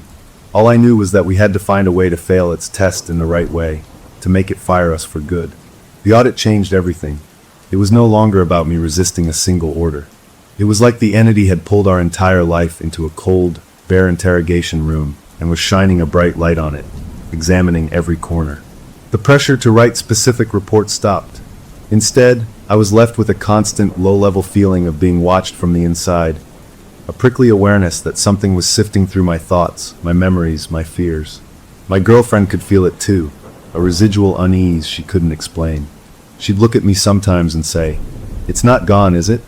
And I'd try to reassure her, but the lie was getting harder to tell. My buddy, who we'd kept mostly in the dark since the transfer, started asking pointed questions. He said I looked tired, jumpy, like I was back where I started. The mask was slipping, and the people who loved me were starting to see the cracks. We were all in the audit file together, and the not knowing was its own kind of torture. What did it want? What was the criteria for failing an audit? Would it decide we were too much trouble and just delete the whole file? The thought of that, of some final, bureaucratic judgment against our very existence, kept me awake at night. For a week, nothing happened. No compulsions, no dreams of the gray office, just that eerie, watchful feeling. Then on a Saturday morning, the audit moved to its next phase. My girlfriend and I were cleaning up after breakfast. She was washing dishes, her back to me. I was wiping down the table. A sudden, intense chill swept through the room, a wave of cold that had nothing to do with the air conditioning. The glass she was holding slipped from her fingers and shattered in the sink.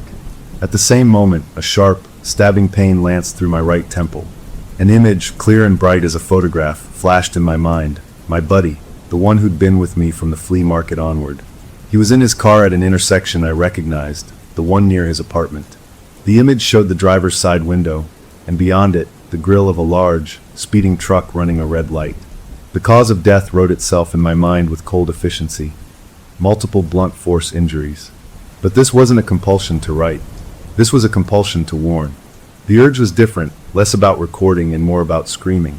It was a push, a desperate, internal shove to pick up the phone, to text him, to do anything to stop him from being at that intersection at that time.